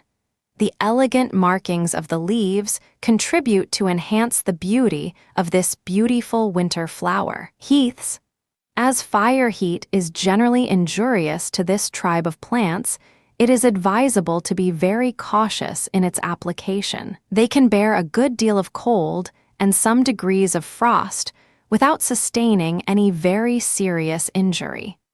But they cannot bear the drying influence of fire heat without serious damage to their foliage, and which is very frequently death to the plants. They will require but very little water, especially the large specimens, which should be very particularly examined as to their state of dryness or otherwise, as a guide to the application or withholding of water. An abundance of air to be given on fine days, to keep the plants from growing. Stove and orchid house, a cautious application of fire heat to be still observed here. The temperature to be kept rather low than otherwise, for fear of exciting premature growth. A small portion of air to be admitted on fine days, to purify the atmosphere of the house. Keep the surface of the soil in the pots free from weeds, as also from moss and lichen.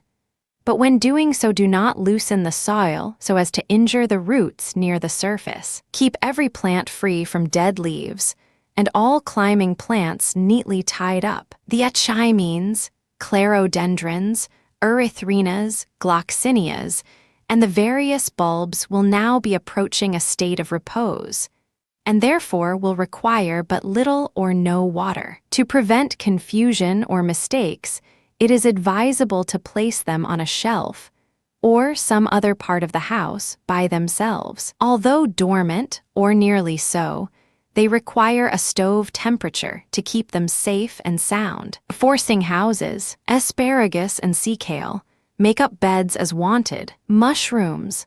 Keep a moist atmosphere in the house and the temperature steadily at or near 60 degrees. A fresh bed to be made and spawned every 3 or 4 weeks to produce successional crops. Pines.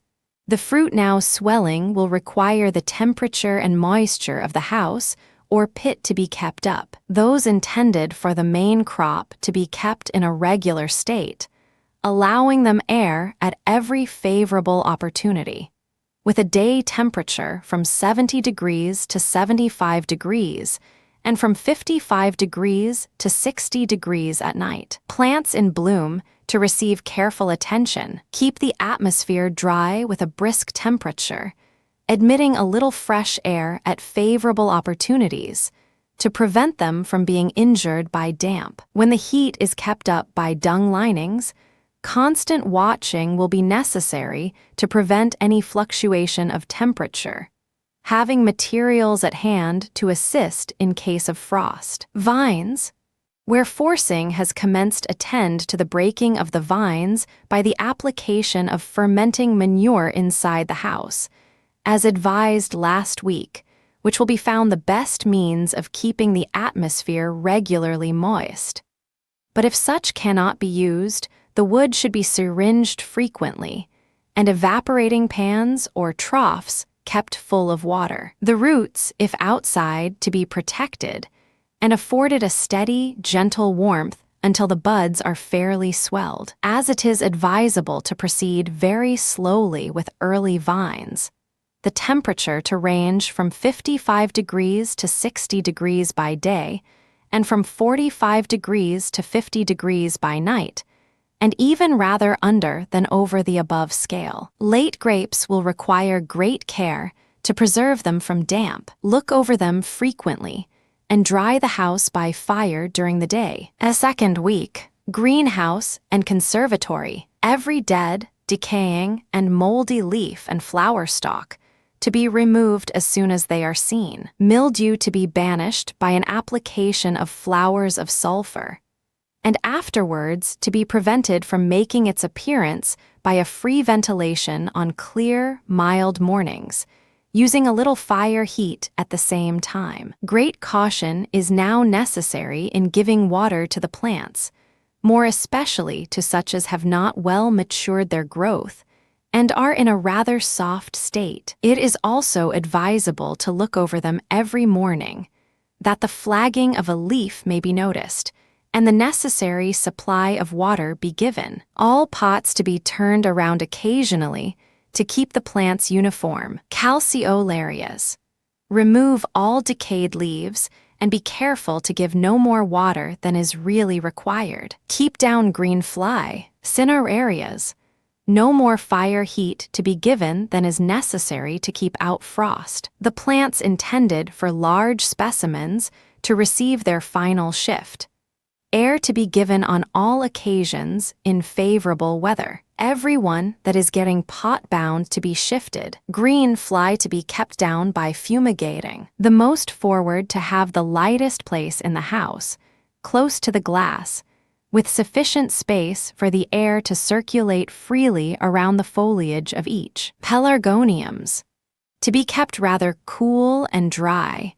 Fire heat to be avoided, except when necessary to prevent the temperature falling below 40 degrees or to dispel damp. Every plant intended for early bloom to be arranged in the best form. The system of arranging a piece of twisted base under the rim of the pot, to which loops are fastened to secure the shoots and the better formation of the plant, obviates the too extensive use of sticks, a superfluity of which is at all times objectionable. Stove and orchid house continue to act as advised lately. Care and caution in the application of water are more especially required, as there is not a single feature in the cultivation of plants during the winter in which the amateur is more likely to err, and by reason of which a greater amount of injury is sustained, than in the application of water either in its fluid or vaporous state. If applied to the soil in superabundance, the roots, being inactive, are certain to sustain some degree of injury. And if it is applied in excess to the atmosphere in the form of vapor, the exhalations from the leaves of the plants will be checked in consequence of the density of the medium that surrounds them when they will be sure to suffer. Forcing houses, cucumbers, sow some good variety for planting out next month. A one-light frame on a well-worked bed of dung and leaves is most suitable for the purpose, as producing an atmosphere moist and congenial for their healthy vegetation and growth. Peaches, syringe the trees that are just started and swelling the buds, and keep every plant clean and neat. Pines, when the application of fire heat is necessary during severe weather, it is advisable to pay particular attention to those that have done blooming and swelling off in various stages, that they may not receive a check from being over dry at the roots. Vines, leaves or dung or both mixed together when used to produce fermentation and a sweet vaporous atmosphere to break the early vines, should be turned and watered at least once a week. Keep the wood generally moist and proceed in forcing with caution as before advised, as the most essential point in early forcing is to secure a healthy and vigorous root action. It is advisable, if the vines are planted inside, to excite the roots by an occasional application of water at a temperature from 85 degrees to 90 degrees. If the vines are planted outside, a steady heat of about 60 degrees should be maintained by the fermenting matter placed on the border to be frequently turned over, and protected with dry litter from the frost or other unfavorable weather. Houses intended to commence forcing the early part of next month, to have some fermenting materials placed on the borders to excite the roots a little before the vines are started, which will be of some assistance to make the buds push strongly and without much loss of time. To induce the buds to break regularly throughout the whole length of the vine, it is frequently necessary to bend the rod so as to incline the most forward buds to the lowest level, and to elevate the most backward. A third week, greenhouse and conservatory, as many of the hard-wooded plants are impatient of fire heat and a confined atmosphere, it is advisable to use no more artificial heat than is absolutely necessary. The drying effects of fire heat must be counteracted by a supply of moisture.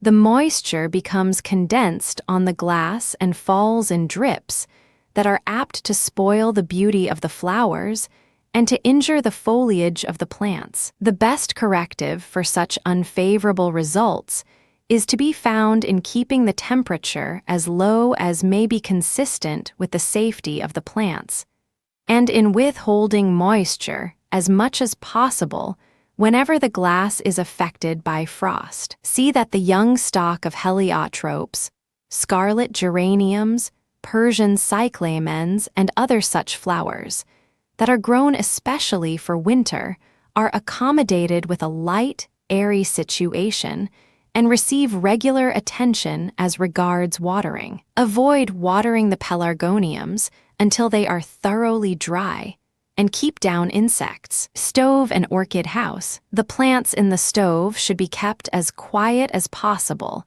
and only just sufficient water given to keep them from flagging, to be accompanied with a moderately low temperature, about 60 degrees by day and 50 degrees by night, the object being to prevent them from growing before the spring of the year. Admit air when it can be done safely, but do not expose the plants to cold, frosty winds at any time. As our collections of orchids are from countries with different seasons of growth and various kinds of temperature and climate, it is difficult to cultivate in one house a miscellaneous collection of them so satisfactorily as where there are two divisions, the one commanding a higher temperature, with more moisture, than the other. Where there is no such division, advantage may be taken of a forcing pit or other such house, to which any of them now in a growing state may be removed, and thus their growth may be promoted without injury to the general collection. For the general collection, a drier atmosphere and lower temperature are now desirable. as no plants are more benefited by a season of rest than orchids. Forcing houses, all vines, peaches, and figs in pots or tubs to be secured from frost and wet. A fermenting body in a forcing vinery is an excellent plunging medium for such of these as are wanted very early. Keep up a succession of asparagus, French beans, rhubarb, sea kale, and according to the demand. Cucumbers, thin out the fruit occasionally, more especially if too many appear at one time. If any plants have been bearing some time and now appear nearly exhausted, they may be rallied into vigor again by a judicious pruning and thinning, and by the application of a top dressing of leaf mold or other such rich, light soil, and of liquid manure occasionally. Peaches, a moist heat arising from dung or leaves is as beneficial to peach trees as to vines before they break, but as it can but rarely be made use of, in consequence of the difference in the structure of the interior, moisture must be supplied by other means, such as syringing and sprinkling the flues or pipes when warm. A few trees in pots are useful for early forcing, as they can be easily plunged in a pit or any other convenient place where a mild regular bottom heat can be supplied. The trees for this purpose must have been grown and established for some time in pots. Pines, a regular heat, both bottom and atmospheric, to be kept up to carry the general stock of fruiting plants safely through the winter. A high and close temperature to be avoided in the management of the succession plants. Strawberries. If ripe fruit is wanted very early, some of the strongest plants, if treated as advised, should now be selected and placed in a pit where they can get a gentle bottom heat, or on the back or front shelf of a vinery or peach house, just started for forcing, to be placed near the glass with a free admission of air on fine days. Vines. It is advisable when beginning to force to commence with a low temperature essay, 55 degrees by day and 50 degrees by night, to be increased 5 degrees more until they break, when it may be raised to 60 degrees at night and 65 degrees in the day or thereabouts, allowing a rise of a few degrees by sun heat. The vines to be syringed evening and morning until they break, and the walls and floor kept damp. If the stems of the vines are near the flues or pipes, wrap moss over that part and keep it constantly moist. The vines in the late houses to be pruned, the loose bark to be removed, and the scale, if visible, to be banished by an application of the Gischerst compound, or by the more ancient composition of sulfur, soft soap, and tobacco water. Where the fruit is ripe, a little fire heat will be necessary in frosty weather to prevent the vapor that adheres to the glass on the inside being frozen, for the moisture on thawing is apt to drop upon the bunches, causing injury to the bloom and decay to the berries. A fourth week, greenhouse and conservatory continue to keep the supply of heat and moisture at the lowest degree compatible with the safety of the plants from frosts. In damp, foggy weather, a gentle fire to be applied occasionally during the day to expel moist, stagnant air. During severe winterly weather, it is advisable to be cautious in the application of heat, more especially at night. From 45 degrees by night to 50 degrees by day will be sufficient for the conservatory, and 40 degrees for the mixed greenhouse. To give a pleasing variety to the appearance of these houses, it is advisable to rearrange the plants occasionally, those going out of flower to be removed, and a fresh supply introduced from the forcing pit. All plants in these and other departments to be regularly looked over, removing the dead leaves and tying in straggling branches. The surface soil to be stirred a little, and some fresh added. As all compost heaps are benefited by exposure to frosts, It is advisable to turn over the caked or frozen surface every morning until the whole is turned over and penetrated by the frost, by which grubs and all such kinds of vermin are destroyed and the soil considerably ameliorated. Calceolarias herbaceous. To be shifted into larger pots if they require them, to be kept near the glass, to be watered moderately through a fine rose, and on no account to be allowed to get thoroughly dry. To be careful when removing decayed leaves, not to pull or to cut them off too close to the stem, by which the flower shoots would be very likely to get injured. Camellias.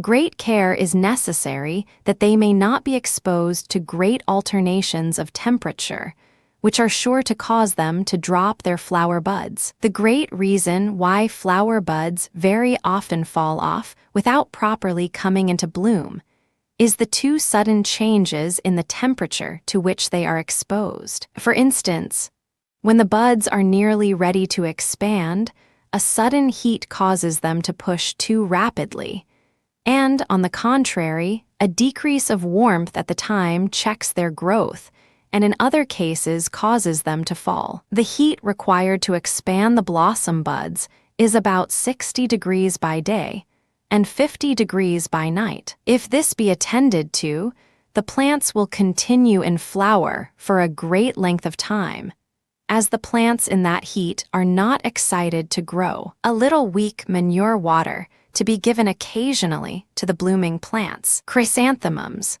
When they begin to fade, to be removed to the north side of a wall or fence, the pots to be plunged in old tan, leaves, or sawdust to protect them from the severity of winter. Cyadesuses. Place them and other such early flowering plants in the coldest part of the house, where they may receive plenty of air at all favorable opportunities. Orange trees.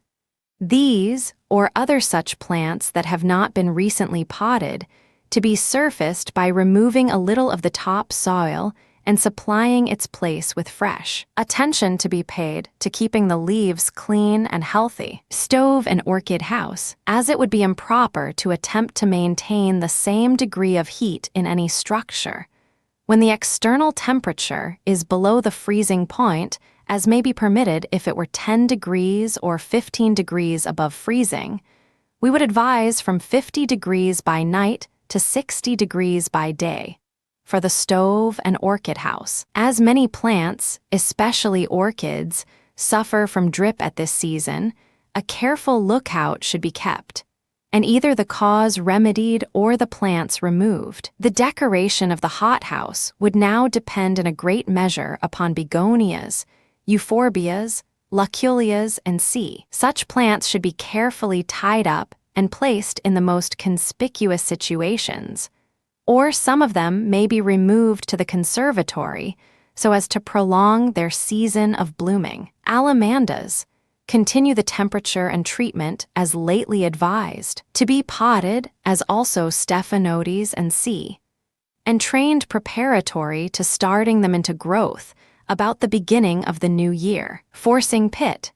Introduce such plants as are generally used for forcing, especially the sweet-scented sorts, lily of the valley, sweetbriar, lilacs, some of the tea, bourbon, or hybrid perpetual roses and bulbous plants. Ixoras, to be elevated near the glass to set their bloom, and to have plenty of air at favorable opportunities. Forcing houses. Cucumbers. No diminution of heat to be allowed after the plants are ridged out and in action. Peaches. It is becoming very much the fashion to have peach and some other sorts of fruit trees which are wanted for early forcing in pots, and the plan is so far good that it affords the advantage of being able to give the roots a mild, regular bottom heat, which is of the greatest importance in early forcing. Those who have good established trees in pots may now start them in a moderate heat, air to be given liberally in favorable weather, and the syringe to be used freely over them morning and evening. The surface soil to be stirred up and kept open, and a supply of manure water to be given previous to starting them. The trees in the late houses to receive whatever pruning is necessary, and to be cleansed of every particle of scale, and afterwards washed with a composition of soft soap and sulfur. All bast ties and insect haunts to be carefully removed. Pines, during the continuance of severe weather, dry fern, straw, and sea, will be necessary in addition to mats. Such coverings will be of more service than maintaining strong fires to keep up the temperature. When a supply of fruit is required throughout the year, it is sometimes necessary, at this season, to subject some of the plants to a high temperature to start them into fruit. A few of such as are most likely to fruit soon, to be put into a pit or house by themselves, where a temperature of from 60 degrees to 65 degrees by night, and from 70 degrees to 75 degrees by day, with about 80 degrees of bottom heat, will be the most certain treatment for starting them into fruit. The other plants can then be supplied with a moderate temperature until the beginning of February. By such treatment, a succession of fruit will be prolonged. Do not suffer the linings of dung beds to decline. Keep up, if possible, a temperature of 50 degrees at night and 60 degrees by day, with a little air at every favorable opportunity. Potatoes. Plant some sound, whole sets, singly in 3.5-inch pots to be placed at the back of a pine pit, or in any other place where there is some heat. They will, in due time, be useful for planting out in the exhausted asparagus frames or pits. Raspberries. When a few early dishes would be considered a treat, if some canes are taken up and planted in any vacant spot in the peach house, they will be found to bear fruit abundantly with common care. It is a more certain method of obtaining fruit than by potting them. Vines. When started and until the buds are fairly broken, endeavor to keep the points of the shoots nearly on a level with the lowest part of the vine. And if that should not be found sufficient to induce the buds to start regularly throughout the whole length of the vine, the rod should be bent so as to bring the most forward buds to the lowest level, and elevating those that are backward. A moist atmosphere to be kept up by sprinkling the floor and paths, and by syringing the vines lightly every morning and evening until the leaves begin to appear, when the supply of moisture will not be so much required. Introduce a lot in pots to some house, pit, or frame prepared with leaves or manure, if not done as advised last week. At first, vines in pots are most useful for early work, as they, in many places, save the established vines in houses from the hazardous operation of early excitement. Increase the temperature slightly when the buds are beginning to swell or are starting a little. The fermenting material in the house to be stirred up occasionally. This fermenting material should, if possible, consist of a large proportion of leaves mixed with the dung, to prevent the steam from the latter discoloring the rafters and sashes. And if the vapor is likely to be too strong, a thin covering of sawdust or old tan will prevent any injurious effects. If the roots are outside the house and had been covered before the commencement of frost, as advised, some more dung and leaves should be added to keep up a genial heat in the border, the good effects of which will be soon evident in the progress of the vines inside. When the grapes are all cut in the late houses, the vines to be pruned immediately and the cuts to be covered with white lead.